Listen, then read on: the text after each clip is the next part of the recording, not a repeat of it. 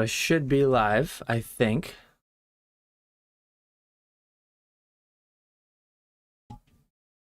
My clock, we just hit 9 per my clock, must be, because it just went off.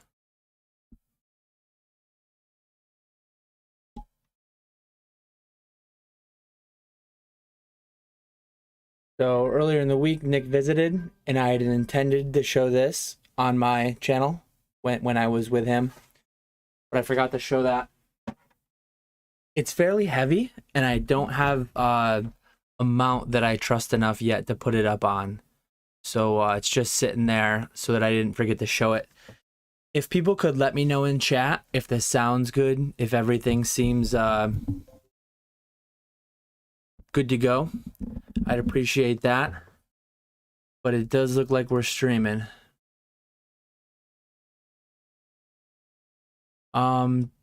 Tonight, I'm planning to just hang out. I've been doing this full time for 1 year, and 1 year on YouTube back in March. I did a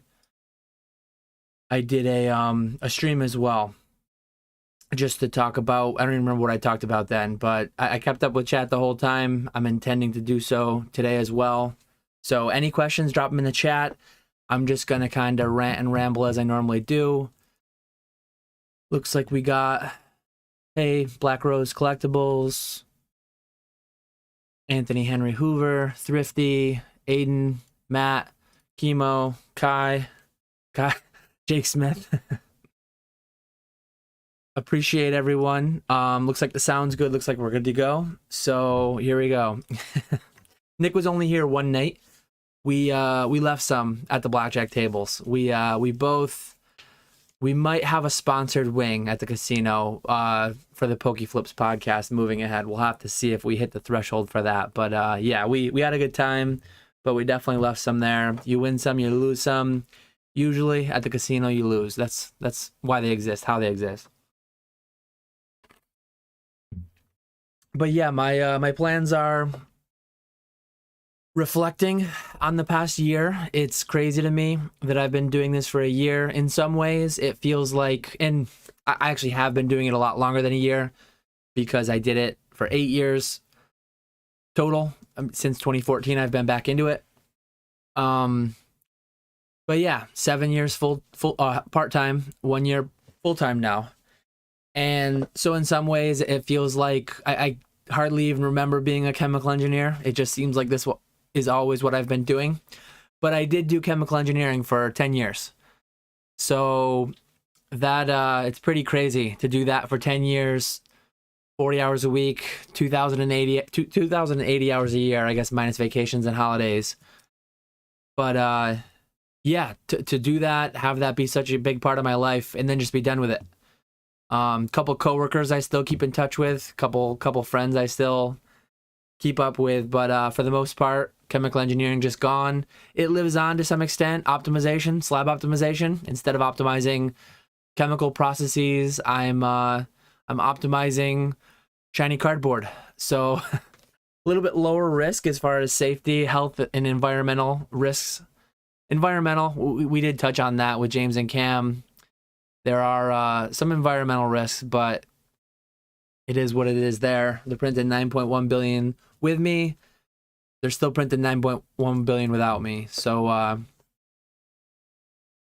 yeah, secret shop cards. I would say I did have to brush up a little bit. I think the house edge on blackjack is 0.5% if you play perfect blackjack, as far as like by the book.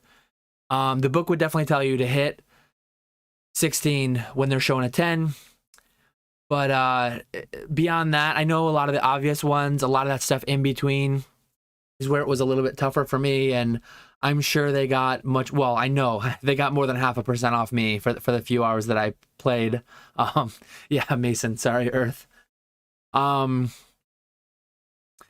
yeah, funny thing happened recently. Given that this is my 1 year anniversary, roughly, I think it would have been July 30th maybe was the last day I was paid as a chemical engineer. The last day I went into the office as a chemical engineer was more like a week before that. But yeah, just like a week ago, I got a text message from an old coworker and also a friend I went to college with. They screenshotted my LinkedIn. It said, "Congratulate Dan on 11 years at his job, the old job that I no longer have." So obviously, I've been doing this 1 year. It's the 1 year anniversary also of me leaving. It would have been my 11th anniversary at my old job. So I do need to go back in at some point and update my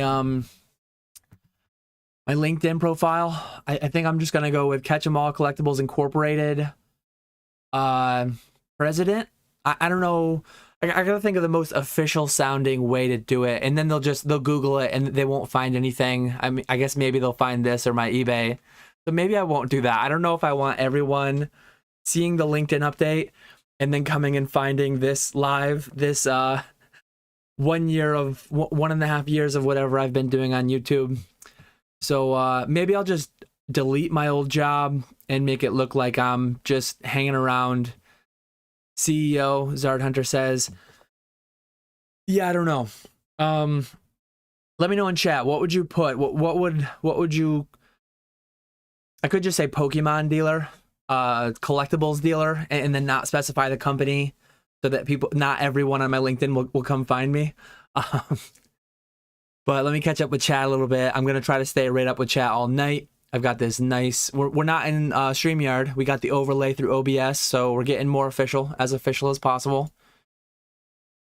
This one, it actually shows you which comments you've clicked on. It grays them out once you've clicked on them, so I can tell every single comment that I've highlighted and not highlighted. Kai, if you see UFO for 50, I'd be very, very surprised. Wilderness, I just did before we started. I picked up 4 master cases, 48 boxes of Wilderness. At 50, I believe it's Trading Card World, or yeah, I believe it's Trading Card World. So that's a thing. People are really dumping Wilderness. UFO, I believe 80-ish is where it's been. Mason did a video earlier today, which I listened to while I was mowing my lawn about 2 hours ago. I believe it's $79.99 shipped on TCG Player. So yeah, the year's absolutely flown by. Yeah, perfect strategy. And it does, whether or not the dealer hits or stays on a soft 17, every little variant to the game changes the odds, but overall, I performed much worse than the odds were. Some of it being bad luck, some of it being me failing to play by the book. Ernesto says, playing poker as a shark, I guess, against the fish is the way. Yeah, LinkedIn's not up to speed with where I'm at riding that Pokemon wave. Hopefully not riding it all the way to the poorhouse. Still doing good so far, so we're riding it successfully. A year in, I'm not here to say that I'm done, I'm quitting. I'm sticking it out. I'm Sakari, actually. Shout out Sakari. Nick and I had Sakari on Pokeflips before it was Pokeflips. And earlier today, I also listened to his video when I was mowing my lawn. There's Nick right there. Speak of the devil. Sakari had a video because we both quit our jobs around the same time. We both went full-time around the same time, and it was cool to hear from him, hear his experiences, and he's also a year in, seemed optimistic on the future. Similar to him, I am doing better this year in spite of more of a lull in the market, in spite of further down prices. I'm grossing more, I'm netting more than I had in 2021. I'm projected to do much better. So really, really happy with the state of everything where we're at. Yeah, CEO to make it sound fancy. Collectible guru, obviously. Thrifty with the good call there. Yeah, I'll just put I'm a collectibles guru. I won't even put the company. I won't put Flipper God. There we go. We're getting ideas. I'm going to have to hit up LinkedIn, remember what my password was, and get logged in there tomorrow, dust it off. There we go. CEO, Chief Executive Optimizer. There we go. DNA, nice to see you in here. DNA's got he's the mastermind behind the recent editing that has come to Rusty's channel, TCA Gaming. So all the seems like right around the same time. I'm doing most of mine in-house right now. Ernesto's got my thumbnails going, but get a little more light on my face there. But yeah, I've been starting. I swear I'm not just copying Rusty. The way the timing worked was funny, but we're both doing lives here and there now. We've both got a little bit better editing. DNA to thank for Rusty's side. Yeah, so what happened to being live last night?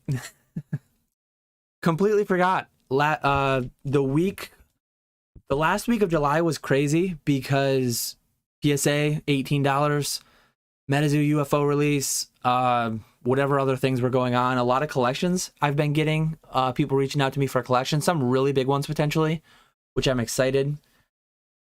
But yeah, we had a busy day. We went shopping with the family and we're out and about and just sat down on the couch, watched a little Netflix with the wife, and completely forgot about going live on YouTube. So I guess it's a good thing I was having a good day and my mind was just elsewhere. But master purchaser, would you rather have a 99 tropical wind or a unicarp, and why? 99 wind, unique art, tied to an event that I care more about, I guess, than the unicarp. That would be why. Yeah. If anyone wants Metazoa Wilderness First Edition or Cryptid Nation Second Edition, when I bought my 4 master cases, and a master case is 12 boxes, I got them for $600 a piece plus shipping. Wilderness and Cryptid Nation Second Edition were the same price. I bought 4 master cases of Wilderness. I skipped Cryptid Nation Second Edition, and I believe it was I believe there was 32 left. I dropped it in Discord how many were left when I did mine, but yeah, so semi-limited, lower than I got my UFO, so lower than partner pricing for anyone interested, anyone wondering. But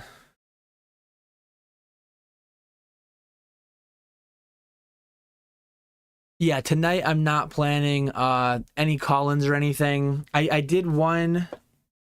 Well, last week Nick was here. 2 weeks ago I did retro call-in, and I wore the same headphones that I wear when I'm mowing my lawn. Talking about mowing my lawn a lot tonight for whatever reason, but not that comfortable. Makes me extra sweaty, and I don't want to have to, like, the first time I had retro on, he was playing out of the speaker and into the mic, and that was just weird. But the earbuds I got, I have to send them back. Only one earbud worked, and it was, I guess that's what you get for spending $25 on Amazon on the cheapest pair of earbuds you can find, Bluetooth earbuds. So I spent like $40 the second time around. Hopefully those pan out. I've been bad. I didn't even look at PWCC this week. I didn't even look at Golden last night. I wasn't aware that they were ending. I probably was aware and then I just forgot. Same thing about going live on YouTube. Yeah. If Ernesto and DNA teamed up for a channel, it's game over. What are some of the factors that make me so bullish on Metazoa? It's not necessarily so much bullishness as far as everything's gonna rocket emoji to the moon. It's more so I like it. I like Pokemon. I'm doing it. When I got into Pokemon in 2014, it wasn't like my 7-year plan is to quit my job because I'm gonna ride the rocket to the moon, become rich, retire at 35. It was nothing like that. It was, hey, Pokemon's still a thing. Let me get into that. I like it. I put $5 grand into it. I liked it more. I realized I could flip, make some money. I liked it more. And it compounded from there and it grew to what it is today. Metazoa, I like it. I'm playing around in it because it's cool. I've talked about why I think it's cool. I won't turn this into a Metazoa video. Getting a decent amount of questions and I'm going to try to hit them all. So, I mean, if you guys want to turn it into one, I guess you can with the Q&A. But the cryptids are cool. The fact that it's not built on an IP, but it's built on something bigger than IP in some ways. The public domain. The public domain is massive. All the characters there. Bigfoot, my guy. They've got 25 years of Pokemon's history, 30 years of Magic's history to learn from. Do what they like, don't do what they don't like. Those are the main things. But here's another one. I'm going to have to move my chat around as some of these longer messages come in. Hey there, curious what the breakdown of what you sell would be, for example. 40% slabs, 20% singles, 40% sealed. So lately, I've mentioned it a few times, but I'm doing a decent amount of high gross, low margin, ultra modern. And I'm doing that through other people's fulfillment. Talked about it many times. But yeah, I mean, I'm fine making $2 on a booster box. So selling a booster box for $80, making $2 when I don't have to fulfill it, when I'm not handling it, when I'm not warehousing it even. And so as far as if you're talking about gross, my gross breakdown would maybe be, it would be much higher on sealed, but my net is very, very low. So I think net is more relevant. The net would probably be 75% slabs, 75% slabs, 15% singles, 10% sealed, something like that. That's a pretty rough guess. At some point, I do want to. I've occasionally done videos where I showed my expenditures, not my sales. It's easier for me to show purchases than sales. Maybe someday I'll get the transparency that old school Pokemon used to have. These days, old school Pokemon seems to have abandoned the monthly finance videos or financial breakdown videos on his channel, but hopefully he'll bring them back. He was in chat earlier. He probably still is now. So hit him up. Go comment on his last video to make more monthly breakdown videos. Yeah, Ernesto's been on fire with those thumbnails. I don't know if PK hits me up. I'm always down to talk Pokemon. I think he's got a lot of people that he likes to chat with. And yeah, if I make it back through the loop. Oh, probably talking about the podcast specifically. I have no idea. I don't know when exactly it's scheduled for. I usually don't catch those kinds of things live. Usually lives I catch later after the fact, the next day while I'm packing orders or whatever. But if I get the alert, if I get a couple text messages, hey, hop on, we'll see what happens. He's talked about it so many times. What happened there happened naturally. If you try to make it happen, it's probably not going to happen as smoothly or as nicely, and it won't just have the same feel. So yeah, I don't know if they're going to try to recreate that or not. The dog isn't in the office tonight. She's up on the couch, so he won't she won't make an appearance tonight.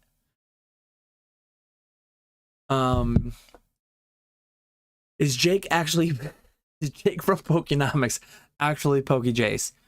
I've never seen the two in the same room. That's all I'll say. So, yeah. For anyone who's unfamiliar with that, Jake from Pokenomics, I'm sure you know him, but he's my partner through the Patreon. We run together, and he has his own YouTube channel by the same name. PokeJace is the floor. He is the slab floor. If and when he stops buying slabs, bulk slab floor will go from 12 down to about 5, because I believe Jake, he's probably buying not anything even. PokeJace will buy anything at 10 to 12, it seems like.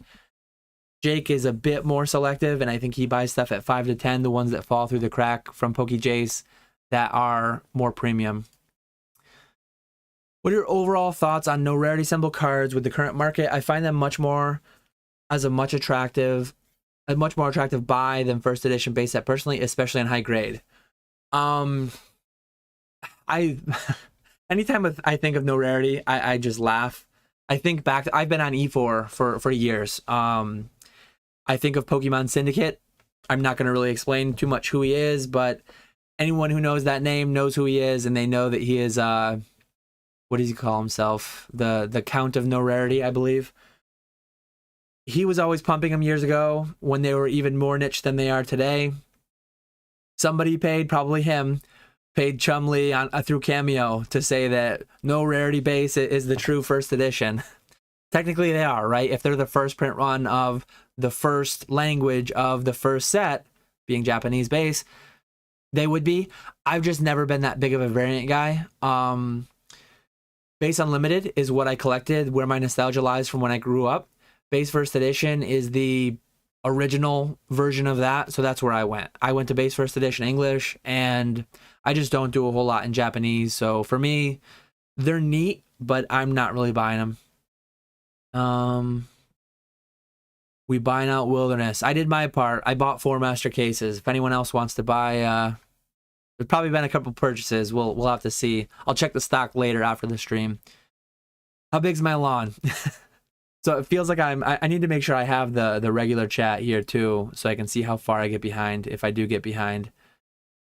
But that's one thing I don't have in OBS. I don't have the timestamps for the chat. That's one thing I missed from StreamYard. I just realized. But maybe I'll have to look into if I can get that or not. 1.3 or 1.4 acres. So I've got a little, I believe it's a 42-inch cut, Massey Ferguson. Takes me about 50 minutes. 50 minutes to mow, 10 minutes to weed eat. So I can get through, on 1.5x, I can get through a few shorter form videos, or I can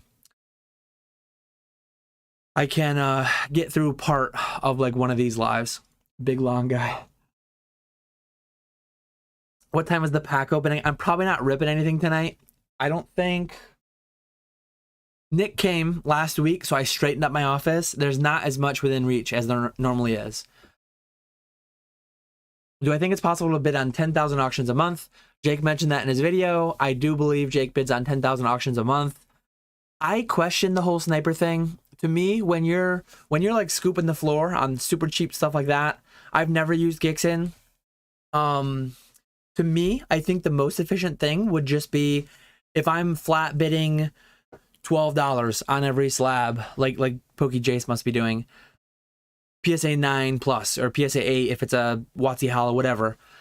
I would just do it right on eBay. I would put in my max proxy bid, and people, in my opinion, I guess I'm gonna turn into a little bit of a rant against sniping.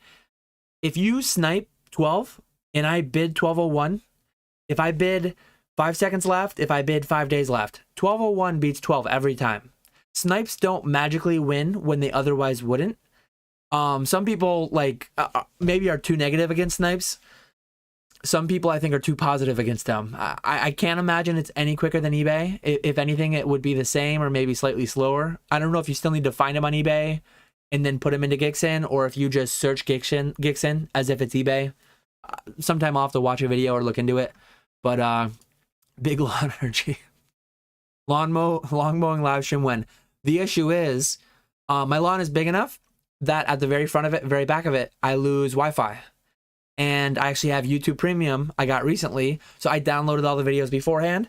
Because what would happen before I got YouTube Premium, I would lose Wi-Fi signal, and then a video might pause, especially because I would always downgrade the quality to 144p because I just had it in the pocket of the lawnmower anyways. I never looked at the screen. So on 1.5x though, 144p, my 4G that I get at my house isn't sufficient to keep up. So when I was in Wi-Fi, it would load ahead a little bit, and then when I'm out of Wi-Fi, yeah. Lawn mowing stream, I guess. This isn't like, this is almost a lawn mowing live stream with how much I've been talking about it already. Lawn reveal.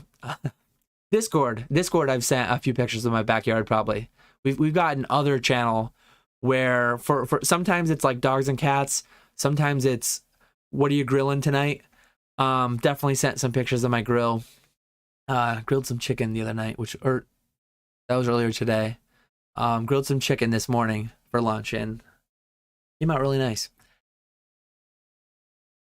I watched Yu-Gi-Oh content creator learn as much as he could about Metazoa and stream for 2 hours explaining why it was trash. Yeah, there seems to be a lot of videos out there about people talking about Metazoa that really don't like it. And in my opinion, it's like, if you don't like it, why do you talk about it so much? I get it, like, hey, I'm gonna check out this new thing, Metazoa, open some, I don't like it, and then move on. But there seems to be, there's like some channels out there that just weekly update on how much I hate Metazoa.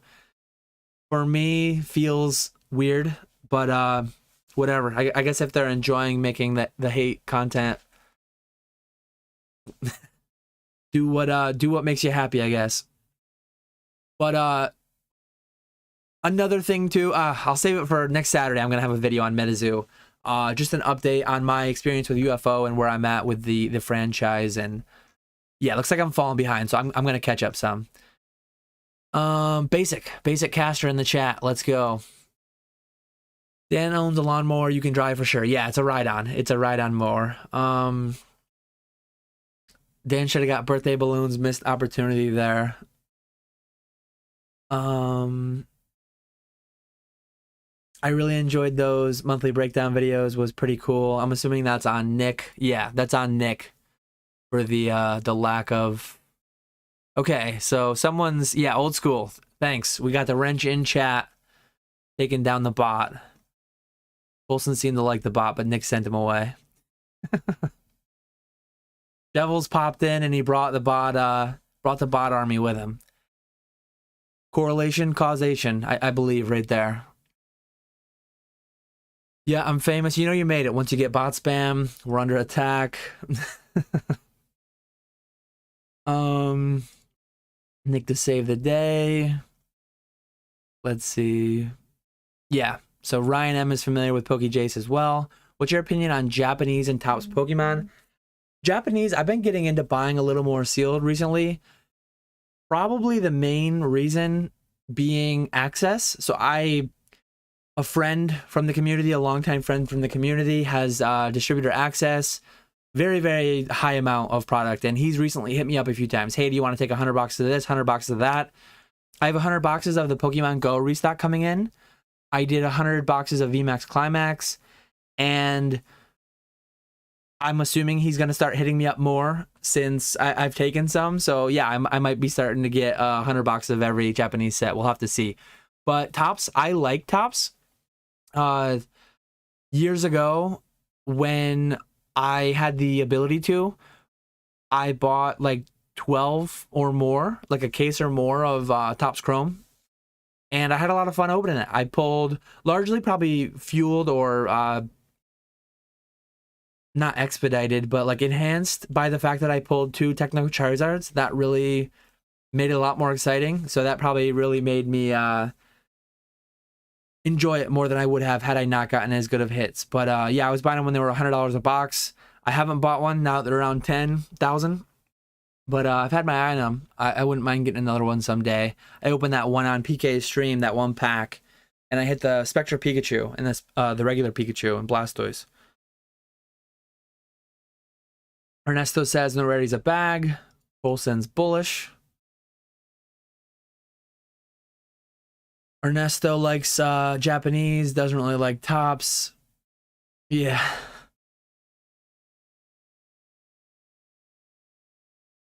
Yeah, if I was really into Japanese base, if you want Japanese base and all things Japanese base, to pick up the no Rarity would make sense.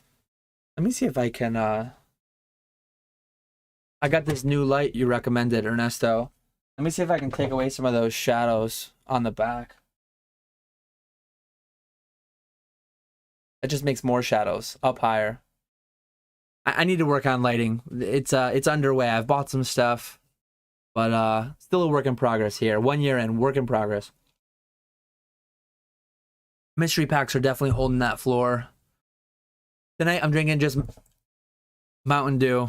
No additives, no adult additives. Yeah, snipes are good because they come in during the last 4 seconds. They don't beat earlier proxy bids though. They don't beat other snipes that are higher. They don't like magically do anything other than like there's been times where I want an auction really, really bad and it's like exciting. Like I almost make an event out of it. PWCC used to be that on eBay. I used to watch auctions end and I just bid on some towards the end, but 99% of my bids, I place my proxy bid maximum as soon as I see it. That's whether there's 7 days left or 7 seconds left. That's just my strategy. DNA is going to make a video on Gixin. Seems like I'm going to be 10 or 15 minutes behind, and then I'm talking about it again, so you guys are going to talk about it again, and I'll see it in 10 or 15 minutes later. You can get chilled up, but I bid what I'm willing to pay, and if I win it, I win it, I pay. so many people spend so much time doing shield detective work that is just very faulty. Oftentimes I see people, oh, this guy has this guy. People really don't know how to break down and analyze the bids. And yeah, I just do max proxy bids. Maybe someday I'll watch DNA's video and I'll be a convert. I'll let you guys know in a live stream or something if I am. But yeah, if I bid, like, I'm never heartbroken when I lose an auction. So say I see a lot that I see $2,000 retail value, I might bid $1,100. I try to get, if I lose it, great, I'll buy another one later. I have too much inventory. I've been buried under inventory since I've started. Maybe someday where I like am really hurting for inventory, I'll care more about losing things. But generally speaking, if I win it, I'm really happy, and if I lose it, I've already forgotten about it and I'm on to the next one. I haven't even been bidding on much stuff recently. But oh, we got a two-parter here. I'm gonna have to really extend up. So Matt M, I've been thinking about selling some singles, but I'm concerned about people swapping cards or complaining about condition even with pictures of cards. I've bought cards myself listed as near mint that haven't been. What's the best way to do this? It's part of the game, honestly. Like, to me, the amount of time that it takes to go through and like create a return for a $10 or $20 card, especially if it's cheaper than a $10 or $20 card, I never bother. Lately, when I'm buying cards, if I'm buying one, I'm usually buying more than 50. So I just buy more than 50. I don't even pay attention which one comes from who. I just leave feedback for all of them. If it was drastic, if it's a $50 plus card and there's a big issue, I mean, I rarely buy cards like that raw. But yeah, if there was an issue like that, then I deal with a return. But it's just part of the game. Like, that's why grading exists. This whole question right here, that is why grading companies exist. They've been, in my mind, like, perverted into this stonking out. Everything needs to be worth 100 times in 10 what it's worth raw. But yeah, this exact question you're asking is why grading companies started, so that you could have a third party, unbiased opinion of condition on a card for two people to transact. And I would say, depending on what you're buying, factor in some percent are going to come in under what you're expecting, or just buy graded. Talking about sniping more. Yeah. Again, getting outbid, I don't mind it. Looks like Nick's dealing with bots again. I just jumped down to the bottom. Thanks, Nick. I've tried it both ways, and it's significantly better to do sniper bids. I don't think there's one way that you can... I don't think you can really know that, right? Because I guess if you bid on 1,000 auctions this week and then 1,000 next week, one with it, one without, that kind of a data set, maybe you can. But if you're buying a few cards a month, if you're buying, it's really hard to say. Like, once an auction's over, you can't go back and rerun that same auction during that same time with the same eyes on it and do it one with a snipe, one without. If we could see how the parallel universes are working, then you could get data on that. But I don't think I said you hate Metazoa. I don't know if somebody in chat did. I didn't notice it.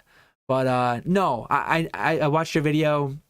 You mentioned that you hope it succeeds, and your commentary about it seemed just your thoughts and opinions on it, and I mean some facts on it too, like what it's actually selling for, and what partners like me are required to sell it as. I've sold aside from the day before release, I had basically some friends come in here and support me and buy for 140 when they could have bought for 100 on eBay at the time, I believe. Now it's down to like 80. Mason, maybe he was in response to Jake, but in my chat, this one came after this one, so, but I don't like it either. Maybe I missed a comment. Oh, I'm on top chat. Sorry, guys. I'm on top chat. I don't have all the messages here.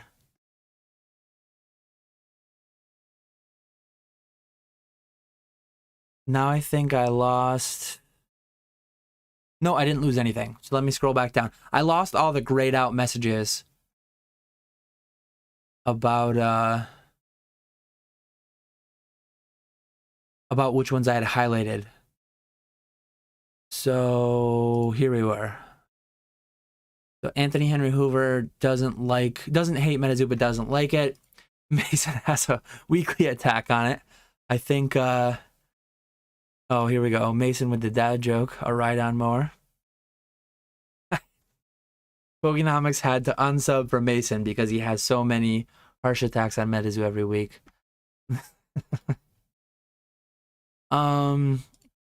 Thanks to Mexican Hipster. Congrats on 1 year. Yeah, singles. I'm not crazy about selling singles. Ernesto's thing is just to take the most clear pictures you can. Don't try to hide imperfections. If you try to hide imperfections, you're more likely to get the sale probably, but then you're more likely to get the return or the negative feedback because of what was hidden. Take pics in a well area sun is good and show all the issues. Shovel says right on Team Magma versus Team Aqua, best artwork in the hobby. I think I just sold that in PSA 9 fairly recently. Yeah, Metazoa, like, love it or hate it, Metazoa was born in an interesting time, and it will be interesting to see how it survives, how it dies. One of the two. It's going to do one of the two, right? So it'll be interesting to follow along with how that happens. What I said I wasn't going to get into it, but I will get into it a little bit. It's funny. Out of the gate, the Kickstarter wasn't fully funded. It was like one of the first Kickstarter TCGs that wasn't fully funded. Akora, I can't even think of all the names. There's a lot of them out right now. But a lot of the other ones were way overfunded, way beyond funded. And Metazoa wasn't fully funded. And then it kind of stonked 6 months later. And the rhetoric, the broad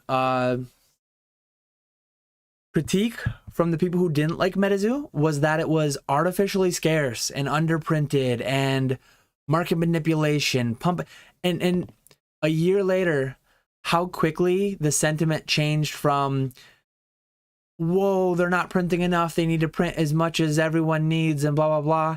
Now they're printing too much and they need to tighten down on the print runs. And it's like, damned if you do, damned if you don't. People who hate Metazoa are just going to hate it either way. No matter what they do, you can't please. So, yeah, I don't know. I've said it before.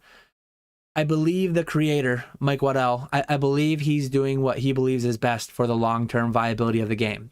Profitability, too, which you can't fault someone. I'm a business. I run a business in Pokemon and Metazoa and collectibles. I try to do long-term what optimizes what profit for me. And I mean, I guess you could say sometimes long-term and short-term profit are at odds, but when you're building and trying to run a franchise like that, long-term is the preference. So if there's short-term issues with the whole map thing with printing 100,000, and you got your eye on 10 years or 5 years and not 5 or 10 months, there can be little bumpy spots here and there. And I mean, let's just see what happens. If you don't like it, don't stay involved. If you do, I'm along for the ride. Again, I believe the creator is doing what he believes is best for the long-term viability. So I think he's more qualified to make the decisions on things like that than me. So I'm just along for the ride. Torterra on the background. Yeah, what I'm going to start doing, I need to go back. I still need to get an Arcanine Sitting Cutie because I had Mason on and I had Arcanine on. So Poke Flips. We had James and Cam being Lugia, like his Instagram, Sudowoodo for Jake, and then Torterra for Echo Base, and then Nick and I. Gengars are just, I like Gengar.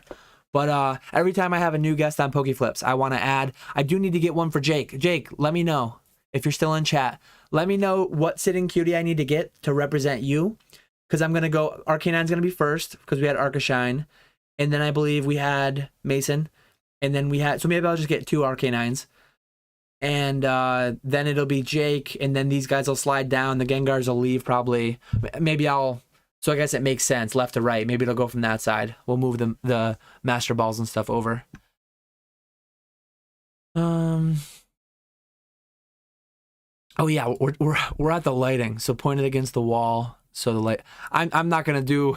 I've done a lot of like live streams where I do live learning OBS. I'm gonna try to not turn this into like a live lighting tutorial. I guess I could though. Have a chat, tell me live. This, because this thing is crazy. You can do like all different temperatures of light, all different colors. You can do everything, and it's like blinding. On 10%, it is blinding. How 100%. I turned it on first, and there's a setting for like police car, ambulance, strobe lights. Those things light up my whole house. It's crazy. What are some of the lowest pop cards you've graded? The Yanma would probably be like, would take the cake for the lowest pop set card, like WotC. I've definitely graded pop ones. Some set cards. I graded back when grading PSA 9 WotC hollows would be like break even. And PSA 10s would be a little bit of profit, sometimes a lot of profit. But it was a different era, different time. I graded some obscure mid-era stuff. Like I graded some mid-era hollows when I was the first one graded pop 10. I made pop 1 of 1 graded PSA 10 of some mid-era random stuff, Diamond and Pearl hollows, EX era hollows, really random stuff. I don't remember all of them. I'd have to look back. Well, you can't even tell. I could tell what I graded and when per my submissions, but you can't tell what the pop was at that time. Bullish on me for not wearing a hat inside. I've seen that commentary a bunch. I know there's a few. I can think of a few PokeTubers who wear hats, but I don't think it's like all of them. I'm not that perceptive of little things like that. So we got Red here. No one's made a comment yet on my new canvases that I spent $40 a piece on Pokemon Center. Nick was picking on me because we talked about the canvases. I sent him a link, and every week I'm checking Pokemon Center and I'm buying any cool new stuff. Sitting cuties like crazy. I told Nick, I showed him what I have, my sitting cutie hoard, but I swore him to secrecy because I don't want to destabilize the market. Appreciate it, Thrifty. Hit the like button, please. We got 34 likes and 54 watching. No hat, no play, no school today. Catchy.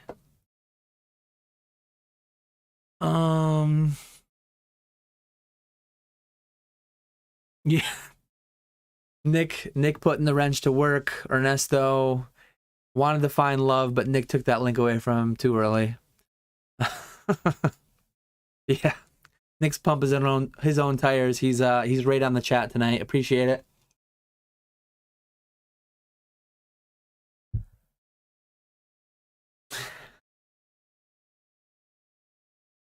I'll just throw these ones up with no commentary.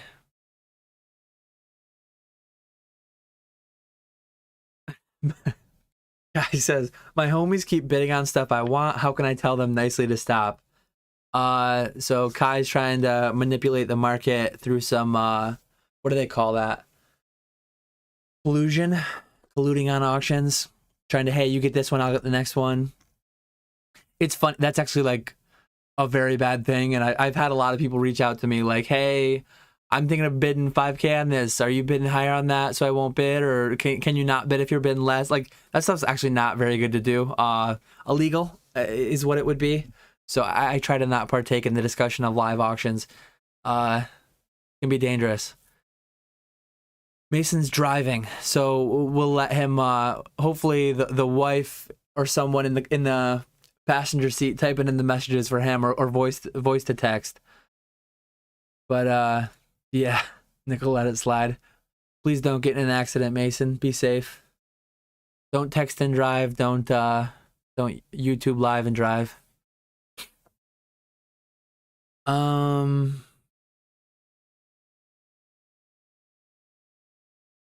slacking. I don't know what I'm slacking on. Maybe just being so far behind in chat. More snipe bids. So yeah, one thing about snipe bidding on zero bid auction signifies to future buyers that no one is interested in the item, so why should you be interested? I get it. I get it. And there are reasons it makes sense. Maybe I'll be a convert someday. Yeah, this is, I don't know why people see, and I'm not saying you, John Doe, I'm not saying you are saying this. Maybe you are, though. But I just watched the same slab sell 2 minutes apart. One was for $47, the one for $34. I see stuff like that a lot. Many comments I could make about this. Cards are not fungible. So if I have a $100 bill and a $100 bill, two different $100 bills, different serial numbers, but nobody cares. Like, functionally and like what they're worth, they're fungible. One could be exchanged for the other. Now, you can do the collector thing. Some people collect weird serial numbers on bills, and a 125-cent coin might be a rare variant, an error, whatever, and it's not the same as another quarter. But as far as cards go, the fungibility is near zero. Even in the same grade, strong 10, weak 10, strong 9, weak 9, all that. And I made an entire video devoted to this. Pokemon cards do not have a market price. It's a range at best. 34 to 47, that's a tiny range in the grand scheme of things in Pokemon. If a card goes for 34 and 47, I would say anywhere between 20 and 60. Maybe that's a little bit big. Maybe anywhere between 25 and 50 wouldn't surprise me. So one did a little stronger and one did a little weaker, but they're in the same market range. That's fully fair. A 2x range, low to high. Sometimes more, sometimes less. Mike Z, since working from home, do you find yourself going outside as much or more? I was a chemical engineer. A large portion of that was just desk office job, monitoring the processes. I had to be out on the floor a little bit here and there. So multiple times a day, I would go walk across the plant. The equivalent to that, like I go to the post office a few times a week. I used to leave my house minimum 5 times a week. Now my minimum is like 3 between Monday and Friday. Usually it's more than that, but the minimum is lower than it was. Overall, it's a bit more sedentary, my current job. So I do need to work in like more. I used to play pickup softball before kids and before the pandemic. Those things together made me get a lot less active. So I really need to work on that, because getting outside and fresh air, and I do mow my lawn, I do snowball my driveway. I like any other homeowner, especially in the woods, I've got a lot of projects I do outside of the house. But yeah, overall similar. I get outside of work, but the work related, I used to have to go to work 5 times a week, and now I only have to go to the post office 3 times a week. So it's less from that perspective. Steve Aoki effect, I'm not sure what that was about. Jake doesn't even like Pokemon, we all know that. He's a Star Wars fan. He's buying those 101s. What's been the best and worst part about doing this full time in the past year? Yeah, appreciate the questions. Not that they need to be about that specifically. They can be about anything, as they've been. But if anyone has any specific questions towards doing this full time, pros and cons of having quit my job, I'm not going to try to talk anyone in here into quitting their jobs, but for me, it was the right thing. So the best part about doing this full time, the freedom. Used to be like Monday to Friday, 8 to 5, I was in the office, and you lose a 20-minute commute, but like more time getting ready. I had to wear the proper clothes. Now I'm just wearing a t-shirt, shorts, and I got on a pair of flip-flops. So yeah, the dress code is gone. The commute is gone. The commute is an hour a day. Extra time getting ready. When I get home, playing with chemicals, a lot of times I'd have to shower when I got home. Not all the time, but sometimes I'd have to shower when I got home. Saving an hour 5 days a week. So 5 days a week, say less vacations and holidays. 48 weeks a year you're working maybe. So 200 hours a year. 200 hours a year minimum I'm saving commuting. So that right there is massive. Another thing, if I need to go to the grocery store, the post office, the bank, mow my lawn, if I want to go like to the movies with my family, if I want to go to the zoo with my family, I can do anything any time of day, and then just either not do that work I was going to do otherwise, or do it at night. I can do Little bit. I had a little bit of freedom with that with my old job, but not as much as I should have, honestly. Maybe part of the reason that I left. But yeah, the freedom to do what I want when I want. Part of that can be a con though too. A lot of people, I do weekly live streams now. I've done weekly live streams 3 weeks in a row. I get a pretty good turnout on a weekday during the day. I don't know what all these people are doing, but I'm assuming some people are at a job getting paid on the clock. That goes away. I guess that's a bit of a con. You can't consume Pokemon content getting paid by somebody. Now when I Slack, I directly feel the effects of that. The wins, that was one negative about working for somebody else. If you make a big win and you save a company $1 million, they're not going to give you half of that. They're not going to give you, maybe you work at a company where you get a percent of that, very small percent likely. But the wins, it's a pro and a con. The wins, I fully feel the effects of them. If I make $1,000 score, $10,000 score, it's all mine. If I make a loss though, it's all mine. If I slack, if I don't work for a day, it's all mine. It's all on me. I make no money. So that's a pro and a con. Bigger con, maybe for like more social people, it would just be not seeing as many people every day. I mean, I see my family every day more. I've lunch with my kids now instead of coworkers. I'd choose lunch with my kids over lunch with coworkers all day, every day. A lot of people though, they'd probably go crazy doing their own thing and being alone most of the time. For me, that's a pro, but a lot of people it would be a con. Biggest cons, there's not too many. I'm really happy. I'm honestly really happy.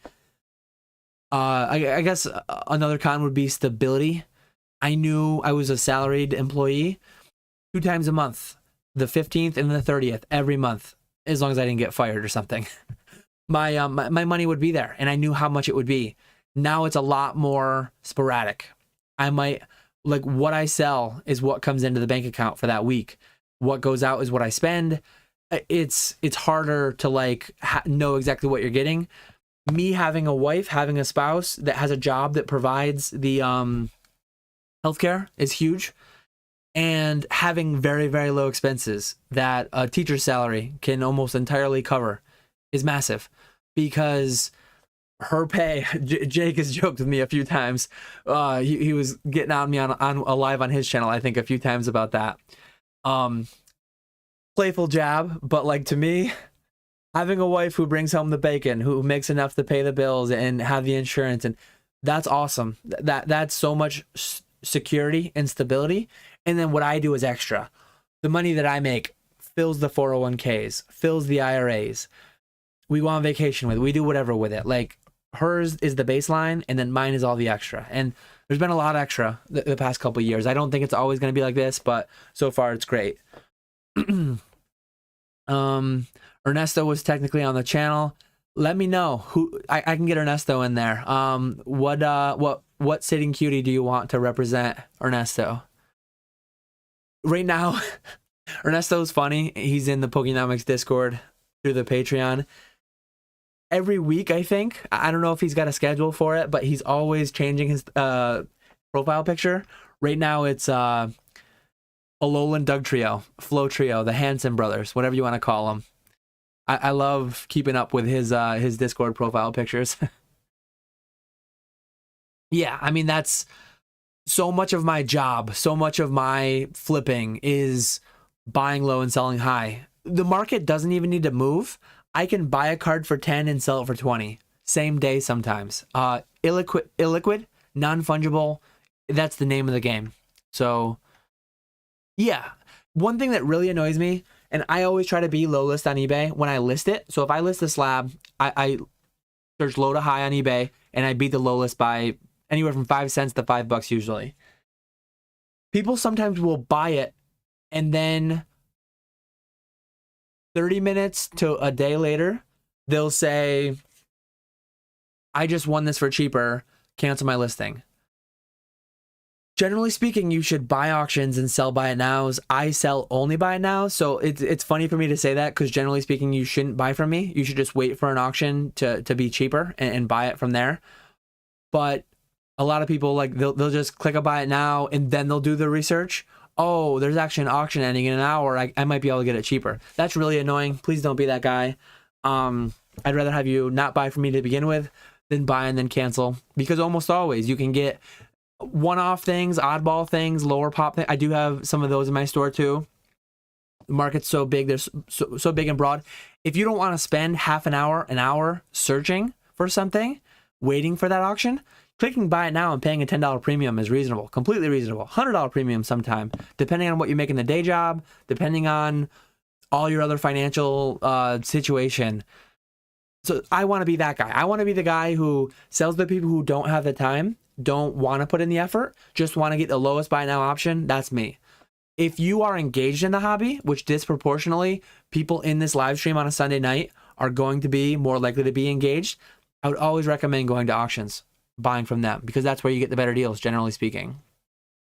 Jake mentioned it in his, I listened to his video too today. So Mason, Sakari, Jake, and I started listening to the PK to Green Shiz live. That was like an hour and a half, so I didn't have time to get through that. But I listened to 3 in a portion of a video today while I was mowing my lawn. Back to the lawn mowing. But yeah, Jake talked about that in his top 5 tips or whatever for a Pokemon investor.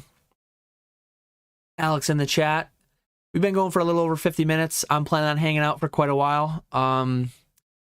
Didn't miss too much, I don't think. Step away from the light. Yeah, it's funny. I've noticed a lot more Pokemon YouTubers are doing lives and doing them more often. Is there a reason? YouTube favors it. It gets your name out there. ETC. I honestly don't know. I started doing it more because I did my first one in March and I really liked it. And then for a while, I was putting out 2 or 3 videos a week really well. And I think I did several months of that. I've been on YouTube now for almost 18 months. I did like a year of 2 or 3 videos a week. And for whatever reason, I just felt a little bit burnt out, maybe, I guess. I've heard a lot of people say the burnt out thing, and I've never really felt it, but maybe I felt a little burnt out of the 2 to 3 videos a week. So I just decided for myself, like, hey, let me do 1 video every Monday and then a live either Wednesday or Thursday, depending on my week. I was in a weird spot. Sometimes I'd get a collection in and I'd be like, I already have my 2 videos done this week or my 3 videos done this week. And then a collection I would buy and a PSA sub I'd get back in, and I'd want to make videos on it. And then I'd record a video a week ahead of time. Some big news would drop. And then I'd be like, man, I should really re-record this so I can talk about the new thing. And now instead of doing 2 or 3 videos, I just decided, let me, like right now, I have a collection. I put it in this box. But yeah, I have a collection I'm going to go over Wednesday or Thursday in my live stream. I don't have to record a separate video. I can just do a 2 or 3 hour live, 5 or 10 minutes of it. I can pull out this collection. I might crack this one live on stream. I haven't looked at it close enough yet to see what it might get, but I think it might be a PSA to CGC play, a PSA 3. Following in the shoes of Josh, the green shiz there. But yeah, so the live streams just flow nicer for me, feel better. Right now, maybe I do 6 months to a year of 1 recording and 1 live stream, and then I get burnt out on that and I go back to just 2 videos a week or something. We'll see. But yeah, I mentioned earlier, I swear it wasn't just copying Rusty. Rusty started doing thumbnails and editing with DNA, and he started doing more live streams right around the same time that I started doing it too. And Ernesto started doing my thumbnails. Timing was, maybe Ernesto saw that Rusty had it, so then he's like, hey, I'm going to start doing your thumbnails. I don't know, but whatever it may be. Silent, thanks for the congrats. Wow, those were only $40 each. What was $40? I don't know what was $40, but I don't have any junk DPP slabs. Those are selling pretty well right now. I did send out a fair bit of that stuff at 18. The red and blue ones.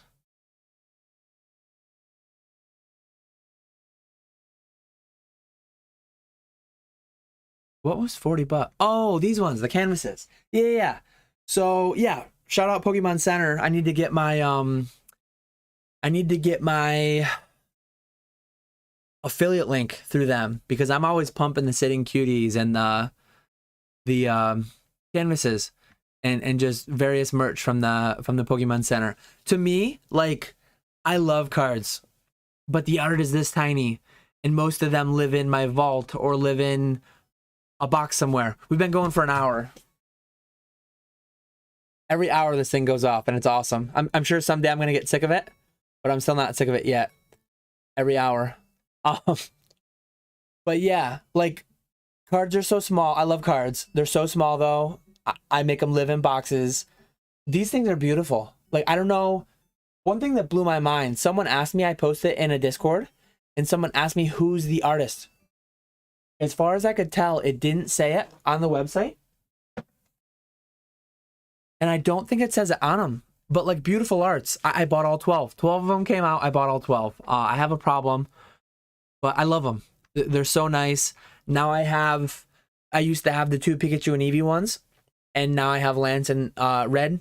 I'm going to cycle through, not like every video, but I can change up the background every so often. My son has the N Reshiram one in his room, and then my daughter picked Dawn and Piplup.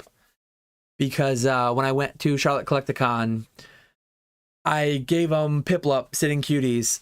I didn't actually pick them up at Charlotte Collecticon. I just pulled them out of my bin of sitting cuties, but I gave those to them as like my souvenirs from traveling, even though I had them at home.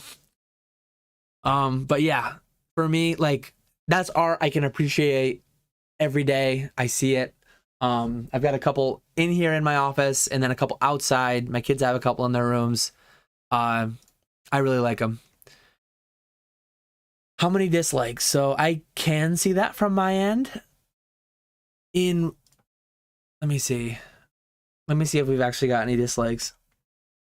I can see it if I go in. So they aren't like public facing, but if I go into my channel, I believe I can see them.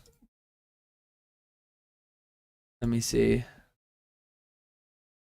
Though, dislikes are engagement, and I think the algorithm smiles upon likes or dislikes. Looks like we have 100% likes. Now that I've said that, guaranteed to get at least 1 dislike. So yeah, I'm not pumping. I'm pumping, but I'll never dump. So yeah. Look, imagine Dan's a giant, so just imagine how they look compared to a normal person. I thought I had one down here too, but I don't. Yeah, I have at least 5 Charmanders, because each of my kids have one they carry around, and then I've got that one. There's one somewhere else in here, probably in a box from when I packed up to clean for Nick coming here. Alex has got to hit Old Skool up for pins. Let's open. Yeah. So I believe there's 120 serialized cards in UFO.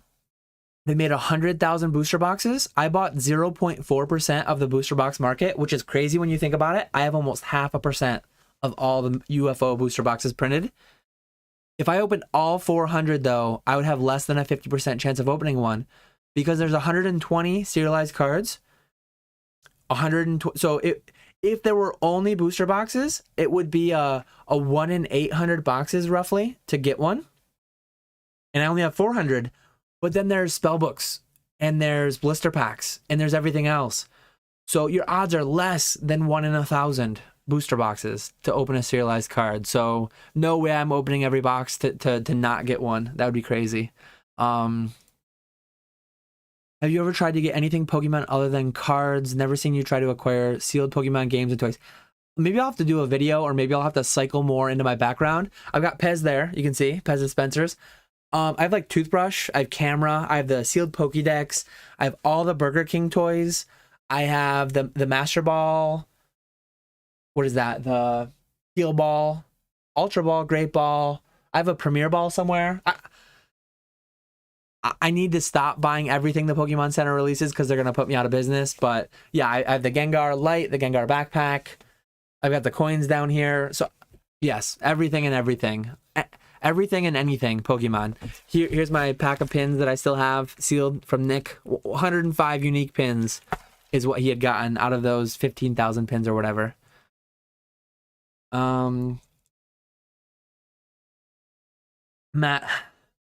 Matthew S with the fake wrench there.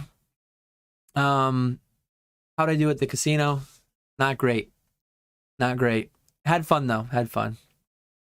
YouTube live and drive. Someone tell Echo Base. Have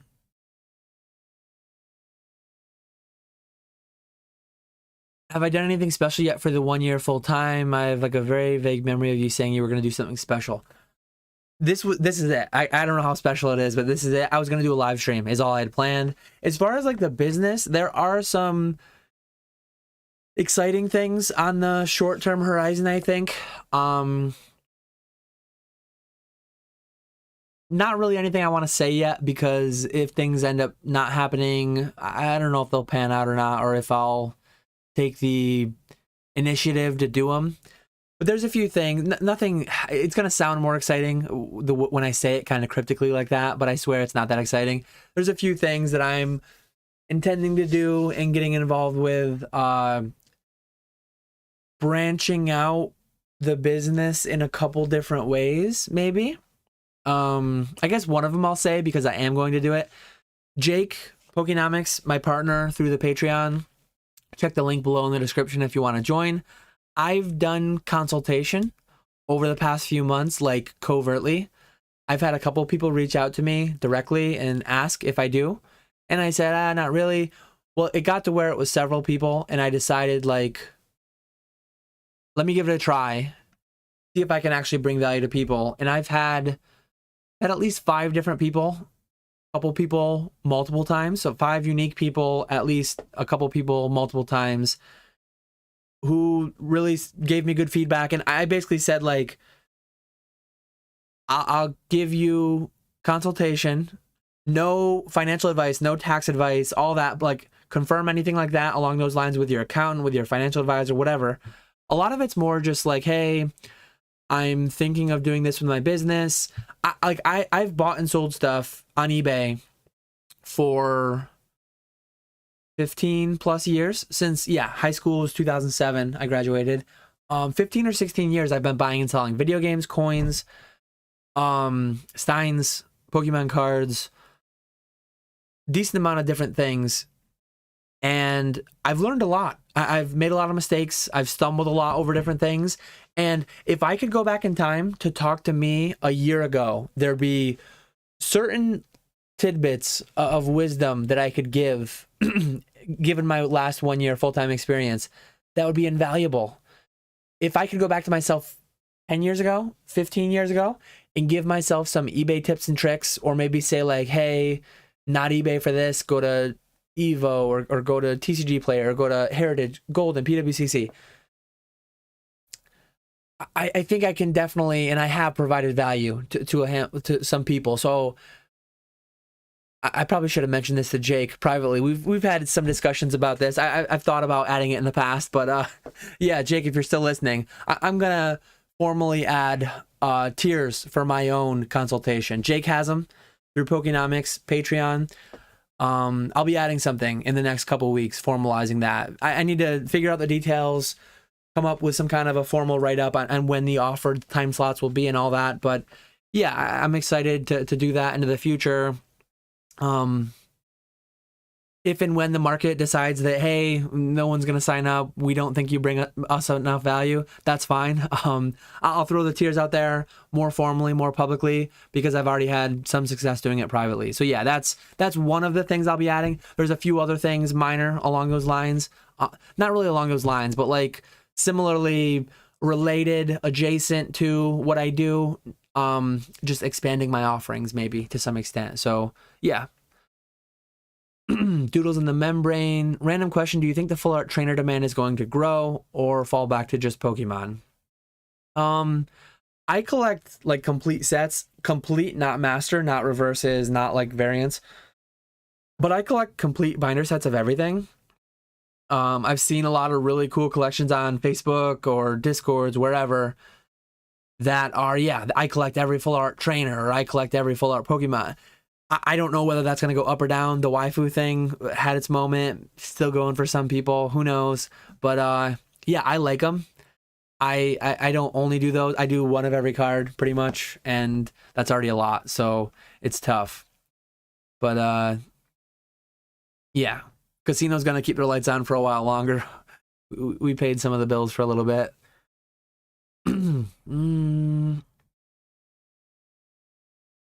DNA's listening while driving. Some people choose to roll in a parking lot blaring rap music. I choose to roll the windows down and blare Dan talking about Pokemon.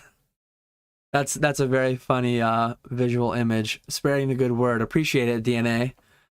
I do most of my driving is very, very short. But like when I went to Buffalo, when I had to fly out of Buffalo to go to Charlotte Collecticon, I now that I have YouTube Premium, I can download things ahead of time and not kill my data, because I actually ran my data out. I thought my phone was really slow in Charlotte towards the end for a while. Like I didn't run it out on the drive, but I got it to within like 100 megabytes of running out. Mid Charlotte, I ran out of data, but I didn't know why my phone got so slow. So yeah. I don't listen to YouTube like going to the post office though, because it's just a few minutes, and most of my drives are very, very short, so it's just the radio. But when I'm going on a long drive, long trek, an hour or more, I've definitely got long form content like this or podcast queued up. Yeah, Nick did do a pin video. Yeah, emo. I literally have rolled into work with Patreon videos playing or catching up on lives, and people are clearly wondering what I'm listening to. Oh God. Brad, funny guy. Met him at I met you at Charlotte, I believe, not Orlando. Dan, I quit my job because of you. Now I'm homeless. Please don't quit your job like me. I'm crazy. I left an engineering job to sell cardboard full time. Sure, Brad is just joking there, I hope. How much better does an upgraded CGC 9.5 sell compared to PSA 9s? It would highly depend on the card. Anecdotally, there are some promos that I have that it might only be a few dollars more, but sometimes a few dollars more on a $25 card, $30 card, that can be make or break on the lower end stuff. So if you're talking like ultra modern, but some of that ultra modern that's grading CGC 9.5, it might have graded PSA 10 anyway. So the optimization game is tough, especially when you've got two different price points, two different turnaround times. There's a lot of factors at play for optimization. So it's a tough game, but if I had a gold star, if I had a rare promo, if I had a WotC first edition holo, liquidity would surely go down. But I'm pretty confident you could find somebody willing to pay a premium of PSA 9s, whether it's 10%, whether it's 50%, who knows? It's going to vary. But like some amount of people like me, I've paid slight premium on PSA 9s with an eye to crack. But I'm sure there's some collectors out there that they collect 9s, but they've been burned by like weak 9s. So they'll pay a 10 or 20% premium for a 9.5 to just know that they have a strong 9, maybe. Or a flipper, cracker, reseller like me paying a 50% premium because the PSA 10 is worth 10 times the PSA 9. And they're taking a calculated risk on profiting, cracking out a bunch of 9.5s and getting 10s. You talk about quitting your job. My question is, how do I get a job? I think it's a great time actually to be in the job market it's an employees market, not an employer's market. At least around me, even in the woods, there's a lot of now hiring signs. You just got to get out there, get the resume out there. What is it? Monster.com, Indeed, all those websites. Uh-oh, tabbed out, got it with a double ad. YouTube Premium. I just recently went for it. It's been nice. The download feature is nice. Saving my battery, being able to turn the screen off and put the phone in my pocket. Oh, here we go. We got the wrench in here pumping his own videos. We got Nick linking his pin video if anyone wants to go see what 15,000 pins looks like. To be fair, it's not, yeah, Alex asked for it, so fair. looking for engineering work. I think most of the jobs, like most, it's like I know a guy who owns a bar fairly local to me. I know a few like food establishment owners. If you want a waitressing, bartending, uh, food service industry job around me, cooks, I think there's a lot of them. For whatever reason, they seem to got hit harder. The company that I left, we were growing a lot. Gas prices going high. Some of the products that we sold really helped our company. So like they're probably doing well without me. We were hiring like crazy though. And some of that is related to high turnover rates. Won't get too much into that, but we were constantly trying to hire, expanding and high turnover rates together. So we were hiring a lot.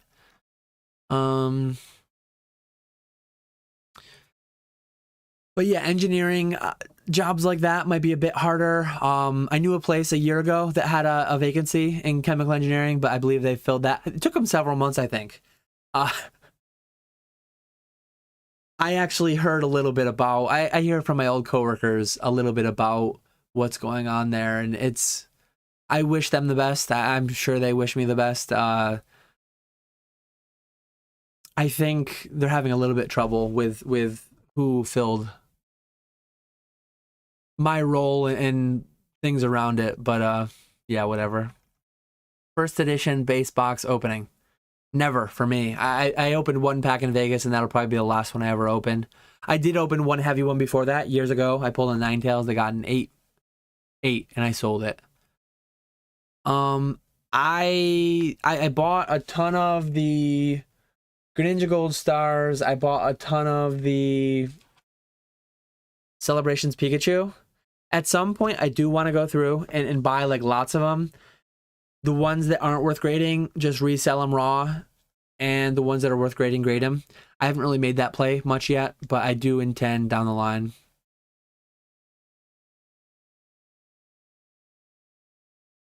Yeah, hear you on that. Saving the business money doesn't get you any money. I know a family member who has saved in the high millions range for a company, and they're having to beg her to stay.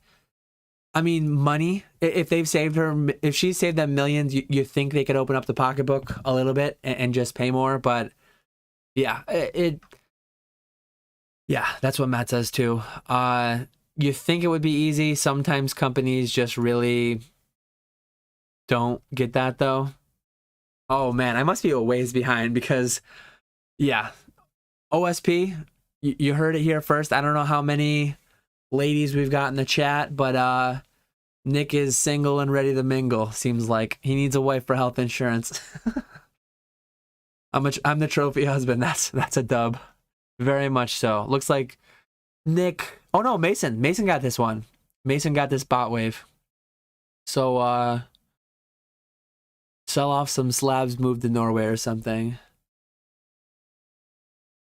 Do I grade much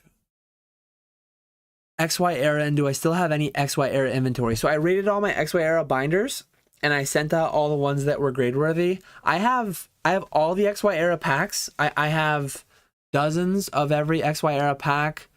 I have hundreds of Phantom Forces because I just happened to buy an inventory from somebody who had a lot of them. But yeah, I have all the packs. I don't have many boxes. I have a handful of a few sets. And singles, not very much at all. I've got very minimal. So all those eras from in XY I have more of because that's when I got back into it. But like EX era to black and white, I don't have much of anything. I sent off a lot of what I had. Buying high and selling low, always. Up market, down market, doesn't matter. Anthony Henry Hoover, I didn't even look at PWCC this, yeah, it just started 20 minutes ago. So this I must be 20 minutes behind. I don't know what's on this week. I didn't even look, I didn't bid. Do you sell slabs as they come in? Or set the better ones aside to sell years down the road, or maybe wait until the holidays to sell some slabs higher? So I mainly, due to just being behind, I've got right next to me now like 500 slabs, 5 of these shoe boxes. When I get something that's like really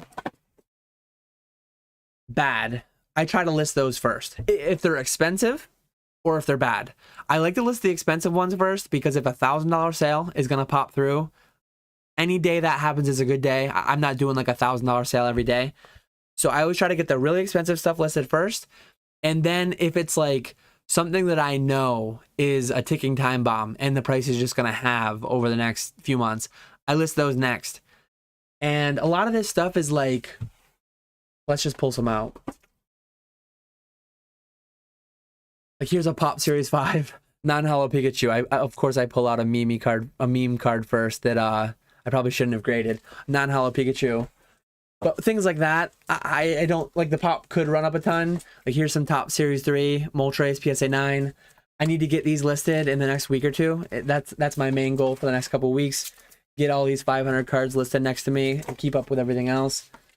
But yeah, list the expensive stuff, the stuff that's going to go down, and then some stuff I just don't list altogether. Like stuff that PSA 9 WotC First Edition Hollows, I have some that I can't optimize because they feel graded right. Like they're not 10s, they're not 9.5s. 9 is fair, or 9 is high on some of them probably. But those I'm not listing. I don't care to list a card that I can't replace for cheaper. A Boondock. Blitz Foray. I know, Dan, you had to buy it now, something I want, but I know an auction would be better. Your listings tease me. Yeah, like honestly, auctions are the best way generally. Not always. If in 2020, if someone had just gone through in March and bought out every buy it now I had, they would have done very well on all of those. Jake almost did buy out my entire collection in early 2020 before the boom. But it's yeah. It's hit or miss. It varies a lot.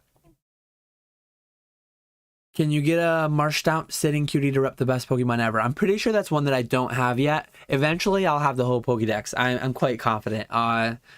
Whenever when I bought the canvases, I think I threw on a few sitting cuties. I just go through by memory which ones I have, which one. I mean, some of them that I like a lot. If they're in stock, I'll just get more of them.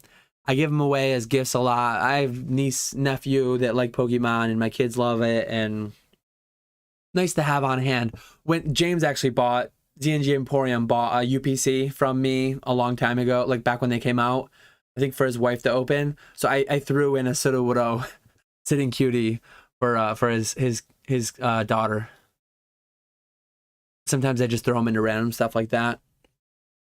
Yeah, stay awake until I hit 2,500 subs like Danny Phantom.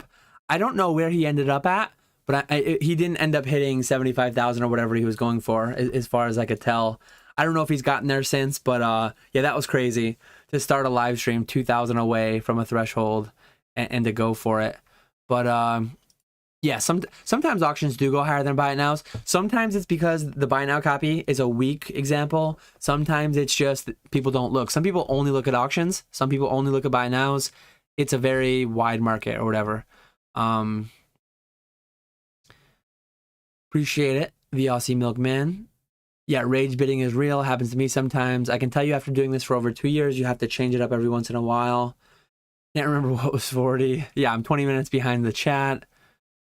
You'll see this in 3 hours, Dan, but Mason was talking about. So yeah, it took me a minute there, but I actually did get to it. So I'm on live chat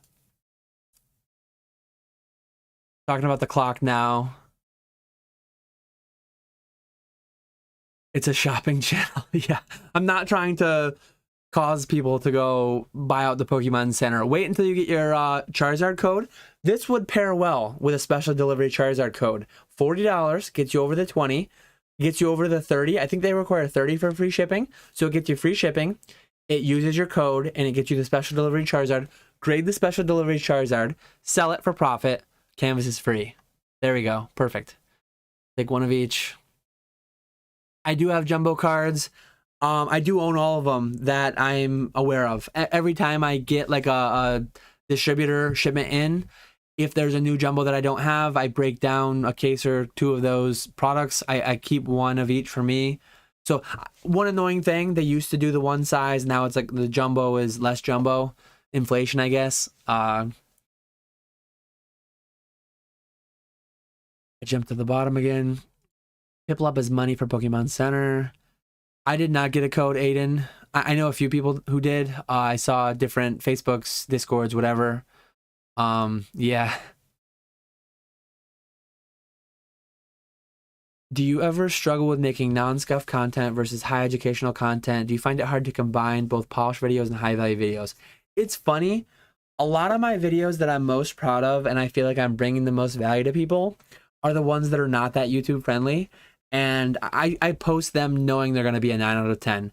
Like the last one that I posted about refreshing your eBay inventory and the bulk editing tools, that's something that I would have liked to see back when I was getting started, walking you through just those conversations and those functionalities of eBay.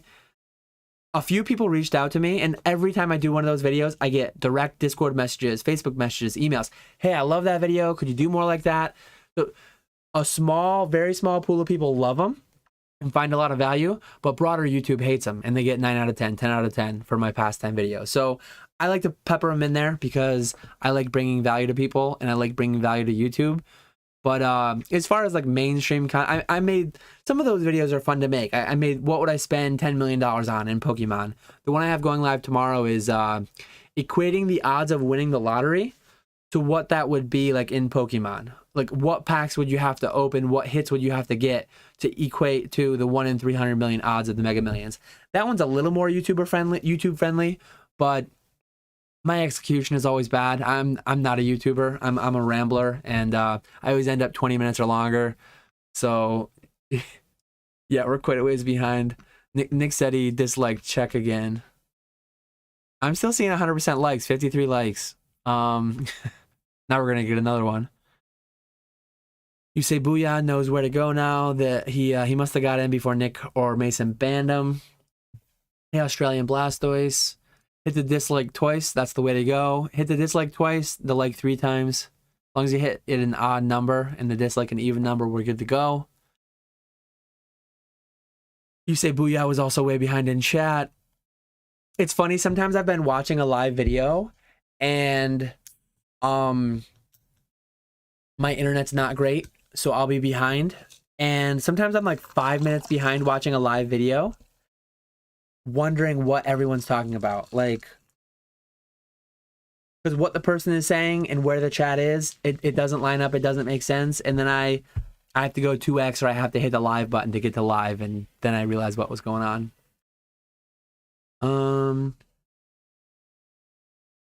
Yeah, here's the same thing as like the whole, so sniping doesn't exist on PWCC. On PWCC, I place my bid and I leave. If it's something I'm really excited about again, maybe I'll hang out, make an event of it, watch it. But usually I'll just place my bids and leave. If it's worth it to you, if you're enjoying your time, like due to the cry emoji, it doesn't feel like you are in a bidding war. So like, I mean, you can just place your max bid and leave, and PWCC will bid on your behalf. And yeah, you're going to win it or you're not going to win it. Wake up tomorrow and see whether you won it or not. That I like that strategy. That's what Rusty did. I remember hearing a lot of commentary about how Rusty did that with a $50,000 card, the TMB. But that's the route that I usually go to. What was my first step to selling Pokemon on eBay? So yeah, like what got me back into it? I definitely have talked about this a few times, various places. I think like on Radar's channel, my first interaction with YouTube back in 2020. But yeah, 2014 is when I got back into Pokemon, roughly. 2013, I moved. I honestly don't remember the exact moment, the exact instant that it happened, but 2011, I graduated college. I found my binder. I bought a couple cards to fill out my set, and then I put them away. I never looked into selling anything. I never looked into YouTube, forums, anything like that. So 2011 was like a failed re-entry into the hobby when I moved back home from college. 2013, I bought a house, late 2013. And then naturally, you move a bunch of junk. It takes you months or maybe a year to get through it. Sometime several months after I moved, I was just going through things, situating things in the new house, came across my binders again, and then went down the rabbit hole and haven't been out since. So yeah, that's what got me back into it. Moving house and then coming across the binders. Classic story, I think. Are you preparing for once you've sold through your backlog where your current cost basis is next to zero? All your newly acquired inventory will have a much higher cost basis and margins will be lower, I'm assuming. Tighter. Do you plan on scaling even more than to offset? So that's part of the reason that I'm never catching up. I have a big, big backlog. At peak, well, it's probably still 7 figures. I have 7 figures of backlog with pre-2020 cost basis. It's crazy. That's how big my backlog was and still is. I'm buying a lot more. I'm constantly buying a lot more. So that's why I'm taking so long to get through my, like when I started doing this full time, I'm like, oh, the first year I'll be done with my backlog. It'll be great. I'll be caught up. I didn't catch up because I keep buying more, because I keep finding deals that I can make money on.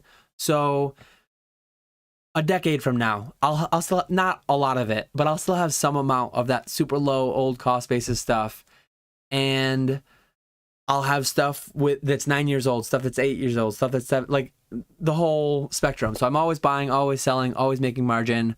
That's kind of my strategy. That's how, if Pokemon stays flat or goes up from here, I'll be in good shape. If Pokemon fades away, slow bleeds to its death in 10 or 20 years, I could be in rough shape on certain stuff, and I'll wish I hadn't dragged my feet so much. But like so far, being slow, building a backlog has been great because Pokemon has been a healthy, long-standing, long-growing franchise. So yeah, it's worked out well. But I'll definitely try to get more caught up than I am. At least taking stock of everything I have so that it's ready to list if and when I want to. YouTube Premium, definitely a game changer. High demand for food service jobs. I know like trades are doing well too. Like my dad's a mechanic, welder, fabricator, things like that. I know a lot of carpenters, plumbers, electricians, HVAC. Those things are always going to be around. Like you can automate away a lot of manufacturing jobs. You can automate away a little bit of the service industry jobs, the kiosks instead of cashiers, whatever. But a lot of the trades and stuff I think are really good places to be, and there's always going to be demand. People are always going to have toilets and cars and houses and things that need building and maintaining, and so yeah. Yeah, listen to Poke Flips with the window down. Hi, Pear Orange. Thanks for stopping in. Typically, what % do you hit 10s grading TCG player near mint cards? So I've not bought many, but like the ones I did mention, Greninja Gold Star and Pikachu, very, very ultra modern. When you buy an ultra modern card, way more likely to hit a 10. If you buy a mid-era, one, the print run or the print quality originally was worse. Two, they're older. The attrition's higher. They're more likely to be worn just to sliding in and out of binders, whatever. So the older you buy, the more likely it's to not be a 10. The newer you buy, the more likely to get a 10. So TCG player, Troll and Toad are the two main places. eBay sometimes too. Another bot wave. Gem Mint. We got Zach in the chat. Nice to see one of the legends in the chat. Love that Jolteon art he's got as his profile picture. I would love to get, I think Zach actually has some things that he's commissioned or whatever, some canvases, things bigger. To get that Jolteon artwork on one of these canvases, ooh, man, it'd be game over. I'd be clicking buy in a second. Yeah, I'm only a Raid Shadow Legends sponsor away from making it. So far, I've been hit up with a lot of sponsorship opportunities. They've all been crypto, NFT, very, very. I've gotten hit up by a couple more legitimate things, but just like not any incentive for such a small channel, such a small offering for pay that not been worthwhile. But mostly it's just NFTs. Last component getting a code for special delivery Charizard.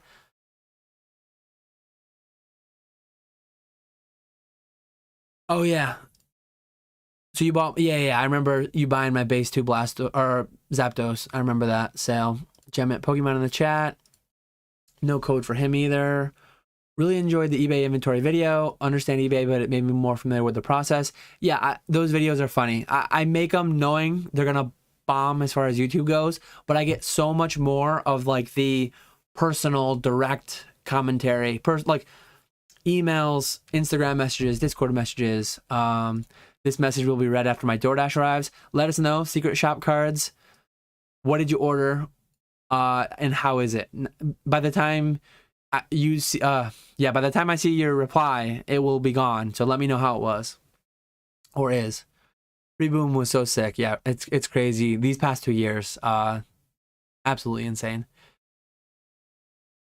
Yeah, I mentioned I used to sell other things on eBay besides coins. What was I selling?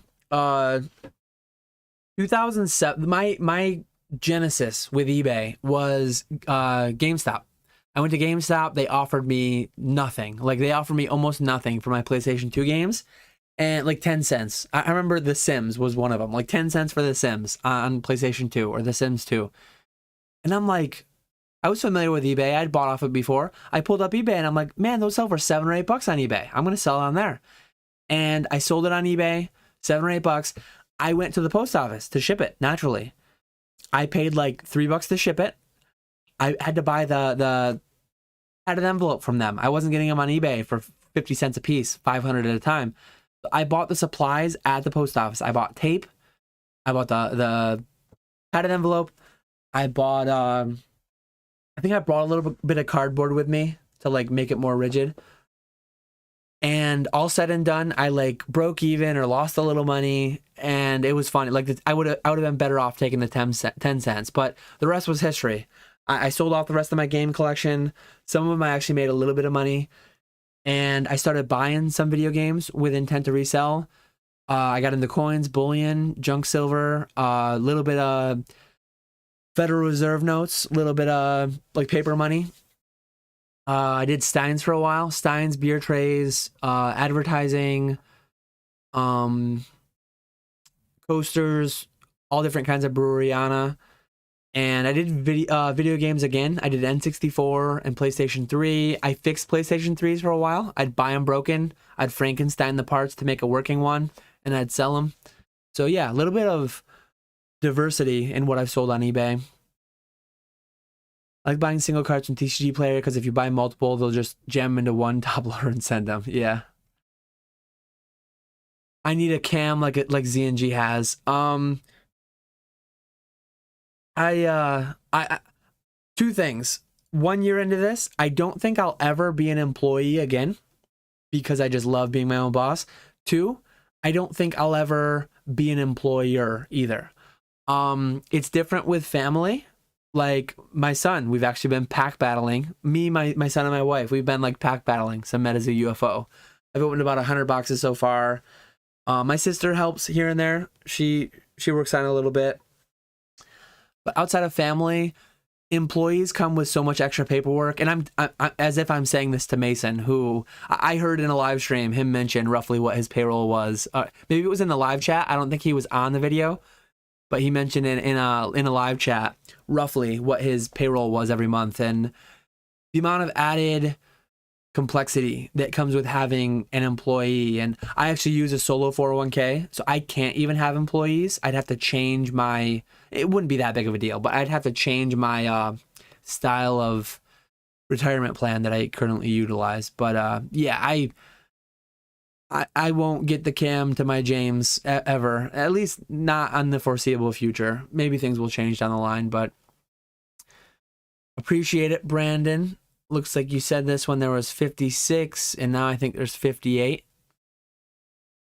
So we're, let me refresh and see if 58 is the right number.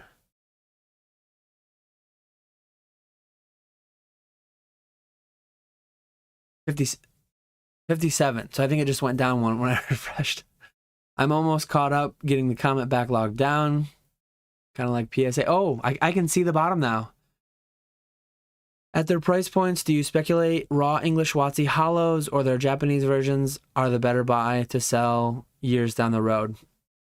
I've always liked English more than Japanese. I've never really done too much speculation in Japanese. The only stuff that I've picked up, aside from the sealed, I have bought the sealed, I like the sealed base Japanese decks with the guaranteed hollow. But the only Japanese singles I've really ever come across were ones that came with other collections. So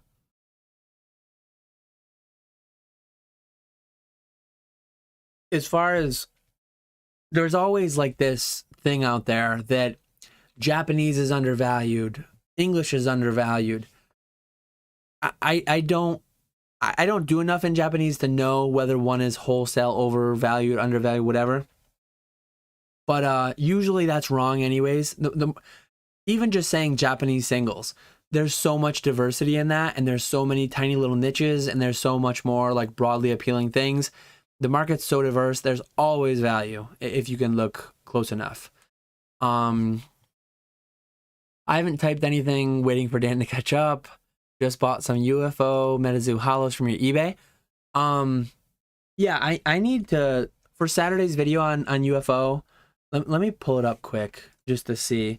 I've been selling singles really, really well from Metazoa. Like the EV on those boxes, and maybe the market's not really deep. Like I'm only one guy, and I don't even know how much competition I have on eBay. I don't think there's a ton of listings. But I'm selling a lot of UFO singles, and the EV on the boxes I've opened is like crazy, really, really high. I'm buying them well under MSRP, well under market value, 80 bucks, whatever they're going for. So for me, let me see if I can find. I'm really bad with eBay analytics. Like even knowing where to search to just look at one store category. I really need to be better and look at this stuff more. I can't even quickly find it. I don't want to spend the whole time looking at that, but I'll figure it out before I make that video Saturday and talk about it. Show us some Steins, man. For a little while, I had a chalkware piece in my background. I've definitely talked about them from time to time. Morbid thing I've mentioned many times, but that's kind of like a dying hobby. Literally, the oldest, most established collectors in the hobby are at that age where they're exiting it through into the afterlife, and there's not enough people our age or younger to replace them. It's a weird thing. It's a useful thing though to experience that. It's eye-opening. It makes you, 50 years from now, could we be there on Pokemon? Yeah, we could be. Will we be? Do I think we will be? I don't think so, because there's a lot of people. Like I'm 32. I know people older than me. I know people younger than me. I know people all the way down to my 1 and 4-year-old kids who are really into it. And I don't know 30 years ago what the Stein situation was, if there were 20-year-olds, 15-year-olds into it at that time, whatever. But appreciate it. That PokeDude using the affiliate link. Use DPM discount code for ordering a new binder combo. Really appreciate it. Yeah, Sims on the computer was fire back in the day. A lot of fun on there. So I did bullion a little bit. I would buy like through Provident Metals. It was like I would just do platform arbitrage to some extent. I would buy on Provident or AppMex some of the more obscure bullion, and I'd sell it just on my eBay. I'd only make a couple bucks here and there, and silver was fairly volatile for a while. So a couple times I got burned having too much of an inventory. Spot would go down a lot. The bigger part of it though was I would buy junk silver. Junk silver being like 64 and earlier. I would buy rolls of mercury dimes or bags of mercury dimes, and I would search them. I would search them for, you wouldn't find 1960 16Ds, but you might find, and I don't remember, like that's the key date for the mercury dimes. I still remember that. Key date for Washington quarters was 1932D, I believe. 1932D and S were two of the bigger ones. You wouldn't find the keys usually, but you could find some of the semi keys maybe. So yeah, you buy mercury. I remember when mercury dimes were $1 a piece, 50 bucks a roll, and I remember when they were $3 a piece, 30 times face value, 150 bucks a roll. And I was buying them at both numbers, and I was pulling out the keys, and instead of buying them for $1 a piece, selling them for 10 bucks a piece, 8 bucks a piece, 50 bucks a piece, like all over the place. Someday I kind of want to get back into it, but right now Pokemon is just where I'm at, and a lot of fun though. I really like coins and bullion. Buying vintage Japanese raw feels safer because the card stock is better to buy with little to no whitening. Yeah. Similar thing we talked about earlier. If you buy like near mint, what can you expect? When you buy Japanese versus English, generally speaking, you expect better quality. Stop sipping. The only way to drink Mountain Dew is to chug. Right now, like when I'm a solo live stream and I have no guests, I have to temper my consumption more, because if I take a bathroom break, it's gonna kill the viewers, and I want to hang out for a while. What's your floor price on PSA 10 first edition Fossil and Jungle commons on commons? Right now, commons are floating between 40 and 50. If $10 grading opens, is the floor 30 with a break even for 9s? So at 40 to 50, if I had 10s left, I do have some 10s. Like I sold a ride-on recently. Back to the lawnmower, the ride-on lawnmower. Sold a ride-on recently for like 70, I think. To me, that's way too high. I don't have hundreds of them, but I have tens of them. I might have dozens of them. Nick probably has more that I could grade at $10 a piece, and 9s are probably 25, 10s are 70. That's too much for me. A lot more could be graded if grading was cheap enough. So to me, like a comfortable spot for those, if I were looking to buy them, one, maybe grade them yourself, buy a bunch of copies raw, grade. I mean, non-hollow cards are fairly easy to hit 10s if you pre-grade them really well. But if you want to buy them, I'd be looking to buy the 10s for under 30 at auction. I'll be there, low list on eBay, maybe at 50, but auctions will probably go for 30, under 30 again. Maybe not on the starters, maybe not on Pikachu, Eevee, things like that. But yeah, generally speaking, I think we'll get back to a future where that's a reality. Sub 30 auctions in 10.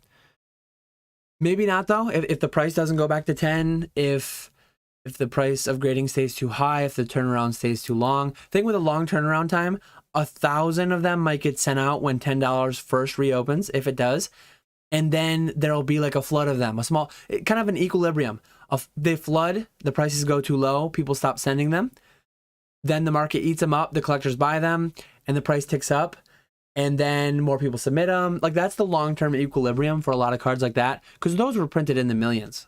Many, many millions. Every first edition common and uncommon jungle, many, many millions of each. So yeah, long-term, they'll just do that equilibrium. Perfect Storm, like we had in 2020, those things rocketed to $1,000 for an Eevee, $1,000 for a Pikachu, because people were crazy and stonking them, not realizing supply. And yeah, but long-term, they might bounce between 30 to 80 to, like, I never see those cards being consistently $100 or anything. Somehow Jungle Pikachu, I think I sold my last one at 160 or something recently. I don't know how that card's still that high. Eevee, it's his rookie card at least, but still there's millions and millions. The pop could 100x from here. It won't, because there's not enough incentive, but it could. Dragon Dry's Gold Hollow, I'll comment on it a little bit, but one interesting thing with that, let me see if I can show it. I like it a lot. It's one of my favorite ones. $5. $5 they're going for right now. Let me see if I have one that has the issue.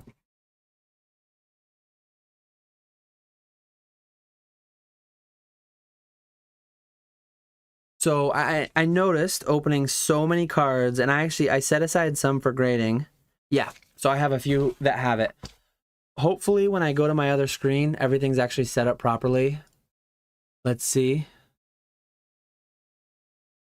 Okay, so things are set up properly. You can actually see when we're in this screen that I love OBS, this plugin, because every comment that I've highlighted goes gray, which is great. It looks weird here like this, but it's great for me on this end. So here's Dragon Dries for anyone unfamiliar. Love this card. $5 right now. I think I'm low list on eBay, $4.95. Maybe a couple people have undercut me because I haven't checked in a few days. But look at that artwork for $5. It might go down from here because right now the EV for partners opening boxes is really, really high. Very, very common issue. A ton of them have it. Half maybe. Look at the indents on the Metazoa logo on the back. This isn't a one-off. So here's 2 in a row. Very, very common thing. I noticed on Dragon's Rise, this is on about half of them. Same spot, same issue. And this is this card specifically. There are some cards, I don't remember off the top of my head. Some cards have it here. A lot of cards have it by the Z in Metazoa. So like the past couple weeks, having opened so much and pre-graded a bunch of them to send to CGC, I've noticed like this one doesn't, or maybe it has a tiny bit, but this is my little stack of Dragon's Rise I have next to me. I probably opened 100 of every holo, aside from the rarer ones like Mini T-Rex, Men in Black, UFO, Neutrality Totality. But yeah, you gotta watch for that on the Dragon's Rises. Maybe it's not half, because right here, this is like 10 of them. 2 out of these 10 have it though. And it's a shame, because like for a player, that would be perfectly fine. I don't know if this card is playable or not, but you could play that in your deck. But yeah, they're about $5 raw right now. And I sold the first couple out of the gate. I think I was selling them for like 15. Similar to Pokemon, out of the gate, people were just paying really, really high prices, and they shouldn't have been paying as high as they were. I'm gonna turn a fan on really quickly. I'll be right back.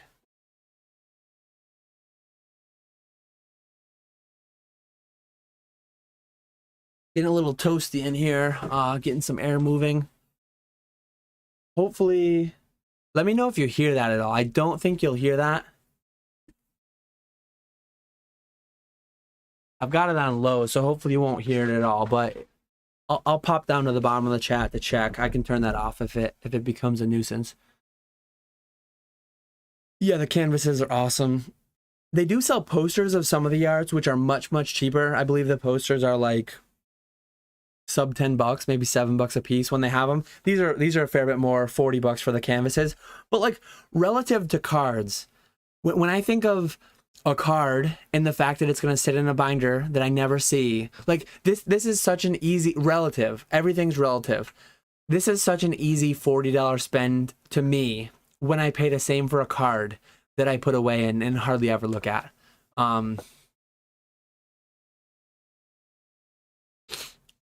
Oh yeah, Dragon's Rise, it out of the gate, it popped up to like 15 maybe, if I remember correctly, and now it's back down. It's like 5 now. Like it feels almost too cheap, but I have so many, I'm gonna sell a lot of them. The EV is so high. I think across the board, a lot of the prices are still gonna come down from here. I'm selling Neutrality Totalities at 70. I'm selling Men in Blacks at 35. I'm selling UFOs at like 20, if I remember right. Glitter Greaser Pete is one of my favorites. This guy is hilarious. Let me go back to the other one.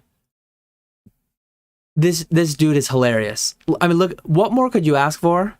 It's a pig. It's a pig with bacon skis. I mean, I don't need to say anything more than that. It's a pig with bacon skis. Look at this guy. This, harder to pull. The boxes are fairly clumpy. So if you open one in a box, you might open like 5. But overall, I pull this less than the average card.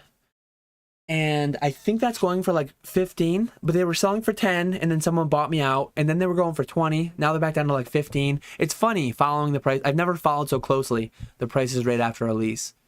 I didn't see his already posted today, I don't think. Oh, the 10, that's right. I bought it graded like 5 to 7 years ago. Yeah, he's selling. If you've got 100K to spend, maybe it's a little under 100, 95. I forget what he posted it for. Go check out Gem Pokemon on Instagram. He's selling a PSA 10 Shadowless Charizard. I don't know anyone. Casey, how's it going? MP Pokemon. Unfortunately, a lot of the hype seems directed towards Denver. My personal hype is directed there because that's the one I'm going to. I know a lot of people going to Long Beach, and I know a lot of people going to Denver. I haven't heard anyone talking about Kansas City. Poor Kansas City. It's in the middle of the country there. It's a less hopping town, more like my neck of the woods probably than the other major cities. So I hope I get one in the middle of nowhere, New York. I probably never will, but I'm sure there'll be a lot of great people there though. Whether or not some of your favorite PokeTubers go, like, don't let that hold you back. I'm sure you'll have a great time. If it was close to me, I'd be there for sure.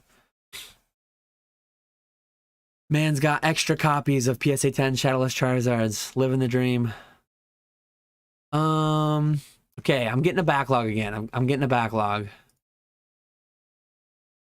Oh, yeah, very great to have extra copies of that. I don't expect just sports cards to be selling in 50 years, and Pokemon is a tough TCG to compete with. Just ask Metazoo. I think Metazoo's doing pretty well right now. Bumpy road, but yeah, we'll see how it goes. We'll see if it sells. Cardboard Empires. I wonder if this is on live or if it says that it's on live, but I feel like I'm missing some messages. I don't know. Zach loving the video today. Bathroom break. Yeah, I need a little lavatory under the desk here. Get a catheter.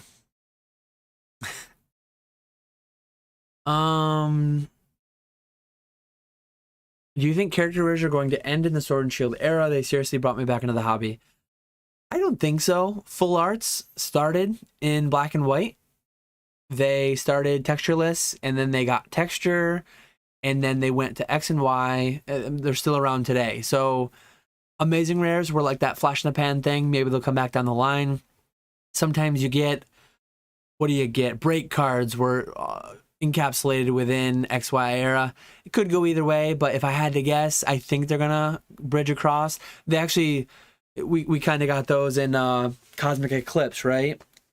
So they've already done multi-era, Sun and Moon to Sword and Shield. I think they'll keep going. Really good, really good overall. Yeah, good overview by Mason on it's a weird spot to be in. Like I'm having success selling singles, but if I wasn't breaking product to sell singles, I wouldn't have sold any boxes since that day before release that I sold to basically some friends on here. I do have nostalgia for that classic Pocket Monsters back, but the new Japanese colorful backs I'm not feeling. Hopefully English always keeps the classic back. Yeah, I would. That's a Pokemon card back to me. If they ever changed it, it would be really weird. Japanese does have old back, new back. I'm sure we'd get over it, but I doubt they'd change it. Do I have anything I'd not sell? The main things I'd not sell are only because the market would never value it as much as I do. Like this Squirtle here, if someone offered me some stupid amount of money, I'd sell it, but I don't want to. Like, I call that a PC card because someone would have to pay me a stupid amount. And if they did, I'd buy a bunch of raw mint Squirtles. I'd have somebody who can actually draw sunglasses on them, and I'd submit them to PSA until they took them, or CGC or whoever. I could get a Squirrel Squad again. He's replicable. My childhood binder, I'd never sell, but the silly question, oh, what if somebody would pay you $1 million? Obviously. My memories aren't worth that much. They're worth more than anyone will reasonably pay me, but yeah, silly, what if, hypothetical, I'd sell everything. Yeah, that's, but with it, like, the main things that I won't sell, like, I likely won't sell, whether it comes back a 9 or a 10, I likely won't sell, maybe I will if it comes back a 10, the base art that I pulled on that live with PK, I likely won't sell unless it went crazy, but it got an 8. The Shadowless Charizard I pulled in Vegas, I'll likely never sell that. Because I just value it way more than the market values a PSA 8. The Vesuvian Doppelganger, I didn't pull that one myself, but Jason Page, the voice of a generation, pulled it for me in Orlando. And when I see that card, I'll think back to that event. I'll think back to me gambling $6,000 on a beta pack and then having a decent hit pulled. No power, no Lotus, but getting the Doppelganger and it grading an 8. I'm going to value that more than the market values it. So cards like that I don't sell. I started taking precious metal on trade for cardboard. There we go. Buy guns and you're just a pawn shop now. Do you think we'll get to the point when you're dealing first edition WotC mint commons and uncommons? I mean, those already... PSA 9, PSA 10, they've been selling for a lot of money recently. So yeah, I don't know what you're specifically asking here, but there's a market for them raw mint, near mint. There's a market for like binder copies, LP near mint. $1, a couple dollars, something like that for most of them. But Hisoka in the chat. Watch out, Zach.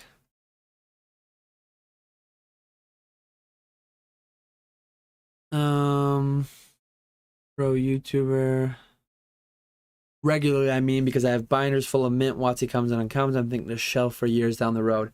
The thing is, like, those early sets, base first, they printed a lot less of because it's the first edition, and they intended for it to be 10% of the print run, but they ended up doing like 10 print runs because Pokemon went crazy. Jungle, Fossil, Rocket, they printed to the moon and back. Crazy. Like my one video. Here we go. Our check-in. We got the clock running again. Let me turn the volume up. Hopefully I don't get copyright struck. You gotta love it.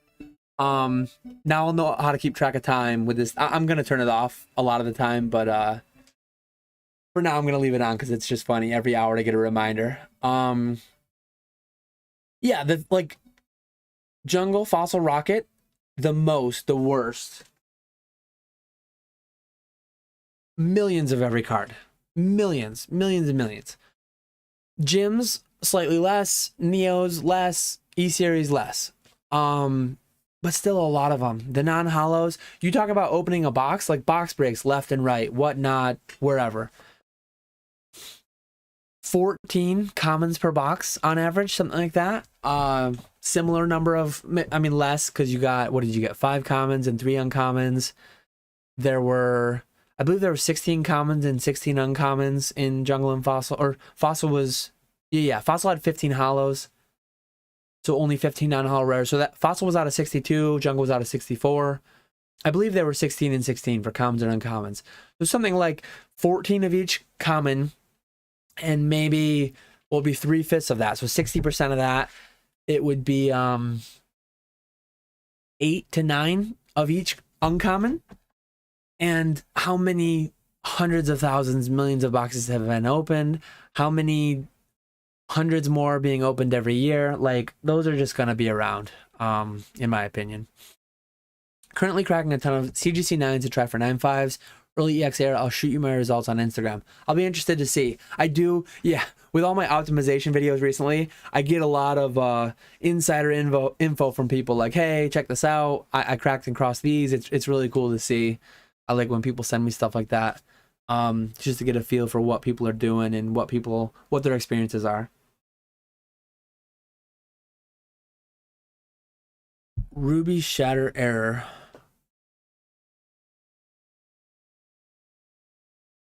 Oh, okay.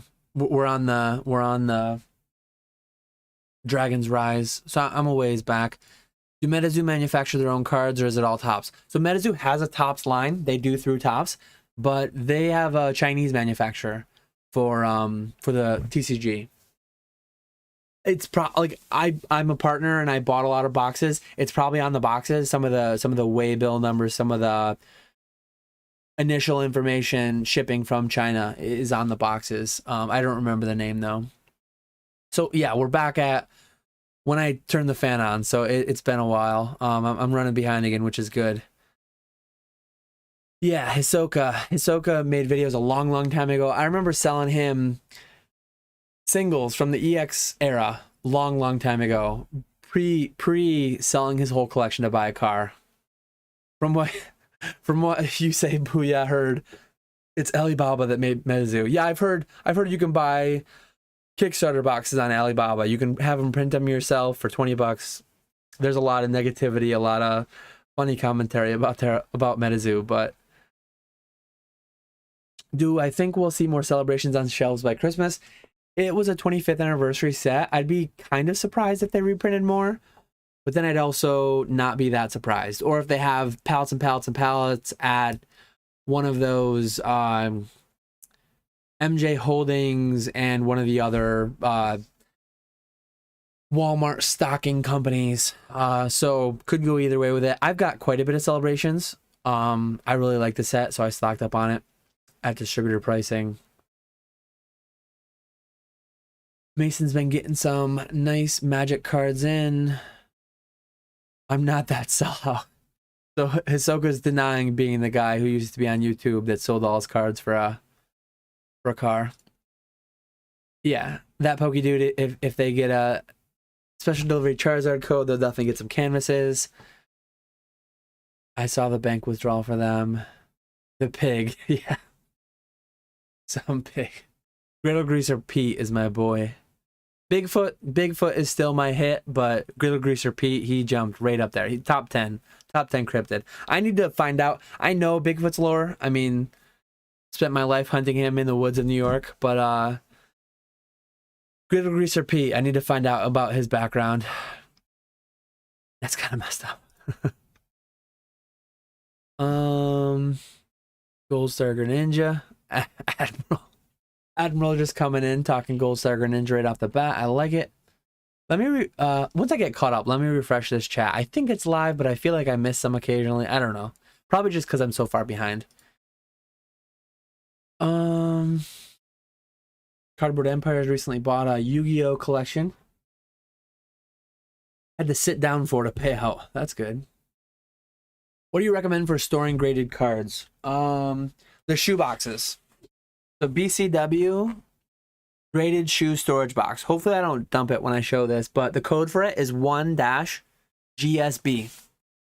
So those store like 120 PSA slabs or 100 CGC slabs, roughly. I also use the Lion's Good cases. I don't have one of those within reach, but those work well too. There are those Pelican cases you can get from like Harbor Freight. Those are nice.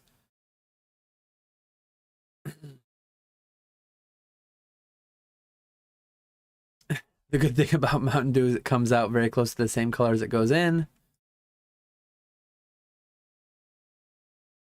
Mason's got $7 on the Squirtle. I think I'll hold. I'll hold at 7. Play is to grade a bunch of PSA 9 Merc Squirtles. It's funny though, like, it's a 5 cert, so it was relatively recently. I would have thought that PSA wouldn't grade a card like that. Maybe because it's marking that wasn't intended to increase the value of the card. Funny I say that, but like people probably would pay people would almost definitely pay a premium for that over a PSA 9 Squirtle. Niche, it would be illiquid, slow moving. But yeah, I don't know. It's funny. Appreciate it, Squeaks. Nice to see you in here. Looking forward to starting my day tomorrow morning, packing orders, hopefully listen to the new iteration of Collectible Conversations. Such little love for DP era classics. It was a lull in the hobby, and it was a lull in the amount of people engaged in the hobby buying new sets. So they did print less of it, but there was less demand. So supply's lower, demand's lower. That's just the nature of the beast. Maybe someday, whenever the appropriate time is that those people are the right age and have the right amount of money, maybe the low supply will really do great things for it. But I know I've seen some people talking in Discord. I had a good return several months ago. A lot of those super low pop Diamond and Pearl era hollows, they get love because some of them are going for, I mean, some level X's going for thousands of dollars, up there with PSA 10, up there or above PSA 10 WotC first edition hollows, PSA 10 gold stars even. They're getting love, some of them. The clock, yeah, so we're less than 10 minutes behind. That was less than 10 minutes ago. Yeah, the clocks are amazing. It was funny. When I went to Charlotte, I did that deal with Rusty. I sold the 2 trophies, and it was a big deal. Like, he paid $110 for the 2 cards. I have a video on that. I wanted closer to $120, and he was at $110. So I said, you know what? I said, years ago, you made video, and you had multiple of those clocks. I said, I know they're worth a little more than what you got them for. He was getting them back when they were hundreds a piece. At the time that we did the deal, I think he valued it around 3. So we did the deal. He threw in the $3,000 on top of the 110, essentially. His cost basis was a lot lower, though. So I think it was relatively easy for him to throw in to seal the deal on the trophies. And then I went to Collecticon the next day, and there was a few people talking. Heritage had one up for auction. People were talking as if they were worth $10,000 to $20,000, which was like obscene and absurd. Beautiful item, great item, amazing. 10 to 20 is a lot of money. I mean, even 3 that we valued it at is a lot of money. I think the one on Heritage, but like how much talk I heard about it going for 10 to 20, 10 to 20. I think it ended up going for 5 to 6, which is still like higher than Rusty and I pegged it at, and higher than I would have expected. Well under though where people were saying it was going to go 10 to 20. To me though, like when I did the deal with Rusty, I said, hey, I'm selling these 2 cards that I might never replace, and I want to get a piece that I'll just keep forever. And hopefully the price doesn't like completely stonk out and go like, if this clock goes to 50 grand or something, sorry, Rusty, I told you I wouldn't sell it, but for 50 grand, I would. This is one of those items though, that I'll probably never sell because I'll probably always value it more than the market does. Because when I see it, 1, it's beautiful. It's awesome. It's a cool piece. 2, it brings me back to one of my best days in the hobby. The day that I'd met Rusty before, but the day that I visited Rusty, the day that I met Jake, got to hang out with Nick, Zach, met Unlisted Leaf, hang out, bomb around his yard on 4-wheelers that were way undersized for me, and play some basketball, and crack a bunch of packs, and see Jake open the first edition Hollow Dark Charizard. And when I see that clock, all that stuff comes back. Plus, I made a lot of money on the trophy, so like that was a nice part of the day too. That's one of those pieces that's like PC that I'll probably never sell. My estate will have to handle the sale of that, probably. Mason, you got 7 on my Squirtle. I'll sell you the Squirtle for 7 if you take the clock for 50 grand. You could probably find one cheaper though, I'm pretty sure. Maybe I'll put mine up for 50K OBO on eBay just to drive some traffic. Yeah, big fan of the clock. Seriously questioning how much Diamond and Pearl Platinum is out there. Very little being graded and not a lot sealed. Yeah. It's one of those things. Lower supply, lower demand though. Will the demand ever pick up from here? It's tough. Like again, some of the hollows are going for. I've sold some single digit pop set card hollows from Diamond and Pearl. I sold them for 1,000 or more. Some of them. Some for several hundred. Some for a few hundred. All over the place. But Mason Berry getting the bot there. I think we might have lost Nick. Mike wondering who this bot is. He's supposed to be bringing all the inappropriate stuff. Enrique Shockwave, kind of random, but are all UFO spoiler packs holo cards? Could you complete the holo set with just spoiler cards? Spoiler cards? I haven't gotten any spoiler packs. I don't think, unless they were buried in my partner kit and I haven't found them yet. But I'm not sure on that, honestly. So Nick's still here, just Mason's been beating him. Oops. I got jumped to the bottom. I watched a video of yours a few months ago about modern seal investing. Any change in strategy from then and now? More bullish or bearish on certain products? I know they're coming out this fall or winter, whenever it is, with another like premium collection. Things like that. The obvious things are obvious still. Unless they print the crap out of it. Like there are some, not with the metal cards was a first of its time thing, but thinking back to the XY premium trainer collection, it had like 10 full arts in it. And it only had a handful of packs, but these days, if that were to come out, it would stonk to the moon. It would probably be an obvious buy that would do the obvious thing of going up. But like the XY Premium Trainer Collection, when it came out years ago, it didn't get a lot of love. It didn't do that well. Shining Legends Super Premium Collection, Generations had a premium collection at one point. Hidden Fates has had a couple. Some of them, like most of the ones launched during the hype time have hyped out, stonked out. But I think we'll get back to a point where even some of the more obvious things don't do as much as people think they will. And we'll be to the healthier point of boxes being available sub 140 for quite a while after release. I still believe, and I could be wrong, but I believe Evolving Skies will get printed sufficiently to where it's available sub 120. Could be wrong. Don't take that as financial advice. But my strategy primarily is just buy everything I get allocated at distribution and move it low margin, low effort through those channels. That's my strategy. I'm not like mass breaking anything. The mass UFO break was fun. I opened more UFO than I've opened of any individual Pokemon set. and it kind of had me like, kind of has me jonesing to get a good Pokemon set to mass break, because that was a lot of fun.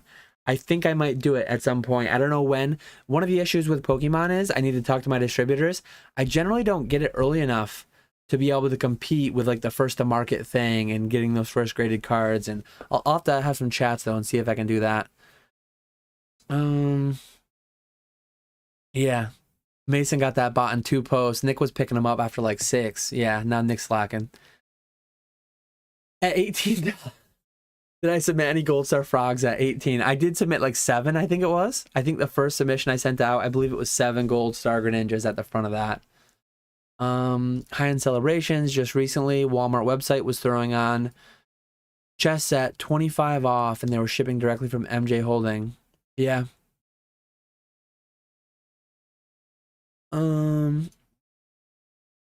Has 15%. Hisoka has 15% of the early EX era in his basement. Flushing out celebrations likely.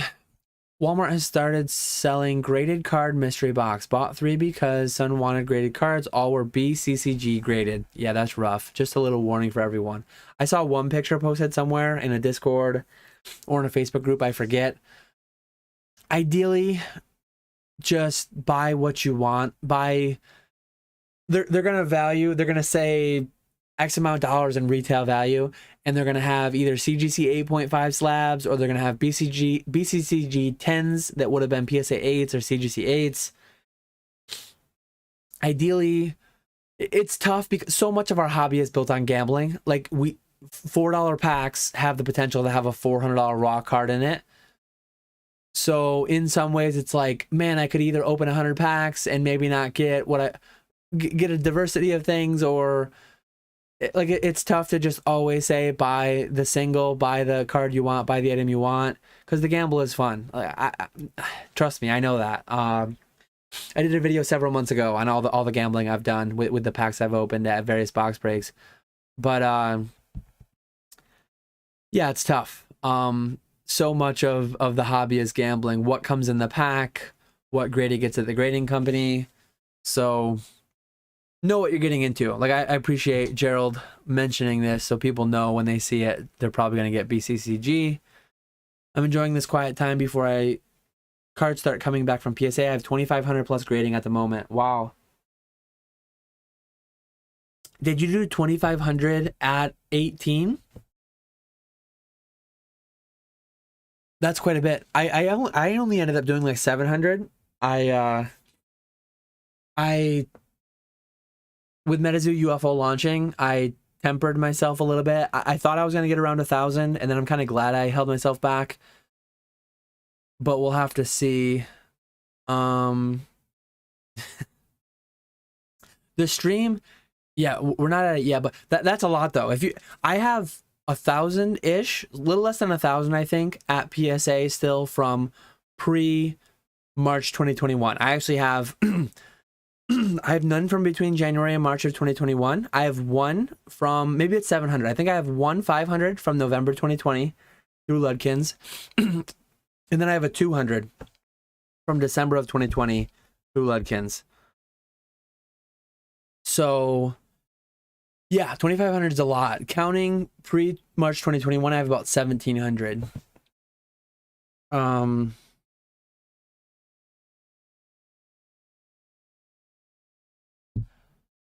Yeah, Card Mover says, how did the stream just go from 80 watching to 46? I have the number over here to my left. There's been I feel like the average has been around 50, but there's been a couple times where it's popped to like 70. I never saw 80, but I've seen it in the 70s a couple times. And then I look back a minute or two later and it's like 40 again. I don't know exactly what's happening. I swear I'm not doing anything nefarious. Mason has a theory. 11 p.m. is when mommy tells me to get off the computer and go to bed. Maybe other people too. Maybe it's the bots though. I see another bot. This bot is relentless. Yeah, Mason got him quick. But maybe it's like 30 bots hopping in here at once, and then Mason and Nick are just throwing those wrenches at him, knocking him out. The last bot name was pretty interesting. Something about Putin. Putin did what? Dan just taking advantage of Rusty. It was a gamble on both our parts. I knew the one was going, and I believe we discussed that one was going at PWCC for the June premiere. And was it live at the time that we did the deal? I don't think it was live yet, but we knew it was going live soon. And being the first one to publicly sell, like, I was a little worried. I remember when the first half art sold publicly after years of not having one sell, that first one went 110 on PWCC. And then they went all the way down to like 40 from there. So probably the first full art did worse because it saw what the half art did. Plus it was a year later when the general sentiment around the market was like less. There was chances though, like we pegged the 3 at 50 and then the one went for 32.4. That could have went over 50. In a perfect world, as I said, it would have gone somewhere between or 40. We pegged the 4 at 40 and that was a 3. So ideally it would have went over 40 because a 3 should be worth more than a 4. As I mentioned in my video, in a perfect world, it would have went between 40 and 70 because then we would have valued them correctly. But at the end of the day, as I said, as Rusty said, it's only data points. There's no market price on items like that, especially. So I know Zach is just joking here, but I figured I'd provide a little commentary on it. I'm sure Rusty still feels good about the transaction overall. No 2 or no 4 has publicly sold since. That was a 3, which he had already had. If and when some sell for cheaper, I mean, he's had a lot of wins over the years, so I think he can stomach that one. The clock thing was funny though too. Like maybe Zach's joking more about the clock thing. We pegged it at 3 and then went for 6. But yeah. Either way, I'm doing okay. Rusty's doing okay. I think we'll still be cordial next time we see each other. I don't think he has any ill will over it. Yeah, a lot of funny commentary about the blockage. Who knew the clock would be such a niche item in the hobby? Yeah, it's the Pokemon Center. I think 2000 was when it came out. I think I want to dive into the history a bit more on it at some point and learn maybe how many. I don't know if they said how many were produced, but really cool item. I know like the Master Ball, I think they numbered those. Those are like out of 5,000. I didn't see a number on the clock. I didn't really look close. I don't think those were numbered, but maybe someone has promotional material. Were there 500? Were there 5,000? Were there? I have no idea. It would be cool to see though. Yeah. Yeah, so Rusty was like throwing out packs for all of us to open and sending us home with sheets, and amazing guy for the hobby, and he's definitely an order of magnitude further along and higher above me in this whole endeavor. I don't have the ability to hand out so many freebies as he does. I have a big backlog, but nowhere near like his back stock, his inventory that he's got. Yeah, I got a decent backlog again. 50 grand in this economy. Sounds like Dan was a horrible yeah, Nick doesn't mention all the beers I bought, the diner breakfast the day when he went home. Gave him a little bit of Metazoa UFO. Didn't give him a good price. I just gave him it. I didn't give him a good price like selling under map. I just gave it to him. He drove all the way to me, so I figured I'd hook him up with that. Saved me the gas money, saved me the tolls. He delivered stuff to me that he had held from Nick. So yeah. Yeah, it's crazy. We're at 90 plus sets. 150 plus sets. A lot of people will be going back to WotC in the first appearance Pokemon cards. Yeah. Horrible host. Shining Legends Premium Collection was awesome. Very underappreciated. I really like the art book a lot too. Really cool. My first modern booster boxes was my best. Evolving Skies at 111, although I'm just as high getting Chilling Reign under 80. Yeah, Chilling Reign under 80. That's in stock at distributors right now, but that's like cheaper than my distributor pricing. It's crazy. Nathan sent 3 Gold Star Frogs at 18. Pokey Jace is probably MJ holding, buying slabs for mystery boxes. I have sold bulk slabs to a few different people, and they've all been Whatnot streamers or mystery box sellers on eBay or Whatnot. Smitty Werban, if I have 15%, then TCA has double that easily. Haha, it's certainly one of the best eras. Oh no. Nick sent 25 gold Star Greninjas, and then I only sent 7. Nick's crazy. I was going to the casino with Nick when he was there. It was fun, but we left we left some money there. Yeah, I only sent 700. A large part of that too. I have 500 cards to list here. I just bought a collection recently of 100. I did bulk out a lot of them though. These are the hollows from that. Low, like PSA 5, Shadowless, Alakazam, the PSA 3, first edition Charizard. But I'm constantly buying collections from Golden, Heritage, PWCC, eBay, wherever. I didn't follow this. PokeDude asks, did anyone follow submission numbers to calculate roughly how many were sent?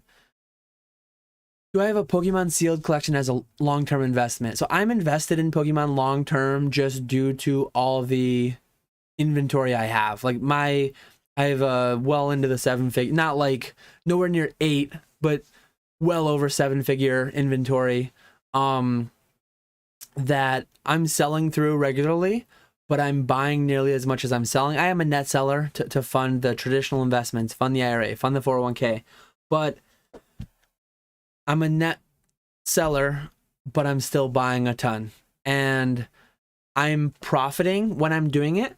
So like I might, in any given month, I might sell 80k, something like that, and I might only buy 70. So I'm a net seller because of it, selling more than I buy, but I'm getting 120k in value because I'm buying at a percent of market, right? So I'm a net seller, but I'm almost in some aspects like a net buyer too. It doesn't make sense, but it kind of makes sense when you think about it that way. I'm buying at a discount to market. I'm building my inventory constantly.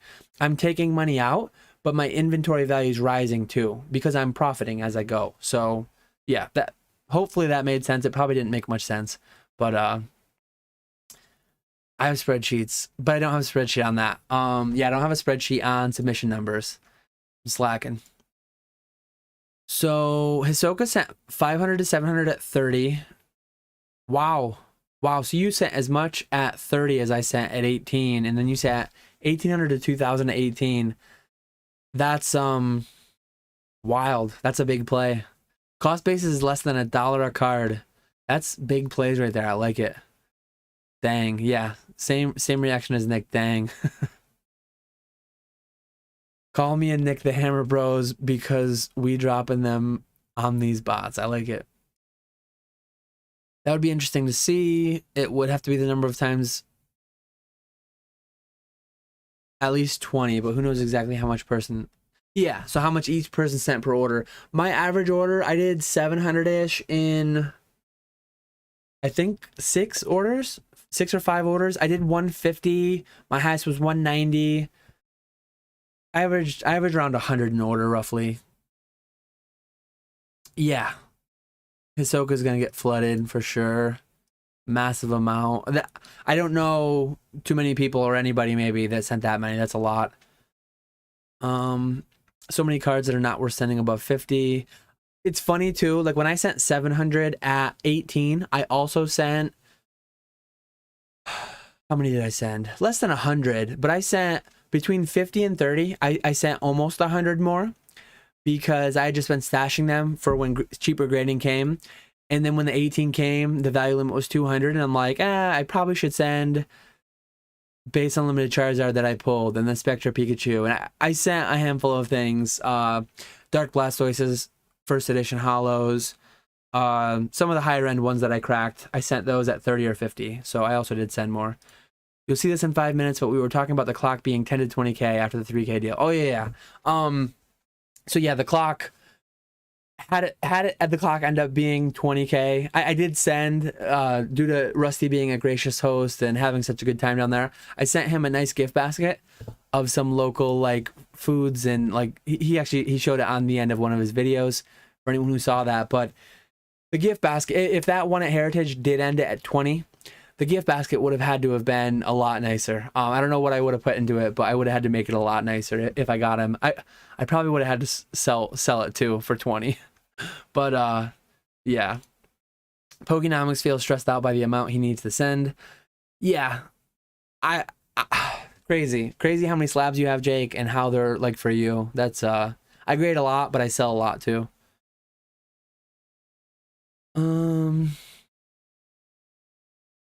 Talking about what Ahsoka sent in. Jake didn't send it 18. Most of it's PC. Very wise to wait on PC stuff. Rip and Flip says I sent in 20,000 at 18. Rip and Flip, that would be like, I don't know, not familiar with the, I'll have to check out your YouTube. That, I believe it. I believe there's businesses out there that sent 20,000 at 18. That would be surprised. Like that's a lot, but there's got to be people doing it. So that's awesome. That's crazy. E-series non-hollows at 18. That's I have such a hard time. Like I sent the Greninja Gold Stars more as like a meme. Okay, 20. I meant 20. So 20 cards and not 20,000. Big difference. But yeah, send in a 6-cent card for 18. I just don't like it. I do a decent amount of it, but I send them for 10. 10 versus 18 feels a lot better for me. Jake's trying to wait for 12 or less. There's a lot of cards I'm waiting for 12 or less on. 12 or less, you get into a lot of stuff. There's a lot of stuff I didn't send. There's probably another 500 to 700 cards I could have sent at 18, but I just didn't really want to. I made myself run out of time procrastinating it, and I just didn't get to it. So the final night, like the 31st, when I could have been entering cards in all night, I watched Netflix with the wife or something. I'm like, I don't even want to stress out. I don't even want to do it. So I just I just did something else and didn't let myself get in another 100 to 200 cards. Ahsoka's more and more convinced pricing will drop. Smarter decision waiting for PC.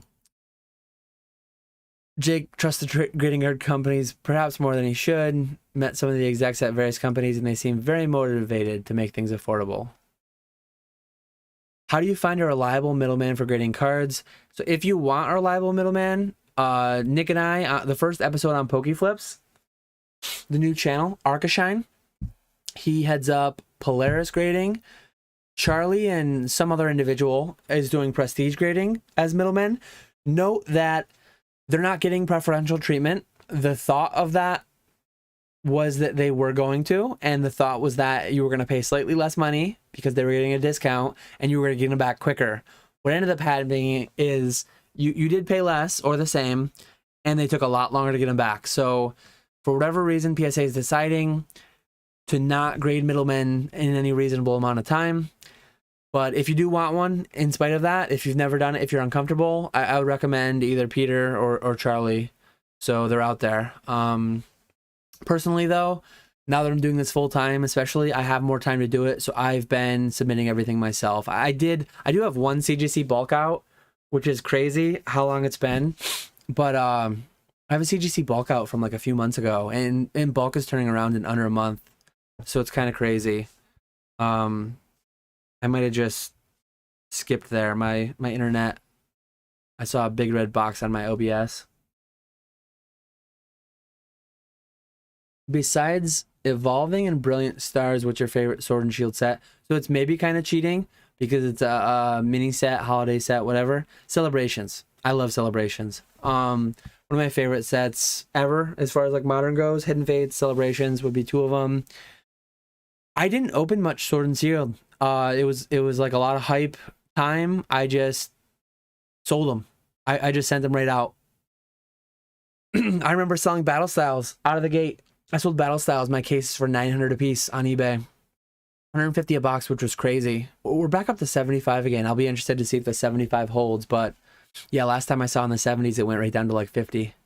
I liked the era though overall. Altars are cool. I didn't open a lot of it, but I saw a lot of it, different places. Really cool era. I think we're in a great period for ultra modern. A lot of cool sets, a lot of good stuff going on.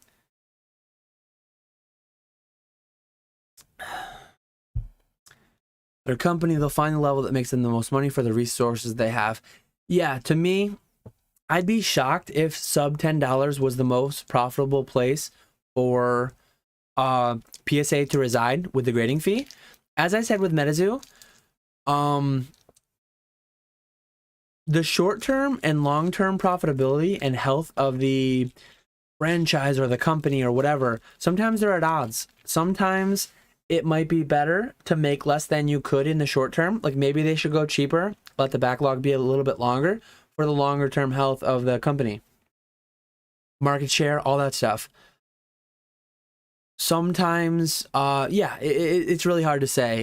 The executives at the company, generally speaking, probably know more information. They're probably more privy to different analytics, different data that will guide them in the decisions they make. But I could see futures where in 2 years, PSA is grading for 8 again. And I could see futures where the new floor is 12 or 15. I don't think it'll be that high, but I could see a $12 floor and I could see an $8 floor. Yeah. Hooked him up with UFO. Nick doing me a favor, getting rid of the UFO. Clean my garage. I didn't get a code yet. I jumped to the bottom again. Do you think Hidden Fate's Stained Glass promo or Celebration's Gold Star promo will sell better years down the road? Better as in liquidity or better as in price? Stained Glass Bird promo has a head start. I don't think it's ever been as cheap as 3. Maybe it was like right out of the gate, but 2 beautiful promos like SM210 and what is it? Sword Shield 144 for the Gold Star Greninja, I think. 2 beautiful cards. I could see the pops being astronomical for both, but I could see them being Ancient Mew-esque, Sword Shield 50-esque. The art is so beautiful that the pops are really high, but it's still a reasonable price. Jake's laughing at me for something, but maybe the word I was looking for was exposure. Yeah, I have a lot of exposure to Pokemon, so I don't know what I said instead.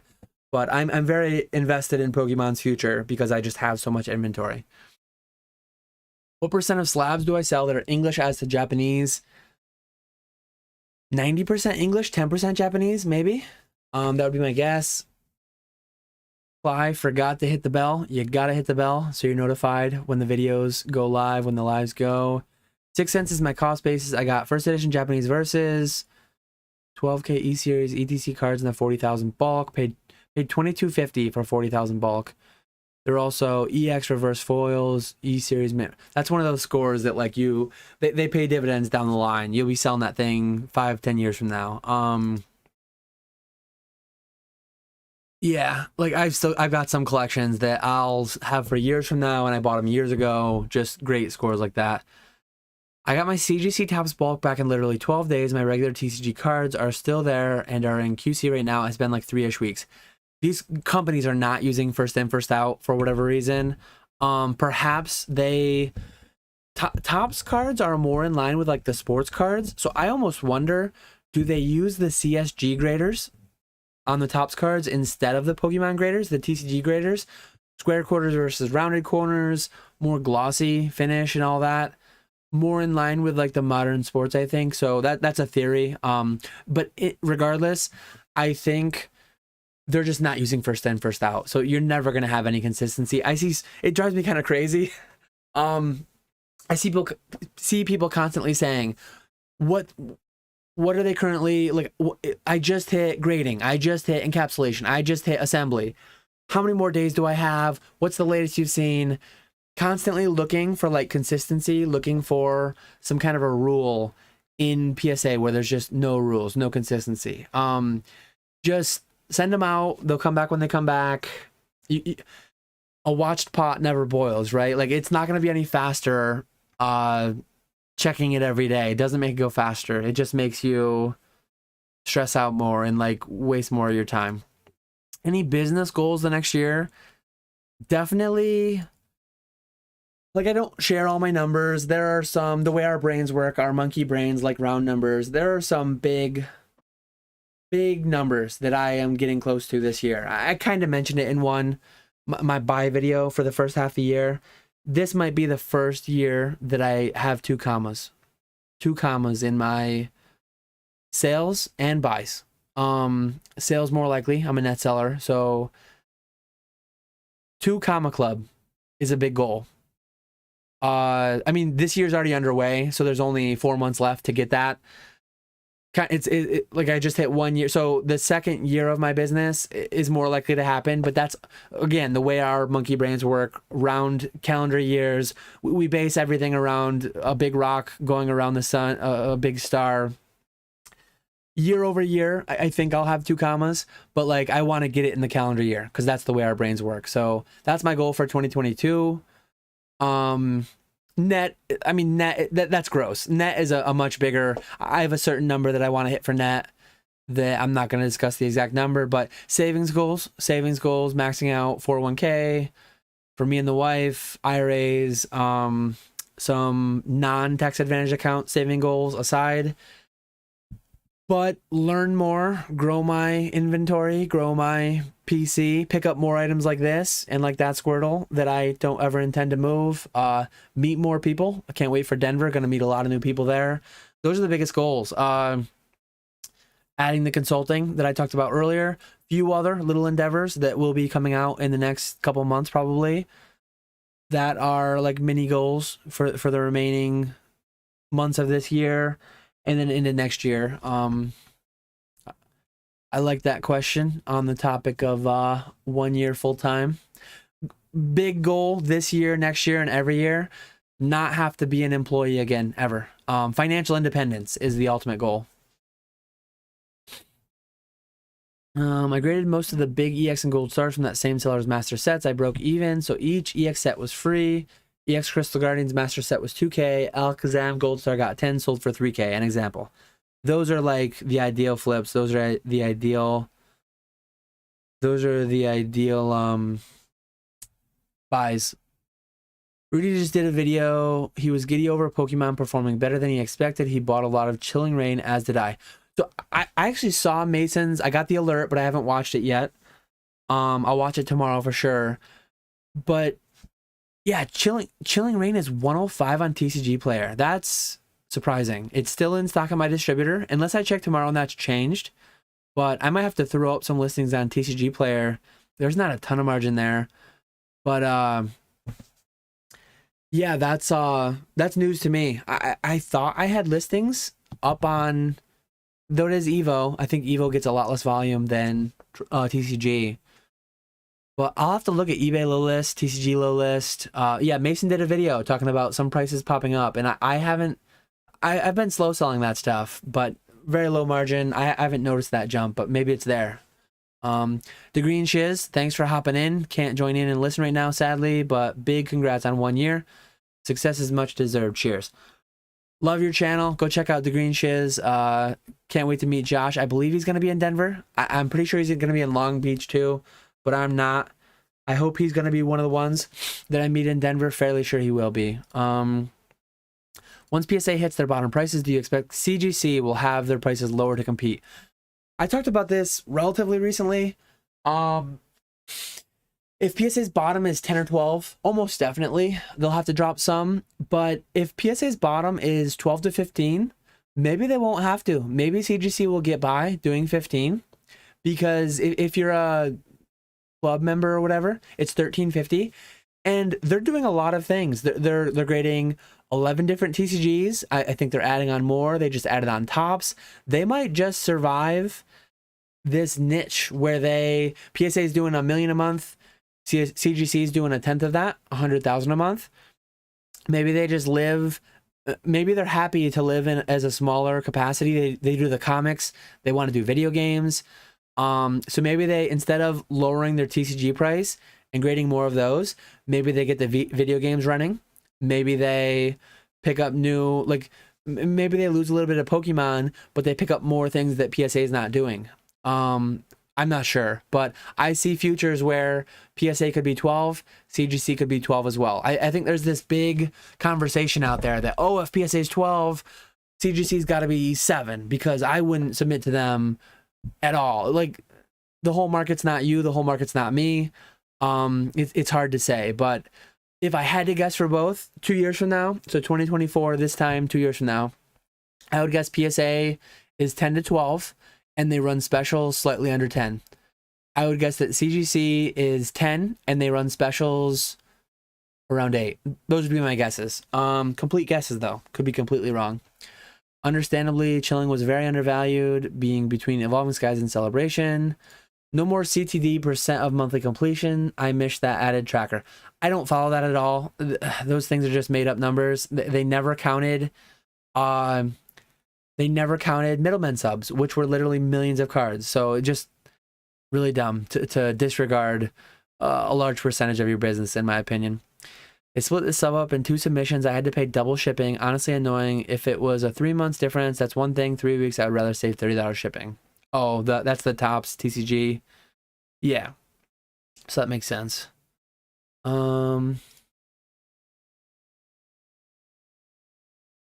Appreciate it, Zach. Yeah, the credit card rewards are crazy. So I buy from my wholesale distributors through credit card, and they charge a 2% credit card fee, and I have 2% reward. So that's like break even. If I do a $10,000 order, I get a $200 fee added on, but I get a $200 refund. So those are break even. I'm gonna do 6 figures in wholesale modern this year. Last year I did 100,000. This year already I've done over 150, I think, through July when I did that video, or through June when I did that video. So the remainder, though, like a lot of Heritage charges for it. PWCC, you can only do credit card under 10,000, but they don't charge extra. Golden and Heritage both charge. eBay, though, doesn't charge. So anything bought on eBay, Amazon, wherever, those are nice. More commons, more problems. Yeah. Payroll, overhead. I'm still running an online operation. So thankful that I don't have all the problems that come with that. But Mason knows all about those, surely. 2 stores now. He just doubled his problems. So my 5, 10, 21 is in assembly. Should have at the end of week. I'm assuming that's 2022. Because 5, 10, 2021 was after March 2021 shut down. The only thing that would have been open in May of 2021, I believe, unless it's PAX. PAX would have been open, I think. But that would have been like $300 tier. Or $600 tier was the only one for a few weeks, I think. So I'm assuming that's just supposed to be 2022. Probably like a $30 tier, maybe? I don't know. 2% of 7 figures is a nice cashback. Yeah, on $1 million, cashback on that would be 20 grand if you bought everything from somewhere that wasn't charging you a fee. That would be great.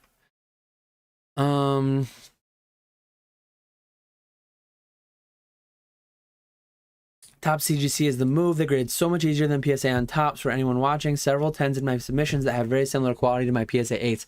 So some of these here that I have to list are CGC tops. I do have about 1,000 chrome, base chrome, not Spectra, Sparkle, Techno. But I have base chrome series 1 to send. I'm not going to send them all at once, but send them in waves. A little bit of CGC, maybe some PSA. Generally speaking, I've graded base tops chrome really easily at PSA. All 9s and 10s pretty much. The occasional 6 when you miss a dent or something, but I have a lot of Topps Movie 2000. I have a lot of Topps Animation, like the non-chrome series 1, 2, 3, die cuts, all different kind of obscure. I need to start sending a lot more of those to CGC soon. How much did the new Harley Davidson motorcycle and chandelier head Pokemon scare you? I watched the trailer for Scarlet Violet. I mentioned it somewhere else. I think on a live, or no, talking with Nick. A lot of people were asking us about it because it was that day that it dropped. I try to not have any too strong reactions the first day. It's all like new is weird and strange, and we don't like it. Get off my lawn, that kind of reaction. So yeah, I'm gonna sit tight for now and see what it brings. I know that Scarlet Violet is bringing Quaxley, and I'm all about Quaxley. So yeah. I took 4 years of Spanish, and I think that Shoutout Pokemon Argentina TCG. I've done some business with him on Instagram. I believe that means hugs from Argentina. I took 4 years of Spanish, and I wasn't 100% sure. I think brazos are arms. So abrazo, desde Argentina. I believe that's hugs from Brazil. Embrace from Argentina, not Brazil. Yeah. 4 years of Spanish served me well back in high school. Chilling Rain's in last call from a few distributors. I'll have to look into that tomorrow. That's on my, let me write that down. Let me write that down for my to-do list tomorrow. Interesting.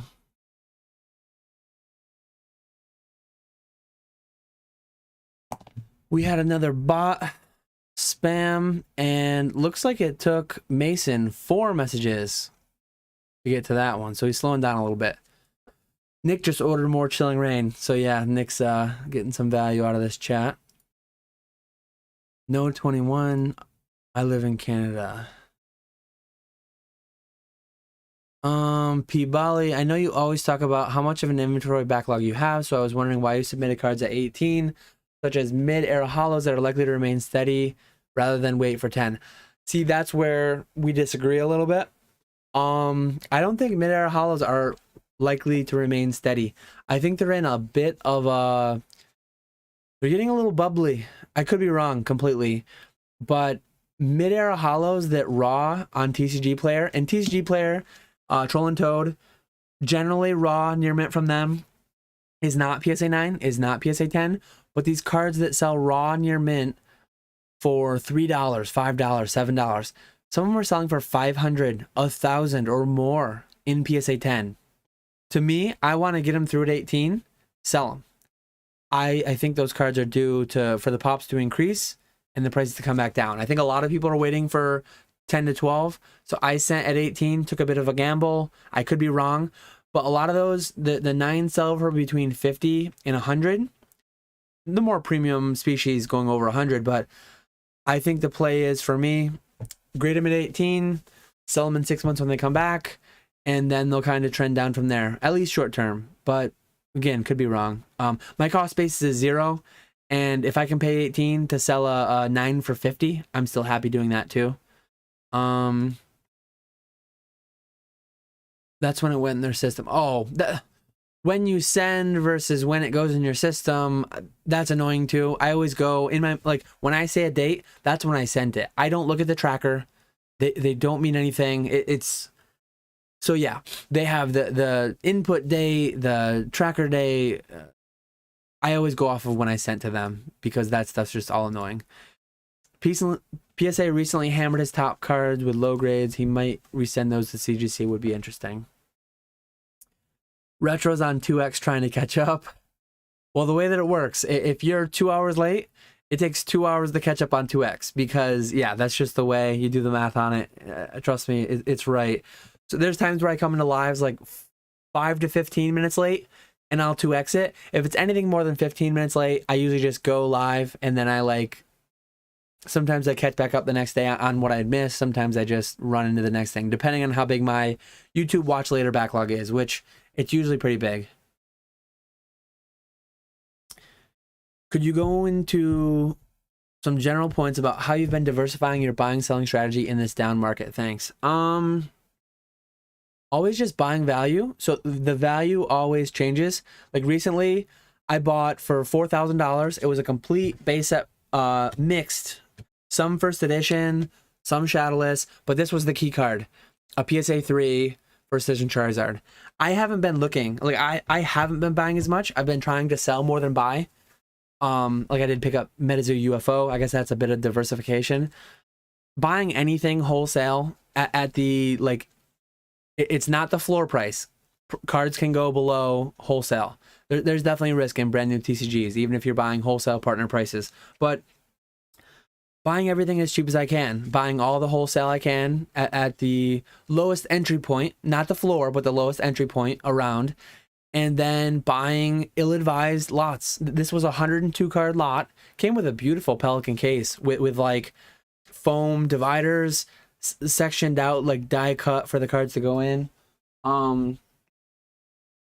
That's somewhere around here, I don't know where, but Grading fees too.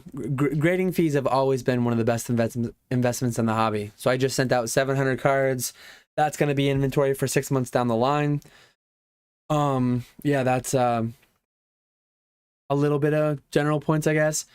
The slab optimization too. I've been buying a lot of CGC 8 to 9s, some PSA 9s to look and see if I can crack out strong cards and send to PSA to get 10s. Yeah, abrazo means hugs. I thought so. I'm not sure they'll bring the motorcycle chandelier Pokemon to the TCG, but we shall see. Yeah, what do they call it? It's like the next thing. They had Mega, they had Gigantamax, VMAX, Primal, whatever. I forget what it's called, but they turn into diamond type thingies or something. Terraform, that's what it is. Chilling is melting. Get in while you can. Man, I'm checking these prices. Terraform Pokemon will definitely be in the TCG. It'd be an awesome mechanic. Bring in the chandelier from Beauty and the Beast. Just make him a Pokemon. The candelabra, right? Was there a chandelier? I'm thinking of the candelabra. Him and the teacups were like the chandelier with a mini chandelure with a mini chandelier on his head. Here we go. I'm almost caught up because that's how numbers work. Terra types, pterodactylization. Hi, hello. Terrestrial or something like that. So I'm fully caught up on chat. It's midnight. I probably will keep going for a while. I guess I can just get into general conversation again until I build up some things. If you have any questions pertaining to me doing this full time for a year, pros and cons of doing it, pros and cons of leaving stable general employment, feel free to leave them in chat. If you have broader market questions on Pokemon, Metazoa, whatever, feel free. If you want to chat about anything, let me know in chat and I'll keep this Q&A rolling. Yeah, I'm planning on hanging out. Ernesto, feel free to hit me in chat. As I said, I guess I'll do like one more shameless self-promotion. Pokenomics, link down in chat and description. Pokenomics Patreon. Me and Jake, I think we bring a lot of value there for $10 a month. You get a Discord. I'm not going to take away from that. That doesn't take away from YouTube. But I will add, in the next month or so, I'm going to add consulting tiers. I'll probably do the same pricing as Jake. $50 for half an hour, $100 for an hour. If you want to consult with me on anything business related, selling on eBay, Pokemon, Metazoa, whatever, one-on-one Zoom call, Discord call, whatever your phone call, whatever your ideal method of conversation is. But yeah, I've got some conversations coming up.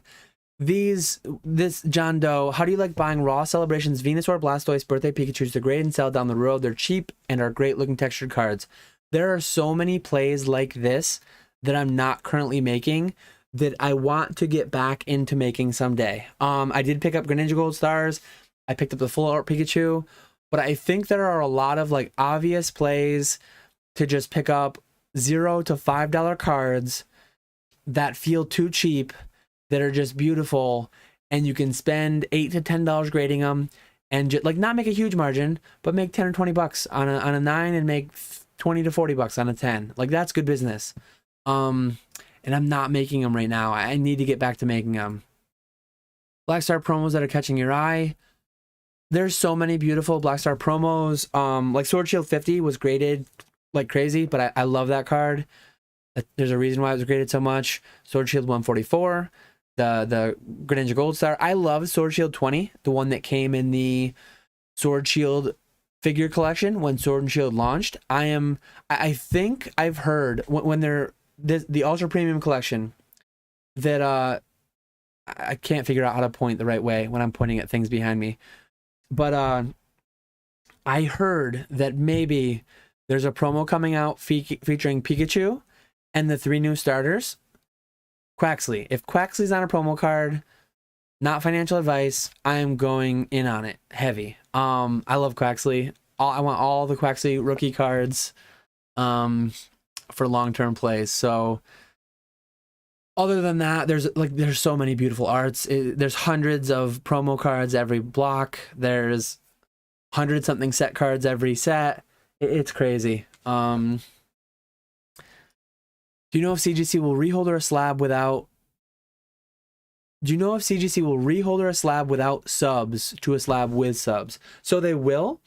And I've heard different things. I've heard some people reholdered things and then they got grades and the or subs and the grade changed. And then I've heard where the grade didn't change. So they might regrade it entirely.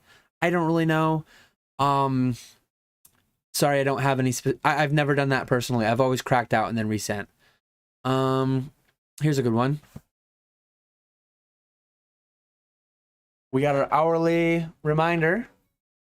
I'll get to Gem Mint Pokemon's question after we hear the new... Oh no. I hit a button and it turned the song off.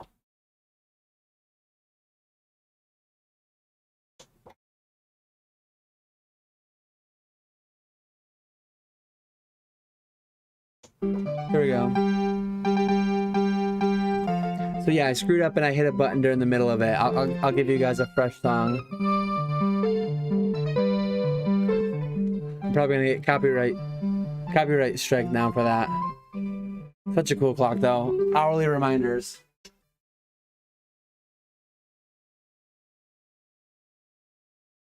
All this handling, I hope I don't drop it. The reads, I would have put it right here, but like these things weigh nothing.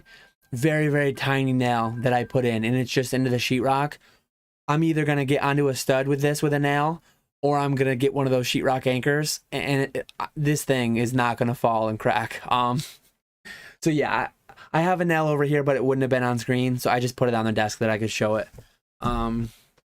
So Gem Mint Pokemon, when did the fears of leaving your job go away? When do you feel like you settled into your new boss? So being my own boss, I'm assuming. The fears of leaving my job went away. So I worked for 10 years as a chemical engineer. I feel like overall I was underpaid. Given where I live, the cost of living is a lot lower than broader in New York. But I didn't make six figures ever for my 10 years. But I was married. So I started my job in 2011. I bought a house in 2013. I paid off my student loans in 2012. Got the job in 2011. Paid off my student loans in 2012. In 2013, I bought a house. So in 2014, I started saving more aggressively into my 401k because I had no car loan, no student loans, and only like a 2.625% interest on my mortgage, my 15-year mortgage. And I've always been a saver, always been a saver. In 2015, I got married and I basically gained a second income. I'd been living with my now wife, then girlfriend, since 2013. So gaining that second income, being able to up my investments into traditional like 401k IRAs substantially, I had a lot of stability in my life and in my finances long before 2020 happened. And then 2020 happened, my 6-figure backlog value turned into a 7-figure backlog value. And given what I spend every year, that's a lot of money. Like that's our annual household spending is under $50,000. And we don't even really try that hard to cut costs. We just don't buy plain, like we buy plain label stuff. We travel, but we do it like pretty frugally. We with the pandemic and with very young children, we didn't really travel much, but in the future we'll start traveling again at some point. But there was never that much fear. Like when I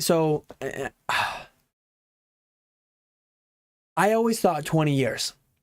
I was there for 10 because 2020 was unexpected and it just was crazy. So I always expected only 20 years. The average, the norm is like work at a job for 40 or 50 years. And then, I mean, so many people die working a job, like never retire. They never see retirement. And that's just like a sad thing for me. Even if you do a job you love, being tied to it 2,080 hours a year. You got to ask permission to take time off. I'm just not all about it. I love being my own boss. My dad, for the majority of my life and his life, has been his own boss. And I just love the flexibility and the things like the extra family time, all the stuff that comes with it. So yeah, given the stability, given my background, and given the 10 years in a real job of saving and all that, there was not that much fear. And then 2020 like came and happened, and I paid off my house, and I built up like a big fund, and the traditional investments are in a good place. So the fears went from like little to zero, and I just went for it. So I feel like very fortunate timing. Again, I didn't get back into Pokemon in 2014, knowing or even thinking. It was not on my radar that this stuff was going to 10x 6 years later. And in those 6 years, I was going to build up a massive mountain of stuff. Tons of luck, timing. But yeah, very happy with the way the timing worked out. Very happy I did it. In hindsight, I wish I had left a little bit earlier, so that I could have sold more in 2020 before it dropped a bunch. But even having dropped a bunch, it's still up multiples from where it was when I acquired it, a lot of it. So great question. Went on a really long thing, probably built up a good question backlog. So I'll continue on down. But yeah, that's, I've said it multiple times, but as long as I don't screw up substantially over the next few years, or have some major medical issue, or I mean, that's a reality of many people, that it sucks when people have things like that happen that just get them off the financial path they want to be on. But barring anything major, within a few years, I should be able to achieve the financial independence goals that I'm looking at. And basically what that is passive income equaling expenses. So we're getting there. What up? Live on YouTube, having a good time hanging out with chat. Can you show the Kiwi Game Boy? So this one's actually sealed. I can't like open it and show you, but I have, unfortunately I sold my childhood one. But yeah, this one's sealed. I might get it graded. It does. Where was it? It's not like the greatest copy. Oh yeah, right there. So it's got, let me show it on the desk cam. Got some notes I put there. But yeah, so it's got that. I have no idea what this would get. I don't think WATA does them. I don't think WATA does systems. But like at VGA, I feel like this would be fairly low because it's got that dent. The back isn't super attractive. The way the plastic is like bunched up a little bit, and it's like a little bit almost like it was in smoky atmosphere. It's a little bit like yellowed almost. So, but the seals are pretty good. Hopefully it's not like resealed or something, but I might send it to VGA at some point just to make sure I didn't get wrecked and buy a reseal. I'm way past the buyer protection if it is, but yeah, I bought that for the nostalgia. I sold the one I had when I was younger, when I was doing the video game thing on eBay several years ago. But I do have like I bought back a complete inbox a while ago. Here we go. Favorite Pokemon, some of the favorites. So Charmander, definitely. Charmander's probably number one. Love Dragonite. Charizard's awesome. Love Gengar. Love Haunter, honestly. Haunter is like one of my favorite middle evolution Pokemon. Quaxley. I'm big on Quaxley. I don't know anything about him really, other than I saw his face, and it the spoiler video came out. I forget now. I think it was Charlotte. No, it was Orlando. It was Orlando because I was in the room with Nick, Zach,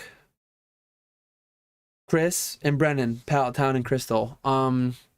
Yeah, I was in the room with all them, and we watched the first one of the earlier trailers, spoilers, whatever, for Scarlet Violet, and I saw Quaxley, and he was my guy right off the bat. Go to Chinese takeout order. General Tso's chicken. General Tso's is my favorite. Big fan of the poo poo platters. We have a couple. I live in the woods, but we have a couple. Like I say city, but it's not cities by any means. We have a couple cities near me. One's 20 minutes that way, one's 20 minutes that way, another's 20 minutes. I'm in between like a trio of what people would call villages. I don't know what they'd call them, but to me they're cities. Maybe a population of 20 or 30,000 people. So each one has like a pretty decent Chinese place.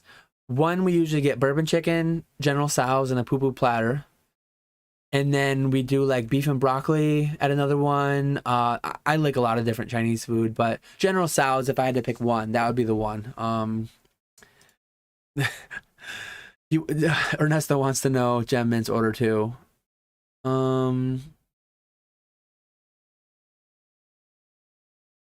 Yeah, if you have a labeling error, I don't know exactly how it'll work, but yeah, broken clock. Well, yeah, wait till they grade clocks. Gotta stream a whole nother hour. Yeah, we probably gotta close. Maybe we'll close at the 1 o'clock bell. We'll see. If they have the cave song, I'm FOMOing. I think they have five different sounds. It looks like I don't even have the time set right. No, it's set to like, yeah, right now it says it's like 11:10, so it's an hour behind. I gotta fix that. But I'm not too familiar with 2001 Black Star Pikachu promo prices, but I just bought a PSA 9 for 22 shipped. Thought it's a good price, hold long term. 2001 Black Star Pikachu promo. There's probably more than one 2001. I don't know which one you're talking about.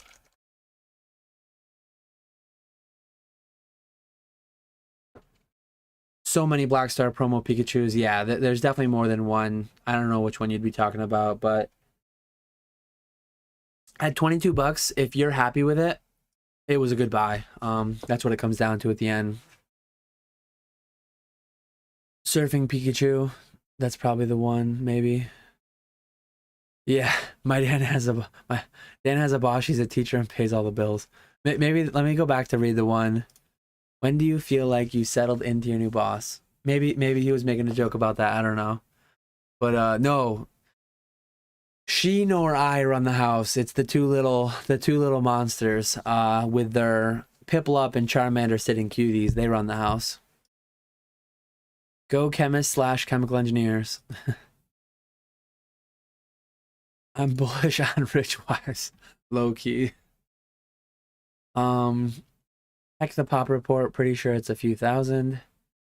That's why they're cheap. Yeah, a lot of those WotC Black Star promos I saw firsthand when I went to Charlotte. I own some too. I have a brick, or I had a brick. I graded a lot of them. Of the Mew 8, the non-hollow Mew promo, Black Star promo. A lot of those came in bricks. Not all of them did though, but there's a lot of people out there with bricks that just slow grade batches of them. Yeah, Gem Pokemon says, every time I've switched jobs, it's always ended up being a good decision / fresh start, and I wish I'd have made the decision sooner. Big life change is tough, but it usually works out for the better. Yeah, it was crazy to think that I was going to be quitting that job. But at the end of the day, like I think the money optimizing thing would have been, well, I know, short and medium term at least. Stick it out, do the chemical engineering, even though I was getting into some scenarios I didn't like, and there were certain things that I just wasn't a fan of, and the pay didn't feel satisfactory for what I was doing. But if I had stuck it out and did all the political garbage and kissed the right butts and tried to climb the ladder while doing eBay on the side, that would have been the profit optimizing thing. But life is short, and I wouldn't have liked myself if I turned into a ladder climbing, yes man, politicking, butt kisser, all that stuff. That's just not me, and that's what it would have taken to properly climb the ladder. Anybody in a corporate environment like that, I think they know what I'm talking about. And you see that people's advancement is not always tied to correlated with their output or their quality of work. It's a lot of who you know and who you get in tight with. And I'm glad that, like, when you're on eBay, it's you versus the other sellers. It comes down to feedback. So like my output, what I actually perform, my performance directly tied to my to sales. And then it also comes down to like pricing, and I try to have the lowest cost basis on everything to price the lowest, have pretty solid feedback. And I should do same thing with eBay or with YouTube. I should do better editing and doing all those things. I should have better pictures. Maybe I should use a scanner. I should optimize a bit more my presentation. But in spite of my poor presentation on eBay, I've done pretty well, selling a lot of items, moving a lot of volume. So yeah, for me, it's like where I end up in 5 years, it is tied to the broader Pokemon market and Metazoa market to some extent. So I'm at the whim of like the markets and all that. But where I end up in 5 years, self-employed, has so much more to do with what I do. Where I end up in 5 years through an employer has way more to do with who I befriend above me to pull me up to their rung. And I just don't like the ladder climbing thing. It would be great if we lived in a world where everything was done on merit. And I mean, to some extent it is. In certain places it varies. But yeah, probably enough of a rant on all that. But very happy I made the decision when I did. If anything, maybe a little bit sooner. But wouldn't go back. That whole cliche thing. I'm happy where I am, and everything I've done led me to where I am today, being on this live, and so I wouldn't change anything. That's where I'm at. But glad I could be in a place where, like, just the timing, getting back into Pokemon in 2014. If I did it, so one thing I think about, if I was 10 years younger, and if I didn't have 10 years of chemical engineering under my belt, if I just graduated college with like 30 grand in student loan debt. So say I graduated college with 30 grand in student loan debt, and I had gotten into Pokemon in like 2018, say it was. And I had a little bit of a backlog, but not much. And then prices went to the moon. I probably wouldn't have quit my job. Like I wouldn't have had that 10 years of 401k input, with 6 of those years being over like 10 or 15% input. I wouldn't have had that foundation if I wasn't married yet, if I didn't have like those things sorted out. When I quit my job a year ago, I had both my kids. We're done having kids now, so like our family was full. We're not in our forever home, but the home that I bought at the end of 2019 that I'm currently living in, we're going to be here for 20 years. Again, barring any major life thing that you never know what's coming. We're going to be here for 20 years, though, 25 years, long enough for our kids to get through high school, maybe even through college, ideally out of the nest. Once this house we're in is big, bigger than I would have bought for myself, for my family, for our family, than I would have wanted. But like I'm more land, less house. My wife, though, I bought it for the family, knowing that they would appreciate more house, and the extra land doesn't come with as much immediate benefits as the extra house. So yeah, so much comes down to fortunate timing. If the timing had been a little bit different, I probably wouldn't have quit my job for it. But I literally have my 20-year house locked down and paid off. I have a wife, the 2 kids that I'm having. She's got her job, which hopefully she'll have for the next 20 years. A lot of stability there. So I had enough stability in other places that shaking things up by quitting my job was an easy switch. Recapping all that. Crease makes it automatically a 6. So yeah, the VGA, I'm assuming he's talking about. Which Pokemon card went through your hands that you wish you could have back the most?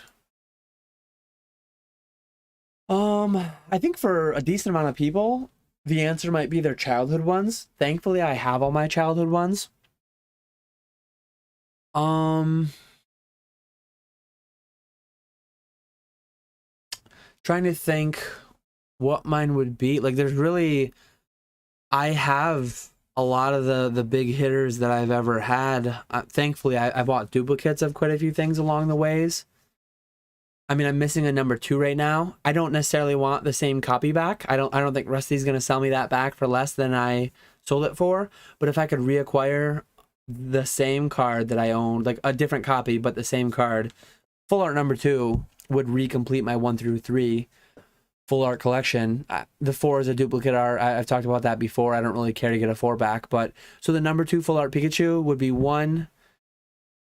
If it had to be like the specific same copy, I don't think there's any card that I was like really attached to the specific copy and then sold it. The answer would be my childhood cards, but thankfully, again, I didn't sell them. So probably the number 2 Pikachu.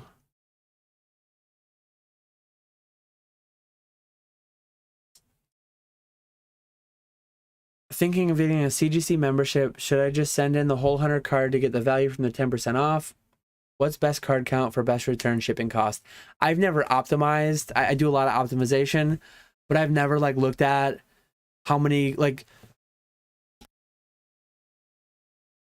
Sorry. I've never looked at how much is the return shipping for this versus that. It's usually a pretty like less than $1 a card. I usually don't pay it too much attention. So unfortunately, I don't really know the best way to answer that. 100 cards though is probably a good number to get you that 10% off and then get you a reasonable return rate. What are your thoughts on modern booster boxes like Evolving Skies reaching 10K or more like WotC boxes went to after 20 years? I just bought 20K worth of boxes in the recent reprint hoping. Wow. Blazer OP, you bought $20,000 worth of Evolving Skies. I honestly think current day modern sets might never reach 10K. That's a big number. Two things that WotC boxes have are that they're WotC boxes. They're historic. They're the first. So Evolving Skies is a 25-year. It's a set that's 25 years into a franchise. 25 years from now, it'll be a mid-era set. Massive print run. Like one thing EX through Heart Gold, Soul Silver have, Call Legends, early Black and White. One thing they have going for them, fairly dead era in the hobby. They're mid, but low supply because the demand was low then. But demand is super high now, so people are looking at it. Not everyone, but a lot of people. 25 years from now, Pokemon might be less. It might be printing less than 9.1 billion cards as it is today. So like it might be dealing with its mid-era, its massive print run, and there's less people into it in 2050 than there are in 2022. Could be. Who knows? I don't know. But I covered one thing so far that WotC boxes have that Evolving Skies never will. Historic. The first. 25 years in, they're the first. 100 years in, they're still the first. 500 years in, they're still the first. Like, who knows if Pokemon's going to last 50 years or 500 years. They're always the first. Evolving Skies is just lost in the middle. Maybe. Second thing is attrition. Maybe 10 years from now, Pokemon goes into a big lull. Maybe 2 years from now. Pokemon goes into a big lull. Evolving Skies boxes go down to $30, $50. Like WotC boxes did, not all of them, but some WotC boxes did during 2002 to 2010. You could buy base and limited packs for $1. You could buy fossil and jungle packs for $1. You could buy some of those boxes for under 100. Pokemon might never experience that again. But during that time, attrition was high. There were boxes being thrown out probably. There were boxes being lost in storage units, thrown out when kids went to college. Attrition is much higher on WotC than it ever will have been on today's sets. Print is probably fairly similar. Evolving Skies was not printed, if I had to guess, as high as base set, but Evolving Skies might be right up there with Jungle and Fossil and Rocket. They are printing a ton. 9.1 billion cards. They printed 20% of Pokemon's entire print run in the past year. So, yeah, if I had to guess one way or another, Evolving Skies will never reach 10,000.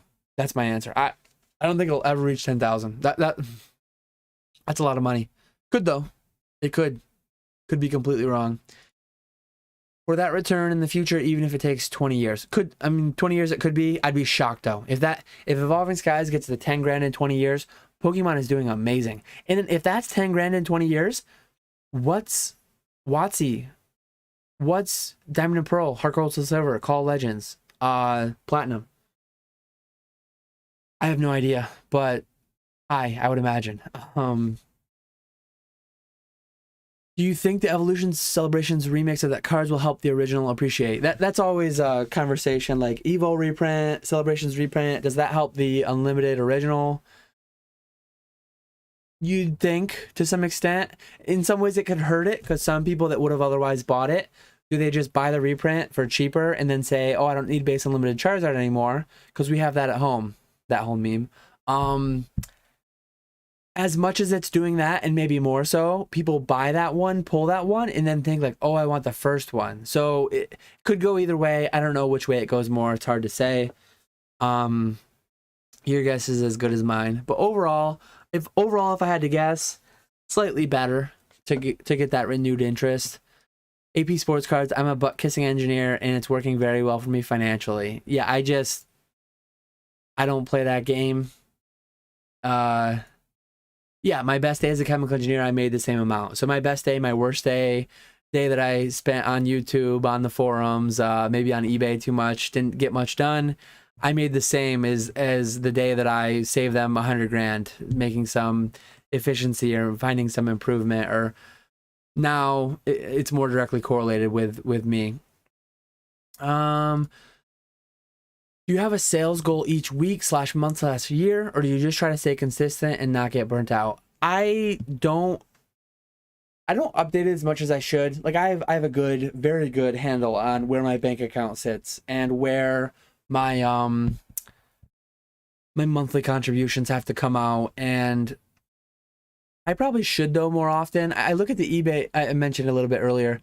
I look at the eBay metrics occasionally, but I should look at them a lot more. I really need to, minimum quarterly, if not monthly, just pull out gross sales, net sales, and kind of like Nick used to do for YouTube. I should be doing that for myself every month. A lot of times though, it's like every 6 months I update it. But yeah, you got to be careful though, because like the market fluctuates a lot, and if you, oh, I did this month, if you get too tied to I need to do this every month, like I sell some really high-end items that make a big spike on my daily, weekly, monthly. And if you try to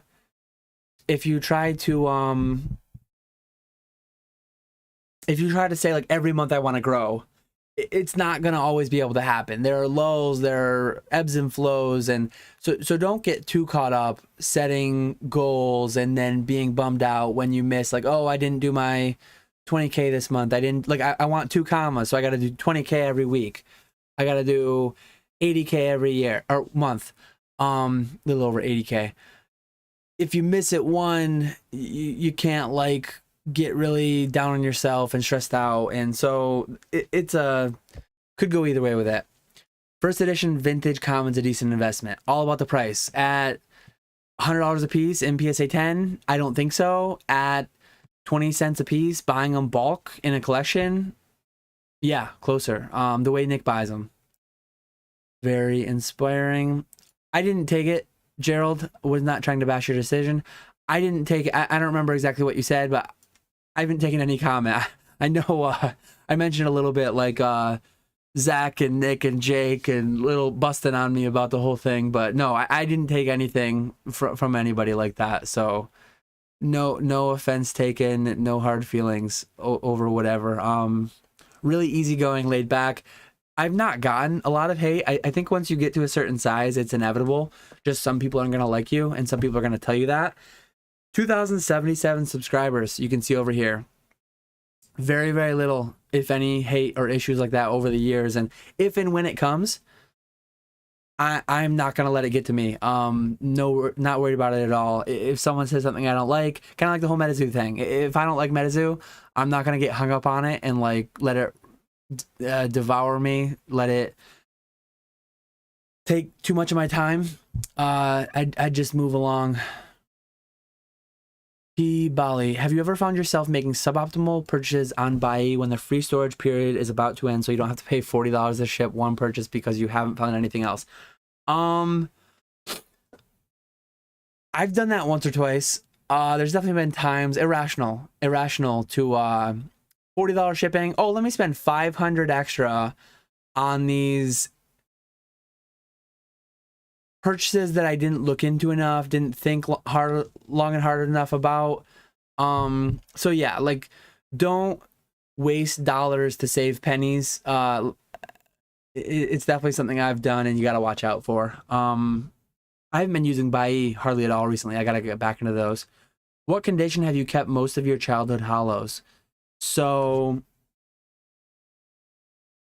the binder used to be right over there. It's gone again. I think it's back in my safe. So I don't really want to leave this stream long enough to go get that. But if I had to guess, my Charizard is probably like a 7. Probably most of them are like 6 to 7. Definitely some went into pockets, but not most of them. The Charizard I actually never pulled myself. That my mom bought for me off eBay. But yeah, probably PSA 6 to 7. I'm never gonna grade them. I know some people grade their childhood cards to like encapsulate them and prevent further degradation or anything. I'm not constantly pulling them in and out of the things. Even if I did, if my card goes from a 7 to a 6 to a 5, I don't really care. I'm never gonna sell them, so yeah, I'm not gonna grade them. They're not really worth grading anyways. Stuart thinks no shot Evolving Skies ever breaks 1K. 1K is more reasonable. 10K, to me, it was fairly easy to say. I would bet against that. 1K, I could see past to it. Really, the hobby would be doing well for Evolving Skies to go over 1K. We do see some XY era sets over 1K. Not most, many of them. I would say most are still under 1K. XY base probably is. Flashfire definitely is. Furious Fist is probably around there, or it was around there at the peak. Phantom Forces is probably right around there. I know I sell loose packs for like 20, 25.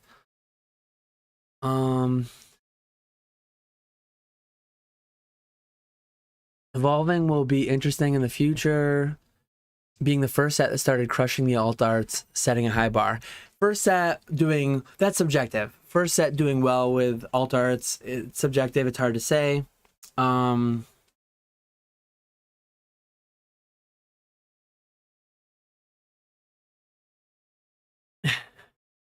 it's hard to say though. Like the first alt arts, we had some promos that came out with alt arts, that XY Premium Trainer collection that I mentioned.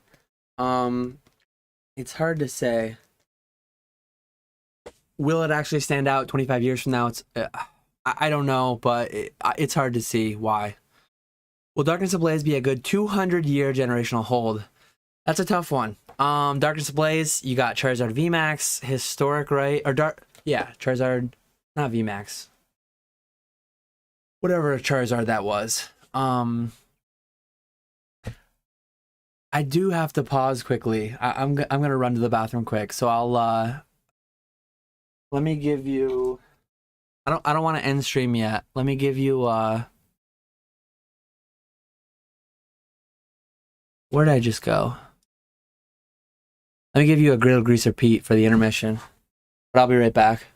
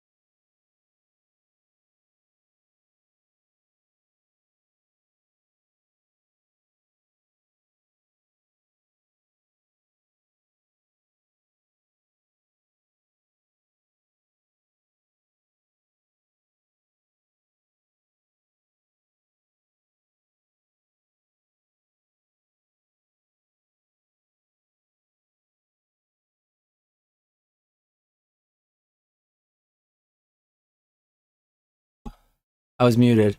Hopefully Grill Greaser Pete kept you guys company good enough. But sorry for that. The Mountain Dew went right through me. I've got a little bit left in the can too. Yeah. I did say ask me anything. How did you prioritize your collection goals? So first goal when I got back into the hobby, 2014, open every box that I missed along the way. And Phantom Forces was the newest set when I got back in. So I went guns blazing. I bought all the XY era and black and white era boxes were fairly cheap. I'm going to do a video at some point detailing the date and how much I paid for every box I opened. But I completed my goal in about 2018. And secondary goal was getting every chase card in PSA 9. I pretty much completed that too. I have sold a lot of those since, downgrading them to binder copies. But how did I prioritize them? Whatever I could get the best. Like, my goals were so broad and diverse. I couldn't buy everything the first time I saw it because I didn't have the money to. I would just buy the best deal I found at that given time. So it wasn't like I have to complete my level X's before I complete my gold stars, before I complete this, or I need to open this box before that box. Whatever box knocked on my door, the best deal is what I bought first. Whatever PSA 9 that came up that I needed was the best deal I bought first. So evolving chase alt arts aren't as easy to get from a box as hollows from a jungle box, which makes a difference if they have similar print runs. Yeah, there's definitely less. There's definitely less alt art Umbreons, Moonbreons than there are Clefables from jungle. But yeah, I don't know. 25 years from now, I just have a hard time thinking it's going to stand out that much.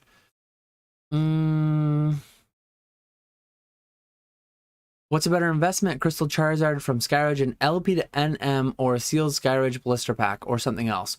Whichever one you can get the better deal on, relative to market. To me, I like both, or something else. Whatever you can buy at, well, what's the better invest? S&P 500 in a tax advantaged account. Nick says the blister. I don't like blisters. I always worry that, like, over time, humidity, whatever, the glue's going to degrade and it's going to turn into a loose pack. People say they can't be weighed, but they can be. So I worry I have a weighed one. I don't like blisters. I don't like sealed product like that. So I'd probably lean for the card, especially if it's more towards near mint and you're getting a good deal on it.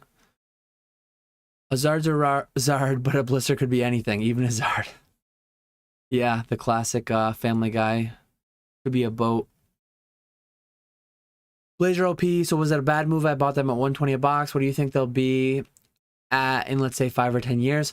To me, I'm buying them for 86.50. So for me, I'm not buying them at 120. I have distributor access. Are you paying 120 plus tax? Are you paying... I don't like buying mass printed products that still have a year left. Evolving Skies could and should be printed for one more year. They have this reprint wave going on right now. They could have billions more Evolving Skies cards, not boxes. Billions more cards from that set being printed though. Millions more boxes. Historically speaking, cards are in print for 2 years. So I'm not a big fan of that buy. If I had to completely guess, what's that box worth in 5 years, 10 years? To me, if it was worth 200 in 5 years, that's like a good, healthy movement. When I was buying boxes and putting back cases, I was putting back a case or two of XY era sets back in 2015, 16. And I was buying 5-year-old sets to open them for a couple $100. To me, if in 5 years they're 150 to 300, that feels like they'll be in that range. And in 10 years, if they're 200 to 400, like, that feels reasonable to me. Some people will hear that and they'll be like, oh my God, I thought they were going to be worth 1,000. Why are they not 10xing in 10 years? I don't know. Like, to me, I guess I'm not that bullish. I try to be more conservative. Could they be 1,000 in 10 years? Ooh, Pokemon would be doing really well. I mean, I kind of hope they are, I guess. I'll have a lot more of those in 10 years than I had XY era sets like today. The boom, I don't think we'll ever have a boom like we did in 2020, but we could again. You can always find the Charizard, but blisters are tough to find. I really don't think any of these boxes will see 5 figures in 20 years. Also, the blister is definitely the play. The mystery gets people fiending. Oh, Nick's nuts. Oh, okay. What? 120, but I am buying from my distributor right now at 120. So I have one distributor that allows me to buy 18 boxes, 3 cases per week. I don't know how long that'll last, but I'm buying them at 120 solely because I can sell them at 150, 160. I'm just flipping, making the margin. I'm kind of banking on being able to buy more from my distributor at 86.50 within the next year. I could be wrong though, and I could be left with less than I want to have when they go out of print, but I don't know. We'll see. Evolving is a strong set. People have been clamoring for more. I think you'll be pleased when it's years out of print. Yeah, could be. I think they'll make more great sets. I think Pokemon will continue to make great art and innovate new chases. That's the thing. Like flashier, cooler every year. Moonbreon is not one every 1,000 boxes. It's definitely not 1,000 packs, I'm assuming you mean. People will be buying a lot of boxes to pull it, unlike, let's say, Jungle. Seems to be a belief that there are still a lot of 8 to 9 range first edition WotC Hollows out there ungraded. Do you agree? And why wouldn't those cards have been submitted in late 2020 for $10 to $20? I think we've talked about it before, Jake and I, various places. I think there's at least somewhere between 1,000 and 10,000 boxes of like first edition Jungle, first edition Fossil. When you open one of those boxes on average, because it's a 16 hollow set and you get 12 hollows per box, you get 0.75 of each hollow. So if there's 10,000 boxes left, there's 7,500 of each hollow sealed. Will all those be opened ever? Not all of them. So, I mean, 100 years from now, there will be some first edition Jungle and Fossil boxes sealed. Is the number actually 1,000 and not 10,000? Will, like, I don't know how many they'll get opened. Most of them that get opened these days will probably get graded. There's still a lot out in binders. If I had to guess, first edition Jungle and Fossil, hundreds of thousands of those were made. Of the Unlimited, millions. Neo, less. E-Series, less.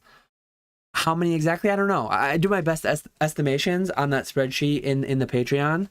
But, yeah, like, some people blow my mind when they look at the pop reports and they think like, oh, that's probably more than half of all of them that were ever printed were graded. I don't think that's, in some respects, I don't think some of those cards, 1% of the cards are graded. Look at some of the cards we know the distribution of. Look at, like, I think one thing that's very instrumental and demonstrates to us examples, specific examples. Look at Masaki Gengar. 30,000 were printed. That's a valuable card. How many are graded total in the pop report? Like, I genuinely don't know. Let me look quick. But yeah, 30,000 Masaki Gengars were printed. Very, very expensive card. A lot of attrition. The way it was distributed really badly damaged a lot of them. But all across all the grades at PSA, there's only 1, 2, 3, 4, 5, 6, 7. Say there's 1,000. There's not 1,000, but 600-ish. Say you add in CGC, add in BGS, there might be 1,000-ish. That's only 3%. Only 3% of the Masaki's made, and some of those are regrades, so it's even less. And that's a valuable card. Cards like first edition Muck.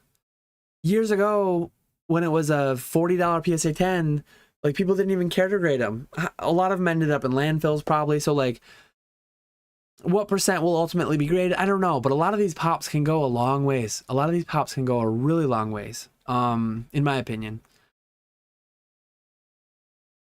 Yeah, 1,000 packs. AP Sports Cards, I submitted 450-ish mint first edition WotC Hollows at 18. I'm sure there's a lot of other people who have a bunch too. I cracked a lot and submitted a lot. I had some that I didn't crack that I just had raw from collections or that I pulled myself. So I did I did submit a lot too. Not enough to like double the pop report or anything, but a lot of those pops are going to go up over time. A very, very lot, I think. Relative to sports, everyone says they're so low, and yeah, but they're going up steady, and they're going to keep going up steady for as long as the prices remain high. The higher the prices go, the more are going to get sent in. Relative to sports, though, a lot of the prices are low still. Where did you start collecting as a kid? Shadowless, unlimited? Unlimited. We didn't have, I live in New York, the woods in New York. I remember a little bit of Shadowless here and there. I actually thought they were fake cards, I think, for a while, but mostly just unlimited base. So all my collection as a kid, a little bit of first edition here and there, but not much at all. Jungle, Fossil, Rocket, all those were unlimited, pretty much. Yeah, 1 out of 1,000 pull rate for a card isn't what I'd say an incentive to open boxes. So that's a very good point. Like when I opened a pack the other day on that stream, I opened a Charizard. My odds to open that Charizard, 1 in 15. It's reasonable to open a base box to try to chase a Charizard because you have a 75% chance, roughly, of getting one. 5 years from now, are people really going to chase Moonbreon by opening boxes? There's going to be 10,000 PSA 10s. You're just going to grade one of those. Still, though, even with that long shot of odds, people are going to probably buy the boxes to hold as investment, whatever. Maybe some people will be opening them here and there, but $1,000 box, there's no way people are going to be opening a $1,000 or a $10,000 box chasing a Moonbreon when it's 1 out of 30 boxes. And that'll hurt it to some extent, maybe, because you can open base to chase Charizard, but you can't open Evolving Skies to chase Moonbreon, especially in this theoretical future where it's a 4 or 5 figure box.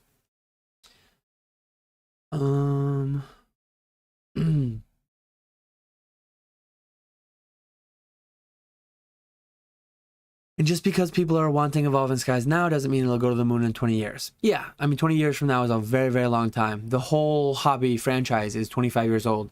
20 years is, we're barely over halfway there. Old Skool, can I ask why you waited so long? The cards were like 509 and grading was $10. I assume you were cranked through them the whole time and just had so many. I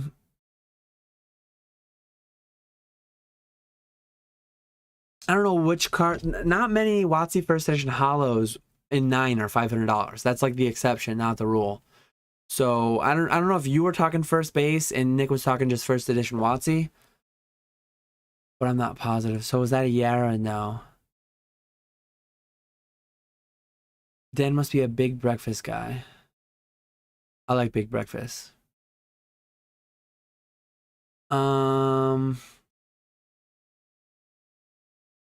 I was actually away working majority of 2020 and just never submitted them before PSA shut down. Good Greaser Pete. When did you start keeping products sealed? What year and reasoning behind it? So 2014, when I got back into the hobby, I got into distribution pretty quick. And one thing I did right out of the gate pretty much was right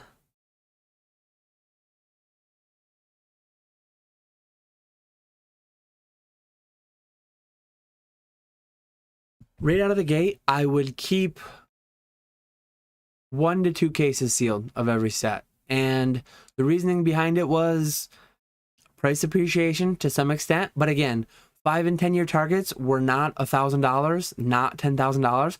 5 and 10 year targets were like, coming from traditional investments, if 7% rate of return, the rule of 70, whatever you want to call it,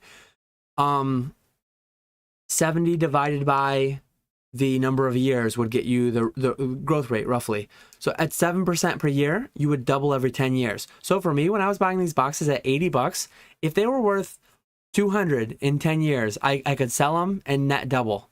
To me, doubling every 10 years is like reasonable. Now with 2020 under our belts and everyone just feels like 2x's every year, 10x's every 5 years, 10 years. It's crazy to me. Saying the Moonbreon is probably not in that box does not sound like a selling point for the box. Yeah. You have 10K and you have to open sealed product. What do you open? WotC's excluded. Metazoa UFO, because I already did. Very plus EV at my cost. Surely shiny alt arts are coming, let alone all the other crazy chase cards they could make over another 25 years. I don't think Moonbreon will tank, but it's surely unlikely to soar above the rest. To me, and this is not financial advice, to me, Moonbreon's already been coming down a little bit here and there. Let me pull up the price chart. Pokedata.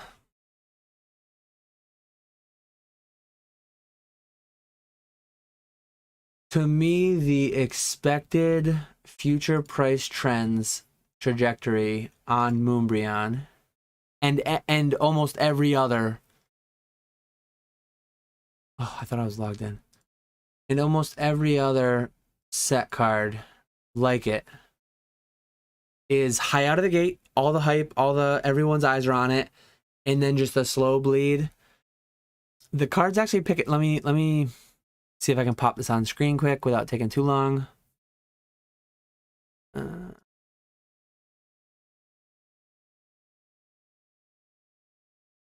Covered me up entirely. Moonbreon. So yeah, here's Moonbreon. Hopefully you can see that reasonably well.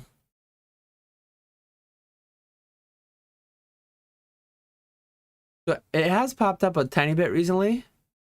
Generally speaking though, high out of the gate, and then it's been trending down. Had a couple, went too low, and then it came back, and then it's been too low and came back. They're gonna do that over time. The equilibrium that I was talking about.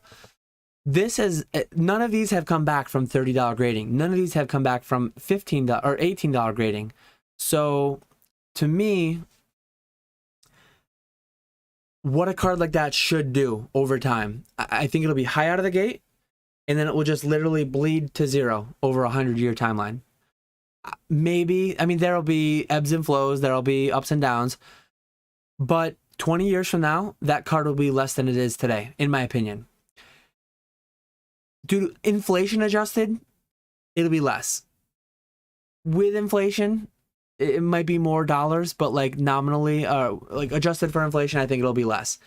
And there's just so much it's competing with. It's competing with every future card that comes out. It's competing with every card that came out before it.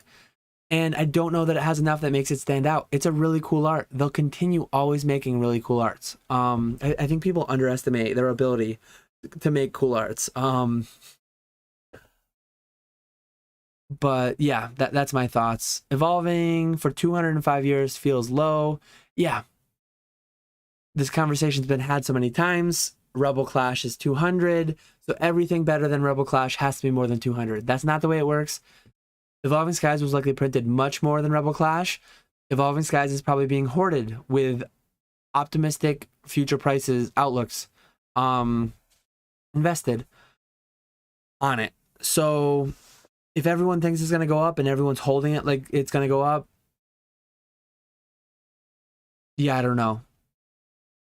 So very, very dangerous logic to say 5 years later, like 5 years, like some of the, like, don't look at the XY sets and say the Sword and Shield sets have to do that. Very different times, very different things going on. So yeah, it could be. But to say it's like a certainty, to assume it's a certainty, very, very dangerous. Evolving Skies is just broken. Matt L's already selling Evolving Skies for 120 right now. Maybe under, he meant? I don't know. I would be surprised if even close to half of the base jungle fossil have even been graded. Probably close to a quarter of them ever. Oh, definitely not. I can confidently say, like base set. Let me pull up base set Charizard. There's no way 25% of base set unlimited Charizard's been graded. I wouldn't think, like, I've done the print run numbers. I don't have the exact numbers by any means, but I did a reasonable estimation for Patreon, and there are at least 2 million base set Charizards printed. 2 million base set unlimited Charizards. Pokedata's not pulling up for me. Let me pull up Pokemon price quick for...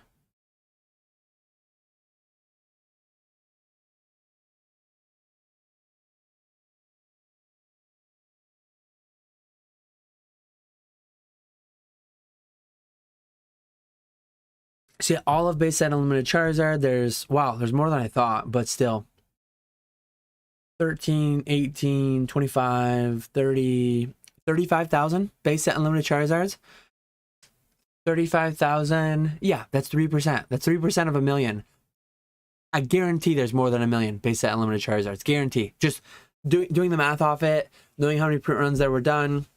Yeah, much less than 3% of base unlimited Charizards been graded. So, well under a half, well under a quarter, well under 10%, in my opinion. Evolving set a high bar for Scarlet and Violet. I say it's a win-win. If Scarlet doesn't make a set stacked with all arts as popular as Evolving, then it's appropriate, even better. Otherwise, Pokemon. People thinking base, jungle, and fossil are rare. Yeah, they're definitely not rare. Scarce in certain high grades, but... Hey, Mertz, thanks. Congrats on 1 year. Keep up the good work.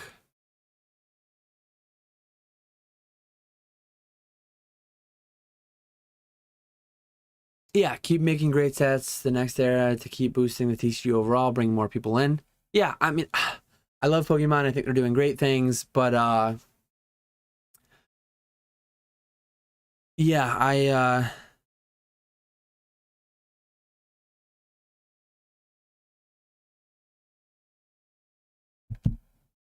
for people to say, like, and I said it multiple times, and I could be even wrong there. I said Hidden Fates felt historic. I feel like 20 years from now, Hidden Fates will stand out with the Shiny Vault, with what they did with that.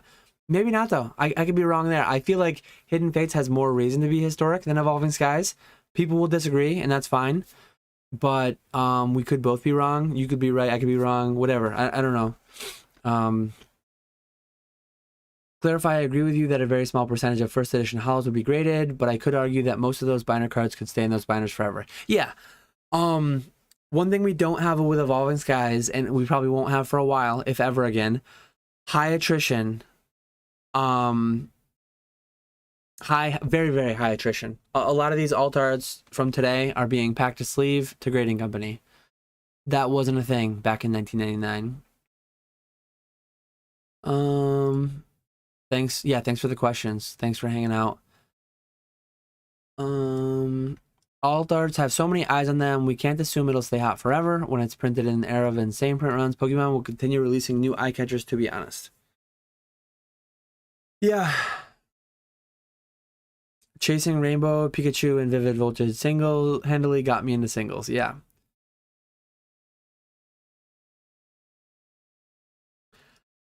I started collecting Shadowless, still have my Shadowless, Zard, Blastoise, and my Venusaur's Crazy OC. Those are my couple first edition Charizards I'll never let go. In World of Warcraft TCG, the loot cards were chase cards. They had chase rates like current Pokemon. People didn't buy sealed product to get. They just bought the card. Yeah, there's almost 1,700 PSA 10 Moonbreons. It's going to be a lot higher in a couple of years. Like, that's going to be a top 5,000 PSA 10, and there were probably 50,000 printed. We might not get 25% PSA 10 or PSA graded copies of like modern day cards. 25%. Who knows? Maybe we do. Maybe they printed 50,000, and maybe in 10 years it's going to be 25,000 of them graded. I doubt it would be that high, but I think people who grade cards, people who collect graded cards, way over estimate what percent of cards get graded. I mean, like I said, I've heard people years ago, I heard people think like, oh, these pops can never be X, Y, or Z. Over half the cards are probably already graded. I don't think they're, except for some like random trophy cards that there's only like 6 of, and maybe somehow 3 of them got graded. I don't think there's any card that has 50% of the total amount graded. Again, there could be like one-off. Maybe someday the illustrator will get there. Extra copies and all that. Who knows how many that more. There's probably already more than 20. There's probably already more between all the companies. There's probably more than 20 of the 39 graded. But the 39 is likely higher than 39. So, yeah. Apologies if it's already been answered, but how do you anticipate the ETB reprint will affect the price of Evolving Skies booster boxes? Seeing as this reprint run is supposedly larger than that of the Booster box reprint. I don't really know. Booster boxes should be worth more than 36 loose packs. ETBs make a lot more loose packs be out there, but obviously not the box. So will the prices decouple? Usually at release, packs will be worth,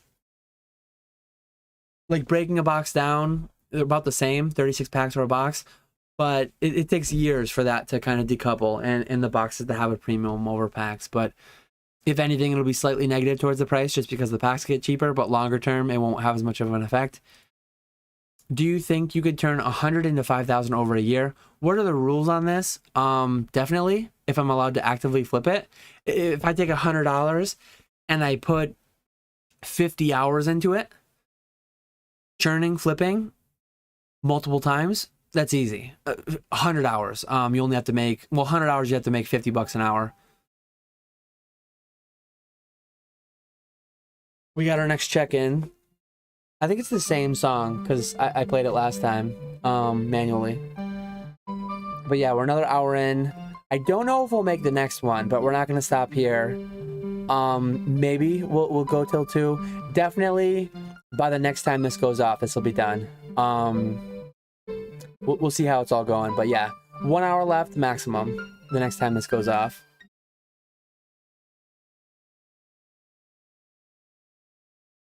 So yeah, if you're allowed to buy and flip, yes, easily. Because like you could make $5 an hour if you put half your year into it, if you put 1,000 hours into it. So that's definitely doable. If you have to buy one thing for 100 and then it has to appreciate 50 times, very, very hard in this current environment. If you can buy a $50 card and grade it, or an $80 card and grade it, it makes it a little bit easier because you just have to get lucky on a 10. Still very hard though. Not many cards that are $80 raw are $5,000 in PSA 10. That's tough. So yeah, it depends on. Okay, like how they trade a coin into some first edition slab at those conventions. So yeah, if you're allowed to flip, trading only. So not like buy sell. Probably could. Trading only even. A little bit tougher, but if you're allowed to buy sell, it's really easy. It's just how much dollars per hour you made. Yeah, 2 million Charizards means 2 million Poliwraths. Sorry, James. Do you ever think Evo will bring back foreign Pokemon under $40 now that things have cooled off a bit in the space? I don't think so. To me, it's surprising how much variety they do now. It's got to be so complicated to sort and manage all that inventory.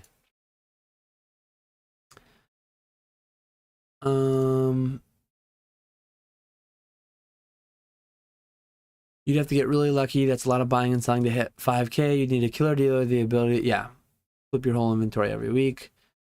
All statistics. Some raw cards you could buy for 20 that sell as 2K for PSA 10s. Favorite card in UFO? So Griddle Greaser Pete, I would say. I showed him a couple times. I don't know if you saw, but I'll pop him back up quick. Griddle Greaser Pete is my boy. Coming in hot. There's like a common version of him too. Not hollow, obviously, but after that, I like the Men in Black. Men in Black's cool. This card's actually fairly cool, and it has a super common error. So I'll show you the non-error and the error version. But the first arts that hit me were the Bacon Ski Pig, Griddle Greaser Pete, Wackenyan, I believe it's called. I have no idea if I'm saying that right, but Wackenyan. This one.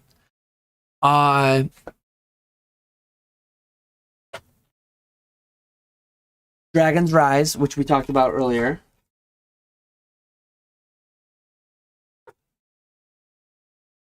So Wackenyan, Dragon's Rise.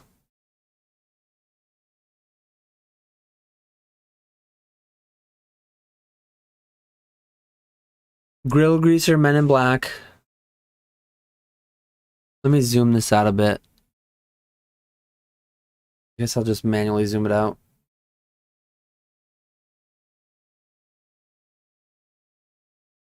The Men in Black, Griddle Greaser. Then there's what is it called? Aquatic Submergence. Water. I always say aquatic. Water Submergence is really cool. I like that one a lot. These would probably be top 5. Am I missing any?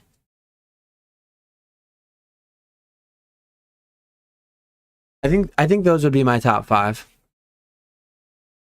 We'll go back to full cam. Yeah, so this is still on the flipping thing. Definitely a lot of dead time, especially if you're grading something. Lose a lot of time sending the PSA. Do you think the vintage Japanese promos are a good buy now, such as Eevee Porygon fan club promos or Natawake birthday Pikachu? It's all about cost basis for me. I don't want to buy anything at current market and bank on the market going up. I just like buying for a percent under market and flipping. Maybe some of those things, there's still room for them to go up a bunch. I'm sure they're down a lot. I haven't tracked any of them specifically. I'm sure they're down a lot from the peak. Some good things fell too much. Like a lot of the bad things that fell 80% dragged down some good parts of the market too much, in my opinion. So yeah, there could be plays out there. I'm just not personally. I have one of each of the Eevee and Porygon. I'm not too interested at selling at the current price. So I guess in many ways I'm banking on the price going up, but how high, I don't know. Those are just an example of the kind of things that I can't replace for the price they're selling for raw now. I like to sell things that I can actively find cheaper and just flip and make margin like that. Thanks, Devin, for stopping in. Yeah, I mean, Moonbreon isn't the first Moonbreon, right? Neo Discovery had it. Probably more too.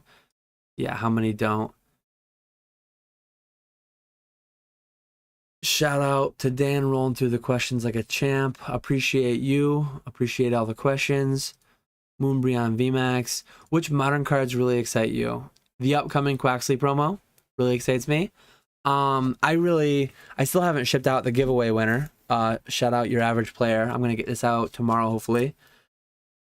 The metal cards were really cool. Chemical Engineer used to still collect precious metals, bullion, stuff like that. Even though it's not a precious metal, but yeah, the modern promo cards, even though like reprints, I prefer the original. The reprinted Blastoise, Charizard, all those. I like the alternate arts, and like a lot of them excite me. Really, really cool. A lot of what's going on right now. Oh, I completely forgot, but I just looked over. So Whack and Yan, back to Metazoa quick, sorry. Very, very common. Like maybe a third of them. This red like stain spilled over. Let me get one that doesn't have it. But yeah, really, really excited about all of it. So many, like we're in a golden age of modern, I've heard people say, and I agree. So this Whack and Yan, it doesn't have the stain, but like a third of them do have this red ink stain, like very, very common. I don't know what happened there, but it's common on a lot of them.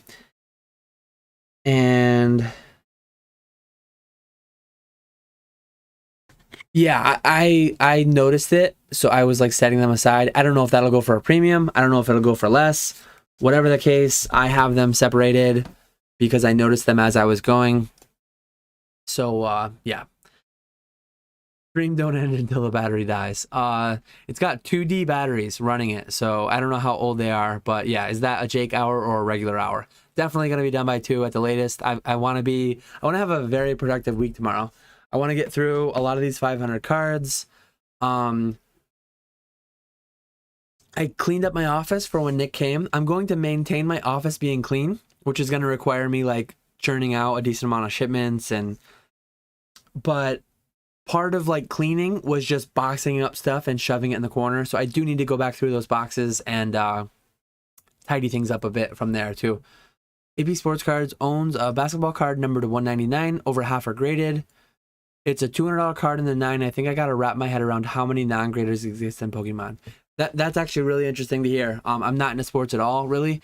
So to see over half of a card being graded, that is like not remotely a thing in Pokemon. Yeah, I guess I need to wrap my mind around that's one. I mentioned it with conversations on Wilderness and the Green Man. One thing I love about serialized cards, you can kind of tell how much of a product, very, very roughly, has been opened. Like 20 Green Men have been publicly pulled and shared. So we know at least 20% of Wilderness has been opened. Now it's not like every 1,000 boxes you hit one Green Man guaranteed, but proportionally speaking, statistically speaking, if 21 of 100 cards have been opened, roughly 20% of the print run has been opened minimum. Some amount of people open a Green Man and they don't know what it is. They don't show it on social media, or they know what it is. They put it in their binder. They don't talk about it. They don't sell it. They don't post it anywhere, so it doesn't get captured. But yeah, whatever product that was, if over half are graded, you know over half of the product has been opened. That's one really cool thing behind numbered cards. And then you can look at the pop and you can see like there's a ceiling on that pop, right? If only 200 exist, regrades, it can inflate it a little bit, but yeah, really cool. Where the Pokemon TCG is come the 30th anniversary will be interesting. Oh, I gotta lower my you can see my camera here now. Yeah, really, really interesting. We're 5 years away. I think a lot of people, oh, is that going to be the next boom? When's the next hype period? I don't know, but I'm going to be around. 5 years. 5 years is quite a while. I've only been back into the hobby for 8, but I'm pretty confident I'll still be around 5 years in. So, yeah, Pete is hilarious. I like him a lot too. Men in Black and UFO are great too. Also, like Evil Wins is cool. I like the Boogeyman. Those are other good arts. Are you looking to go heavy into EV Heroes on likely its last reprint in September? I wonder if people will be wanting to buy graded packs down the road since it has such great evolution pack art. I've never graded... I don't think I've ever graded Japanese packs. No, I haven't. I did grade some ultra modern English packs and I did really well with them. Really good margin. So maybe I'll look into grading some ultra modern Japanese packs now that I'm getting into them more. Whether I go heavy into the reprint or not is highly dependent on my cost basis. If I get hit up by people that have access to it for quite a bit cheaper at a reasonable rate, I will go. If I could get into it at 50 a box, obviously I would go very, very, very heavy. If I have to do secondary market and if I'm only able to get it for 100 a box or something, 120 a box, I'm not going to get very much, if any more. I have been slowly selling out of what I had. I only had 20 or so boxes, I think. I've been slowly selling those at 150 to 180 as they've been coming down once we heard of the reprint. So if I miss out on it, it's not going to break my heart, but I would love to get more if I can. Ideally sub 100, but it might not happen. Hey Dan, just wondering what your take is on the Game Boy promos in terms of print run versus longer term demand. Thoughts? Do you think they have similar print runs? I'm drawn to them, but am I an outlier? I really like the Game Boy promos. I really loved Game Boy. The tie into that and the release of those, like really, really cool. How many were printed? I have absolutely no idea. The Lugia, the Dragonite. Let me see what the pop is for the Game Boy Dragonite. So there's 7, 14, 16, about 2,000 total graded at PSA. There could have been 1 million printed. There could have been 100,000 printed. I have no idea, but there are probably a lot printed. Japanese, probably pretty high quality. About 50% are PSA 10, 50% PSA 9. Quite a bit below that too. But as far as like just 910 only, about 50-50 PSA 910. Those pops could go up a lot. I don't really know. It's not a card. I believe I have 0 of them right now. Binder, graded, anywhere. Did you catch Mason's video on Cardinal Gaming about people already selling UFO boxes on TCG Player for around 90? Yeah. Really weird spot. I mentioned I did a Metazoa video before UFO came out. I took 400 booster boxes of it. I anticipated that I was not going to be able to sell any for a long time. My intent was to just crack boxes and sell singles and grade some cards, and that's what I did. It's been going really well selling singles, but I can't sell graded or sealed because my map is 140 Friday it goes down to 112, but even at 112, I don't think anyone's going to buy from me when they can buy for 80 or 90 on TCG Player. So it's going as I expected. I think there's going to be a lot of bans between now and Seance. Will the map be loosened to where the map is lower? Will MSRP come down? I have no idea. Will the print run be lowered for Seance? Intent is that it won't be lowered, but it's a dynamic situation. How it will be dealt with, I have no idea. As for now, I bought UFO knowing that it was going to be rocky and bumpy, and I'm a partner. I'm going to stay a partner, not going to get myself banned. I'm comfortable in the position I'm in, holding everything I have if I have to. But right now I'm breaking a lot for singles because the EV is very, very high in my experiences. I'll do a video coming out Saturday talking about my experience with UFO. So same with VMAX. Climax has great pack art and a lot to say. The Japanese call that special set their best in years. Has your wife/family always supported your Poke career? What did they think when you said you were quitting your job? So that's a really funny thing that I actually, if the chat didn't run away and get me so far behind, I was going to talk about it a little bit because pandemic, really weird. There's some family and friends that I haven't seen in a long time still. I have newborns. I have some friends with newborn, well, not newborns anymore, but I have young kids. I have some friends and family that have really young kids. So with the pandemic staying in more because of it, and just when you have a newborn, you don't go out and do as much, pandemic or not. So I feel like some people in my family, first cousins, second cousins, might not even know. First cousins would all know by now. But some of the type that I only see on holidays and stuff, I haven't even seen in a couple of years. And some might not know. Some I've just never talked about it to them. I probably have some fairly close friends that I see a few times a year, that I've seen a few times in the past year, that it just never came up. It's like, how's the kids? How's the house? How's the family? And then the job thing never came up. So like, I don't, first time I see, when I see someone, I don't say like, hey, I'm a full-time Pokemon guy now. It just naturally doesn't come up. So yeah, there's probably some people that I'm fairly close to that just still somehow don't know, which is kind of funny to think about. In some ways though, like I talked to my parents semi recently. I'm like, I don't really care. I already quit my job, so I don't care. It's not like I'm gonna go back.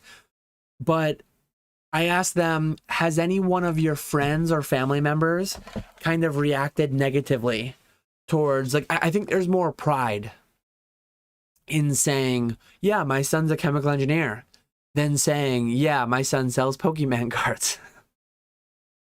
I don't care. I quit my job to do this. I knew that there would be some people that didn't get it, that didn't understand, and I just don't care. But like, do my parents take any negativity? Do they get it? Because I think to some extent, parents like to brag about their kids, right? Bragging about their kids' successes, and when you can't say, oh, mine's an engineer, mine's a doctor, mine's a whatever, mine sells Pokemon cards, almost sounds like a lot of people could hear that and think, oh, that's too bad. And to some extent, like, my parents heard a little bit of stuff like that. And I think fairly similar to me, my parents are fairly introverted overall, and they just don't really care what people think. Like my dad, actually, I mentioned, he's a physical laborer. He's a mechanic. He works with his hands. He's a tradesman. My uncle's a contractor. I know a lot of people that do that. I know plumbers. I know electricians. A lot of people like look down on work like that, like blue collar jobs, white collar, ivory tower type people. And I just don't think it's worth caring what other people think. So interesting story. And I just wanted to work that out. Like, same thing. Some of my in-laws, some of my wife's aunts and uncles or cousins hear that and they're like, oh, that's too bad. Or, oh, it's a shame he's putting that brain to waste, or it's a shame that he's not, whatever the case may be. I know it's out there. It sucks for anyone close to me if they feel anything weird about it, if they feel any negativity from it. It's unfortunate, but I don't think it's that much. And like my parents specifically, they don't care. They know that I'm happier doing what I'm doing. They know that I'm doing really well. I talk numbers with them, and they see a lot of things that I do. They watch this occasionally. I doubt they'll get what are we at? 4 hours into a live. I doubt they'll see this, but yeah, I'm doing this for me and the people who matter most. No. And some of the people who don't matter at all think negatively of it or whatever. And I just don't care. And the people who matter don't care either. So yeah, that's a long ranty thing that I was actually hoping someone would ask something along those lines because it is funny. To think how much like almost going back to the Metazoa thing, like people who don't like it care and talk and worry and think way too much about it. And like you go back to high school, people, well, yucking other people's yums, things like that. Like, oh, you like Pokemon? That's so weird. That's so like what someone does for a living is just so far and away unrelated to you and your life. So like if you feel the need to pick on someone or bully someone or think negatively towards someone for what they decide to do for employment, it's just really weird to me. But I know it exists. That's the world we live in. So yeah, there's that whole conversation around that. Great question, Mertz. I think my grandparents, I think they know I'm pretty smart and pretty good with money, and they definitely had some like funny faces when I talked about it. And some of the first questions my grandpa would, the first few months that it was happening, some of the questions my grandpa would ask me were pretty funny. But I've heard other people talk about this too. I've heard Scott talk about it a little bit. And the people that don't matter, I don't do it because it doesn't matter. But like to my grandpa, I told my grandpa some of the numbers that I've sold cards for, bought cards for, and that like quelled some of the conversation, that quelled some of the fears or concern for me, maybe the fact that I paid off my house and all this and that. So yeah, again, very long ranty conversation around that, but good question that I was actually waiting on someone to ask. Is Metazoa sealed products worth investing in? I've mentioned many times I don't like using the investing word, speculating. I speculate on certain things. When I bought all the UFO I speculated on it pretty heavily. Long term, because I bought 400 boxes. I knew I wasn't going to rip 400 boxes and crack and flip them all within a few weeks. So I have like a long-term eye on those. But I like to call it speculate, very semantic based, but yeah. Live stream length record. I'm not going to beat my record, I don't believe. I think when I was ripping UFO, I did that. That was almost 6 hours, I think. Let me pull it up quick. I'm cutting it by 2 for sure. Next time this goes off, that's gonna be like closing bell. But let me check how long that live was ripping packs. I don't think we'll pass it.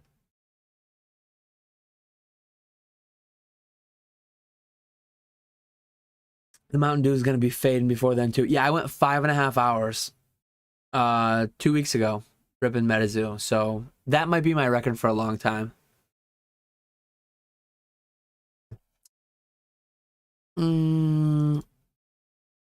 Thanks for the awesome insight, Dan. One last thing. I have a 1999 original Japanese Mewtwo Strikes Back poster from the first movie. What are your thoughts on Pokemon posters? I have some of the original posters too.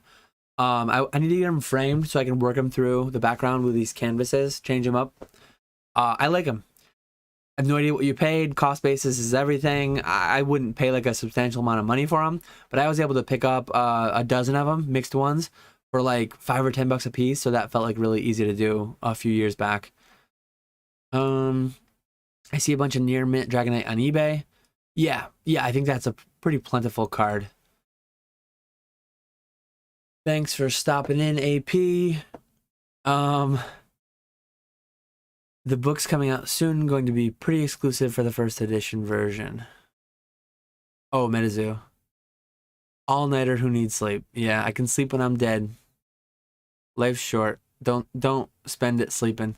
Yeah, DNA is still alive. You mentioned that your favorite day in the hobby was with Rusty and the gang. What was your favorite moment from that day? That day was so awesome. Like, it was really cool, as I said, to meet Jake for the first time in person. I had met Rusty before. I met Rusty at the Hartford Collectors event. I met Unlisted Leaf for the first time, and I got to see Zach and Nick, who I had met before, but I got to hang out with again. I only get to see them once or twice a year usually, so seeing them again was great. I got to meet Ray that night too. Ray, who's in the Pokenomics Patreon and Discord, and he's a funny guy. He's in a lot of the live streams, but he's probably sleeping now with work tomorrow. So, favorite singular moment. It's so hard to pick out a singular moment from the day. Honestly, that four-wheeler. Anyone who saw the story that, I forget if Zach put it up or Nick or Rusty. Maybe it was Rusty's wife put it up. I don't remember who. But it was a few of them on the court, and I was bombing around on a 50 or 100cc, maybe 100cc four-wheeler. Let me pull it up on Amazon. I was bombing around on a little, let me see what the max capacity of these four-wheelers is. Like, I'm a big guy. I'm 6'4". I weigh 250 pounds. Let me share this. Let me make sure I share the right one. Where is it? X Pro 110cc.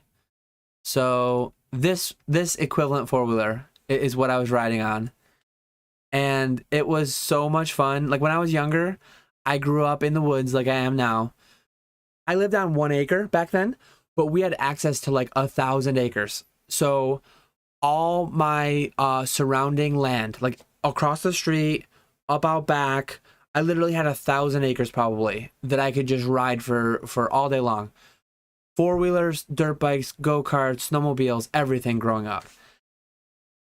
When I went to Rusty's house and I rode this tiny little four-wheeler, that was the first time I had ridden a four-wheeler in over 10 years, possibly 15 years.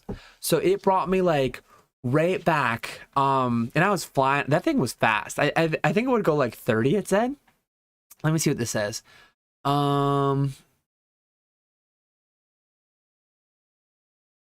Let me see if there's a weight limit.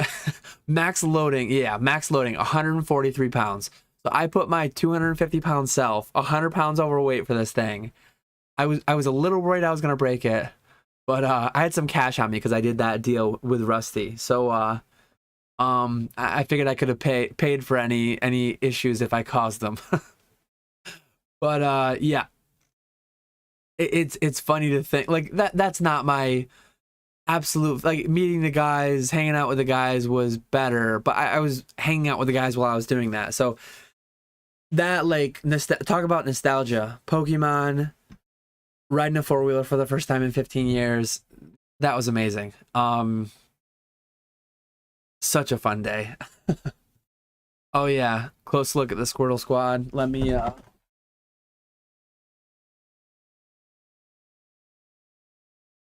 grab him, put him with the Metazoos. I'm almost caught up with chat. I actually was caught up with chat for a minute, so I think we've still got 52 watching. We're running on fumes right now. Let's see if we can get a few more questions in chat. My goal, definitely not going over it, but I want to get to where this is the final buzzer, the clock. So yeah, while I show the Squirtle Squad, if anyone's got questions, pop them up in chat. So yeah, it's graded PSA 9 marked. Someone literally just took like a gem mint plus Squirtle and gave him the shades.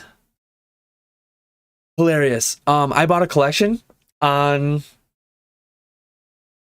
Heritage. That was a complete PSA graded base set. Some of it was first edition, some of it was shadowless. Ill-advised lot, but I looked through every card really quickly. And I saw this thing, and I'm like, I gotta win this lot. I probably bid $500 more on the lot than I would have had I not seen this. Really, really dumb. I ended up winning it for a decent bit under my max bid, I think. But yeah, hilarious. I'm gonna keep this card forever just because it's hilarious. I love Squirtle Squad from the show. So yeah, this one's PC for sure. Let me go back to full face cam.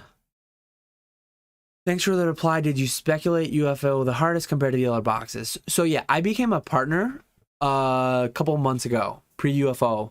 I was not a partner for Wilderness, Cryptid Nation 2nd Edition. I was not a partner for Nightfall, Cryptid Nation 1st Edition.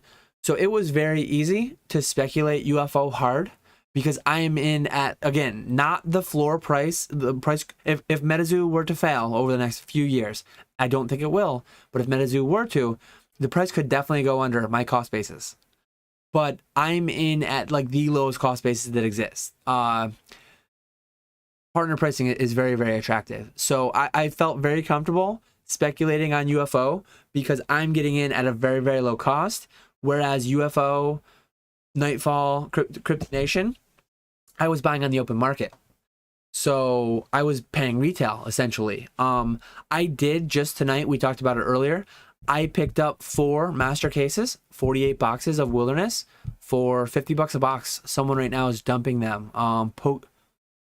Pokemon Worldwide or something is dumping them right now. At the time that I bought them, there was 32 master cases left, I think. I took 4. I put like $4 grand into it. I got a master case of spell books, maybe 2, and then 4 master cases of booster boxes, and then I got some of the release event decks too. So not because I did like UFO a lot, but the main reason I went into it the hardest is simply cost basis because that's huge. Yeah, I'm sure I have that. I should be able to go back through my stories. Somebody shared the story and then I think I reshared it, so you can't see other people's old stories unless they highlight them. But I think somewhere in my stories I should have it too. I have some videos that I took too that never made it anywhere. I showed a couple, and Nick, when Nick and I recapped the event, the Collecticon in our podcast, I showed some of the videos. So great memories. Yeah, Jake was shooting hoops, and there was me on the 110cc. I think there was a 250cc and a bigger one too. Maybe it was the 110 and the 250. And there was a go-kart. Hilarious and awesome. I wish that Kevin Hart would come to Collecticon Denver and we could all get a picture of you both together. That would be funny. I paid about $150 for my poster. I see some of the Japanese Neo, Genesis, or Base Jungle ETC original card shop set posters are super rare and very cool looking. Yeah, to me, like, feels like a lot for a poster, but if you love it and if you had $150 and if it's worth that to you, I'm all for it. To me, like I said, this is an ultra modern, mass-produced canvas. I could probably go online and I could probably get a high res of this and I could probably print it on printer paper somewhere for a lot cheaper than 40. But I bought 12 of these. I spent $500 on 12 of these canvases, and I felt good about that. Saying it out loud and thinking about it more, like, that's a lot of money, but they're beautiful. They're beautiful. I put some of my proceeds from selling some silly inflated PSA 10 non-hollows into those, so feels fair. Yeah, I'm sure since people have seen mine and I've been so public with mine, like, I don't think he's gonna stay top 1 forever. I'm sure people are gonna do it and get him graded, whether CGC, PSA, whoever. If I had been secret with mine and not shown it off, he could have stayed more unique. But, like, I've never been a big pop guy. Like, someone else having something doesn't really detract from me having it too. So if 100 more of those come out, if 1,000 more of those come out, I don't really care. I guess it's bullish for people who like shadowless, non-inked, non-marked Squirtles. But they're hilarious. So, do you think Japanese will ever be valued at or even remotely near English valuations? I feel like the Japanese Pokemon market is pretty cheap in comparison to English. When you talk about set cards, a lot of the things that hurt Japanese are... One of them is like the print quality. So there are certain set cards in English that are really, really low pop, really, really high value because the print quality was atrocious. Japanese cards generally grade easier, so the pops could be higher in PSA 10 for the chase cards. Expedition Mew is like one of them. Think about C Gem at Pokemon. So that's one consideration. As far as though, like overall, again, the hobby is very diverse. The market's very broad. The most valuable cards in the entire hobby are Japanese. So the Illustrator, the original Trophy Pikachu's, TMB, SSB. There's a lot of lower mid tier, Key, Pearl, Diamond, Platinum. A lot of very high end expensive Japanese cards, unique to Japanese though. So as far as just set cards, if you look at ultra modern though, I think and I don't follow it too closely, but some of the ultra modern alt arts are worth more in Japanese than English, right? I don't know exactly why that is. I don't know what the print runs are English to Japanese, but yeah, overall there's parts of it that are cheap, there's parts of it that are expensive, some's gonna go up, someone's gonna go down. It's just too broad to make like broad sweeping statements in my opinion. CGC will qualify and make it label green. Abort. Yeah, good call. So you won't get the color match. Have you considered buying and ripping boxes printed 5+ years or older? Oh, so looks like 8 cases were bought. They've got 24 cases left. So buying and ripping, I did. Like when I first got back into the hobby in 2014, I bought and ripped every box. I was buying Skyridge that was 11 years old. I was buying WotC sets that were 10 to 12 years old. I was buying black and white sets that were a couple years old. I was buying Heart Gold, Soul Silver, Call Legends, Diamond and Pearl, Platinum, EX eras that were anywhere between 5 and 10 years old. So that was back in the day when things were a lot cheaper. In the future, can I say definitively that I'll never rip another base set unlimited box? No, I might. I bought one recently. To open, to have the heavies, sell the lights, grade the lights. I'll be doing that frequently, I think. Boxes really don't sell for a premium over the heavy and light packs like that. So I'll always be making that play to some extent, I think. But as far as like ripping the entire box for me as an experience, very infrequently. We'll see. Maybe 10 years from now, when Evolving Skies is still $150, maybe I'll buy those to rip to chase Moonbryon.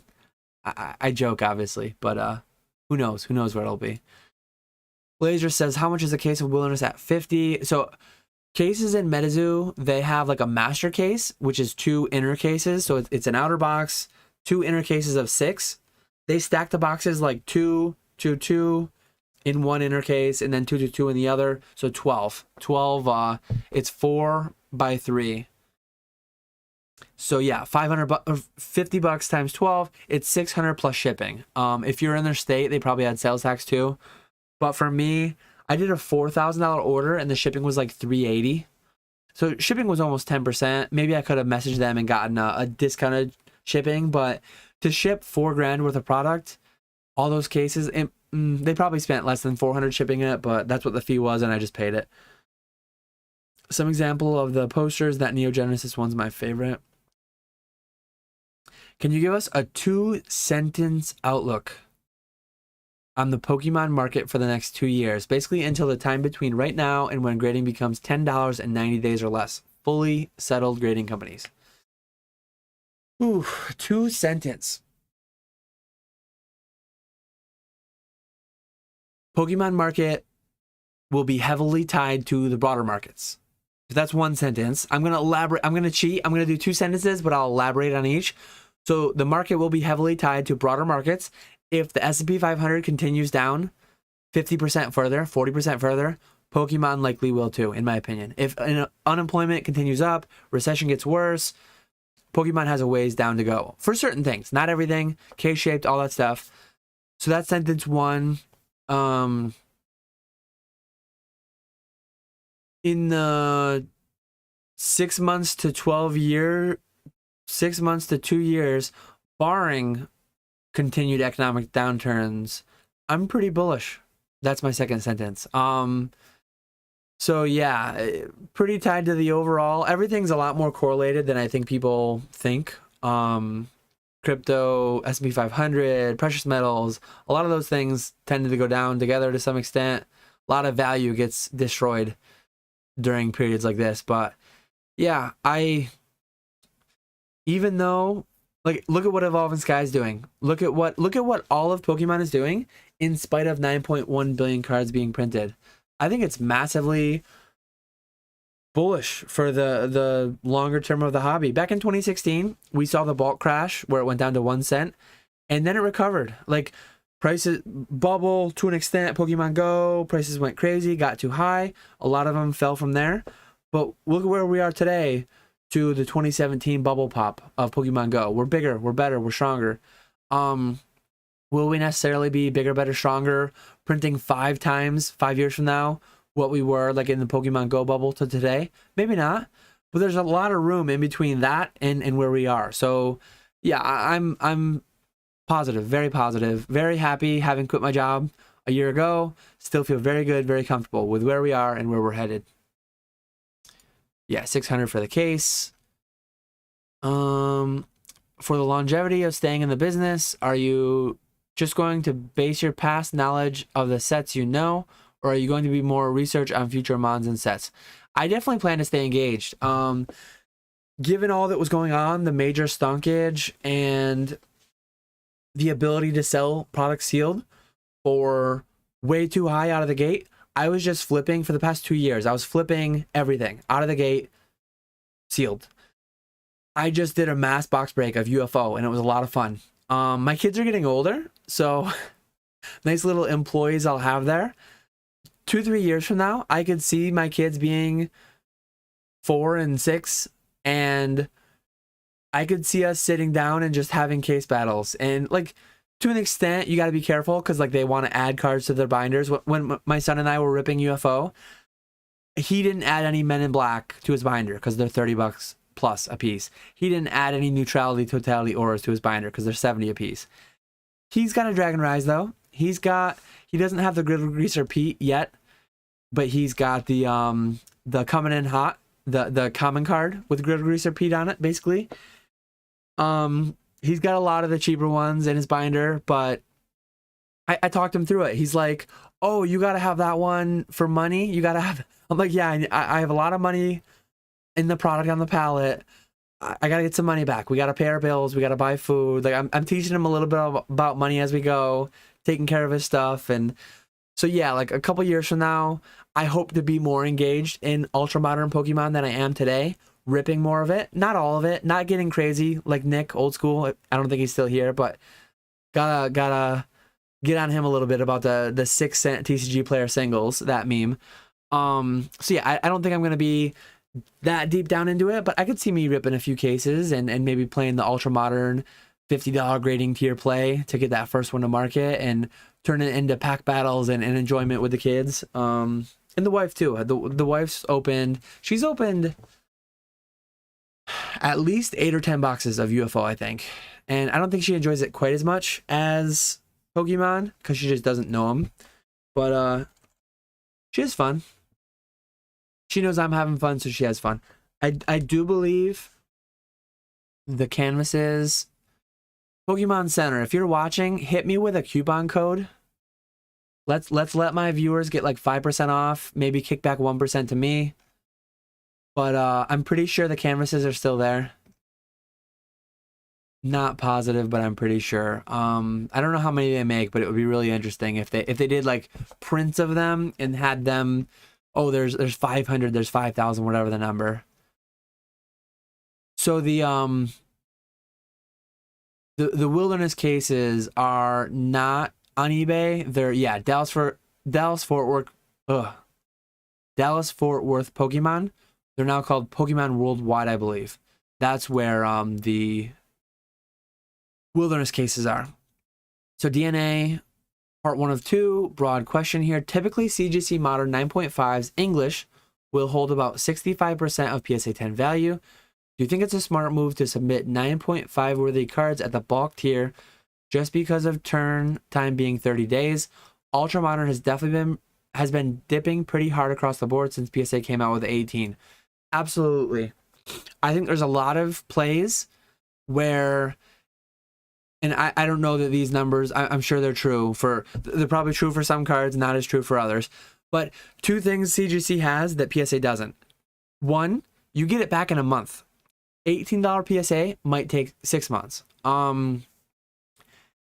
6 months from now, if the price falls more than 35%, the 65% of PSA 10 prices you get today is going to be higher than the PSA 10 price in 6 months if it falls 35%. A lot of the cards, like PSA 10 Gold Star Greninja, will fall more than 35%, guaranteed. Right now it's at 100. It's going to be less than 65. It might be less than 50, 40, 35, like the Sword Shield 50. So yeah, there are definitely plays where you're better off selling a CGC 9.5 less today than a PSA 10 6 months from now. Which card exactly? I can't list them all, but yeah, there's definitely some plays there. Absolutely. And one thing too that you have, yeah, so that was one. That one thing is prices falling, selling them today for more. Two, you get the lottery. You get, if you hit the 10, like there are Pikachu V Union cards. I sold Pikachu V Union, pristine 10s. It's a $1 promo. I didn't submit any to PSA because I'm scared what the price will do. It's a $1 promo. I sold perfect 10s for $250 to $300. $1 promo. I sold pristine 10s for $80 to $100. The 9s and the 9.5s are selling for like almost nothing. I'm probably going to bulk them out for like $13 a piece. But when you play the 10 lotto like that, and then if the 9.5 is 65% of 10, and then the 10s and the perfect 10s, ooh, there's absolutely plays there. I think some people completely write off CGC, and that's fine if you don't want to grade with them. But there's definitely plays there if you're looking at it. Keep sneezing all over my clock. I gotta quit doing that. Thanks, Gem at Pokemon. I don't know if that's the case for set cards, but I do know that some very exclusive Japanese cards become promos or set cards in English. So I would expect JP to be more in those cases, like that Vaporeon. Might buy some canvases. Yeah, I'm probably selling some Pokemon Center canvases tonight. They're beautiful. Look at it. Like, get that on a card. Imagine getting that. Some of these arts on these canvases, like getting those on cards would be really cool. The same exact cert Top Suns are that sold for $492K, then $192K is going up on Heritage next month. You have price predictions. Don't think there will ever be a card that crashes this hard again.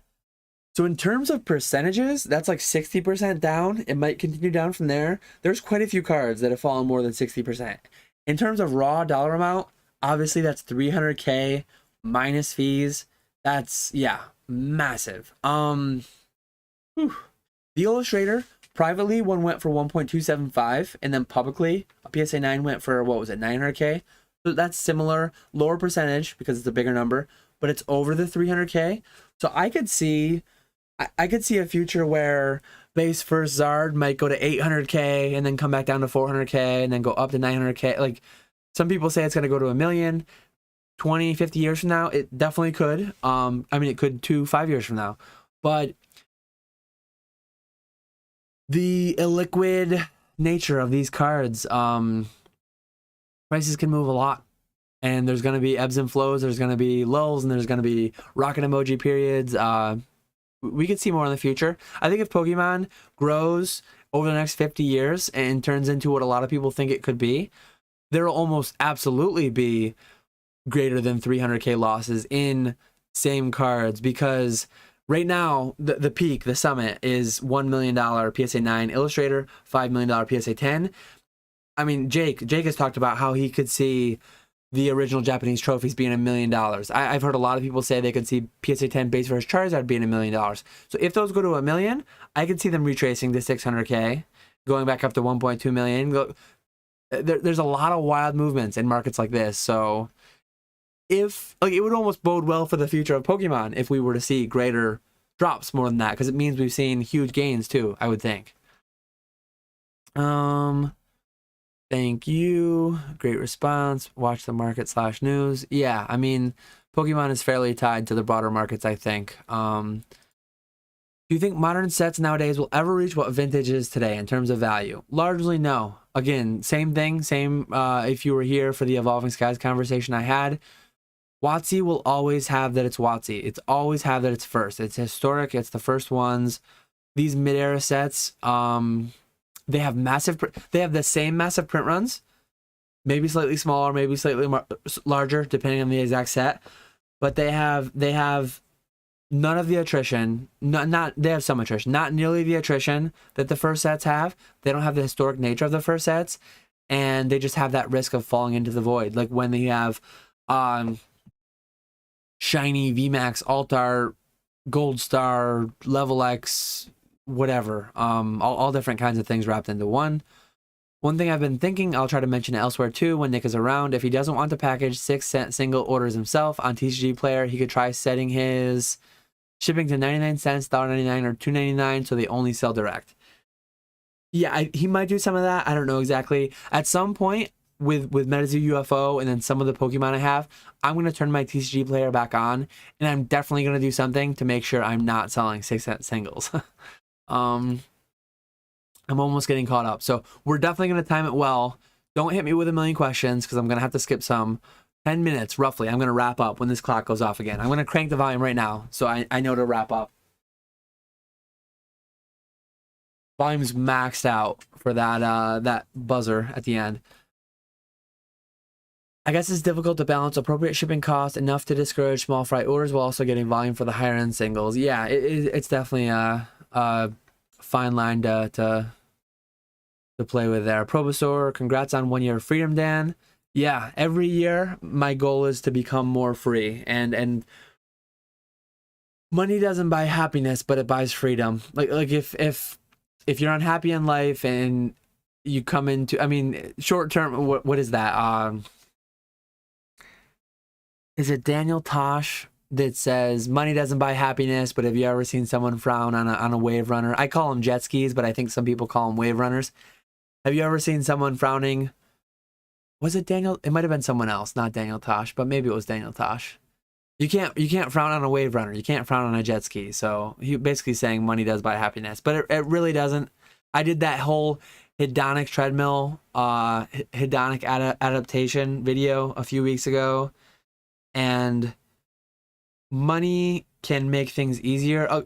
A set baseline, some amount of money makes your life easier, gets you more happy, but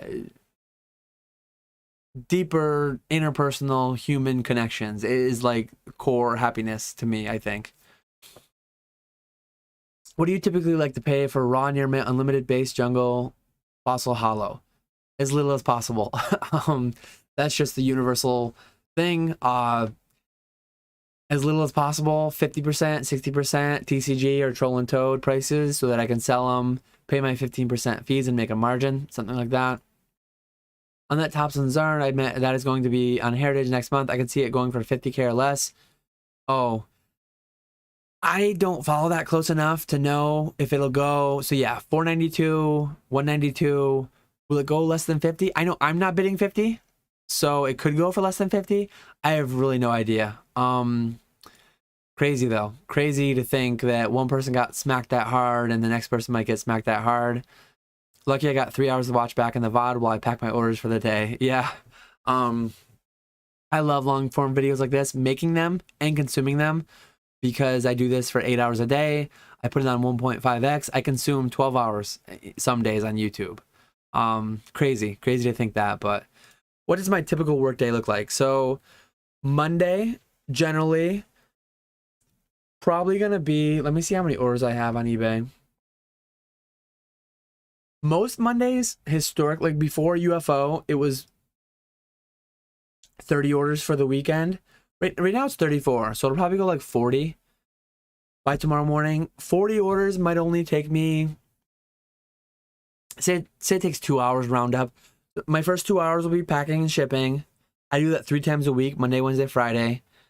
Given how many cards I have to list, I'm probably going to list for like 4 hours tomorrow.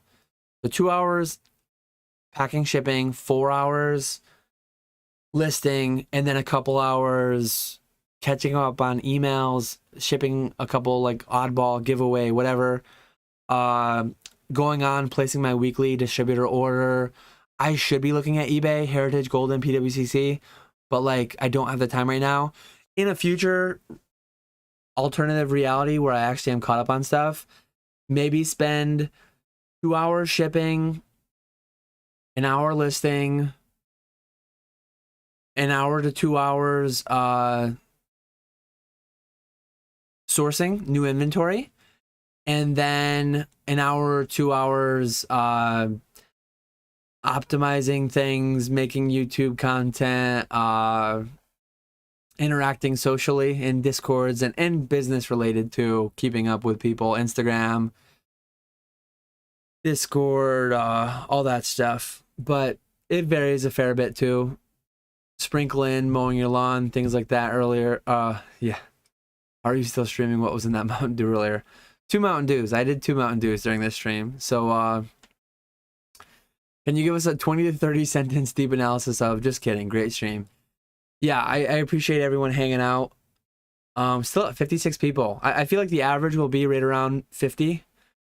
But it's funny. The first time I did this, I hit over 100. I think that Metazoa stream killed me. that 6-hour Metazoa stream. Because I did over 100 on the first one I ever did back in March. And then even midday ones. Like 3 weeks ago, I did a midday live and I hit 100 on a midday live weekday. Blew my mind. Anyways, still 50 people. Great. Amazing. Amazing to have this many people. I've barely kept up with chat the whole night. If it was 100, I probably wouldn't have. I probably would have had to go till 3. Yeah, Probosaur's heard that bit. Pretty sure it's Tosh. Haram just joined, so it's not you, it's me. I'm gonna be leaving in like 5 minutes. I've got a clock behind me. When this clock goes off, I'm wrapping up pretty quick thereafter. Maybe right when it goes, but yeah. I think I've seen you mention recently that it's pronounced Clay. I think I've said Clay a few times. Confirm for me in chat because I'm actually fully caught up. Is it Clay, Oliver? How'd the casino trip go after the last live? We had fun, but we left money there for sure. I joked 4 hours ago that I think we are going to be sponsoring a wing there. We left so much money. So yeah, let's do 1 more hour. No way I'm doing 1 more hour. We're doing 5 more minutes until this clock goes off, and then we're wrapping it up. I'm fully caught up on chat. Every message that comes in, I'm just going to absolutely rapid fire so that I don't get a backlog again. But yeah. Very, very much appreciate everyone hanging out. I guess I'll do a little bit of self-promotion right now since I'm up with chat. Affiliate link below. That helps me at no cost to you. Do you want to take money? Like, we all pay. A lot of us pay eBay a lot of money. Clicking the affiliate link below costs you no money. You're going to buy on eBay anyways. You click that link, 1 to 4% comes back to me out of eBay's pocket. So if you want to take money from eBay and give it to me, click that affiliate link. There's also the Discord or the Patreon down there if you want to support. Favorite Moonbryon? Neo Discovery. I like the original. Have a good night and week. Thanks. You too. Yeah, Clay. How many listings can you create in 4 hours? So someone else does my photos. My sister does my photos. I think she can photo like 50 an hour. So a little over a minute a piece. That's front back only usually. If it's higher end, I do like 3 of the front, 3 of the back I have her do.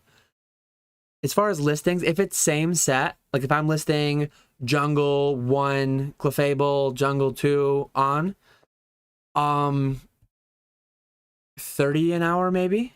Because it's literally sell similar, change the name, change the number, all the specifics are the same, say it's the same grade, same set. You can do like at least 30 per hour, 2 minutes a piece if you're only changing the title, photo, and that's with like my slow internet. It doesn't really slow me down much. I do the photo first, and while that's uploading, I change the title, change the price, and then go. That's with checking the pricing and being low list on eBay. If I'm listing auctions, it would be even quicker. If enough people demand one more hour of stream, I'll need to meet with supply. If the market demands it, I'll supply it, except for 1 more hour. I won't supply that. Are those prints behind you art from a Pokemon illustrator? That I mentioned that earlier. They don't attribute it to the illustrator on there. I'm surprised it's not signed on, and they don't say it on the listings on Pokemon Center. I don't know who illustrated them. It's shocking, honestly. Is it worth it to send vintage Japanese to chase the black label? I don't know. You'd have to look at I don't know how to find the BGS pop report, but I would look at it and see what the 10 rates are, Black Label rates are, and maybe give it a shot. But I'm not familiar enough with them. I don't grade with them really. I do hate eBay. All rates sold. Yeah, click that affiliate link, and I'll tell her. I feel like they could be better, but I think she's doing a decent job. I wouldn't do any better myself. Terrible photographer, but I'll pass it along. When's the next live? I did a live for a year on YouTube. I did a live for a year full time. I'm doing now weekly lives though. Weekly live throughout the day. They work better for some people, worse for some people. Wednesday or Thursday. Every week though, Wednesday or Thursday, I'm doing a live now. If I'm traveling, if something changes, I might not. But yeah, I do a Naoki Saito. I believe somebody else mentioned to me in Discord. They asked who it was, and they said, I believe this is the name they said it maybe was. I'm not a super like art guy. I don't know all the artist names. But yeah, check back Wednesday or Thursday during the workday, Eastern time. Pokemon is like, these are our art now. But yeah, I really love them. It's weird they don't attribute to the artist. Could be Saito. Yeah, I've had multiple people say it's probably Saito. Here we go. I appreciate everyone hanging out. This is the last one. When this ends, I'm ending. Colson, there you go. Shout out. What are you? Poke.call on Instagram. Go check him out. Give him a follow. He's in the Pokenomics Discord, Patreon. I'm fully caught up with chat. Thanks for coming, guys. When this ends, I'm shutting her down. I just hit 5 hours too.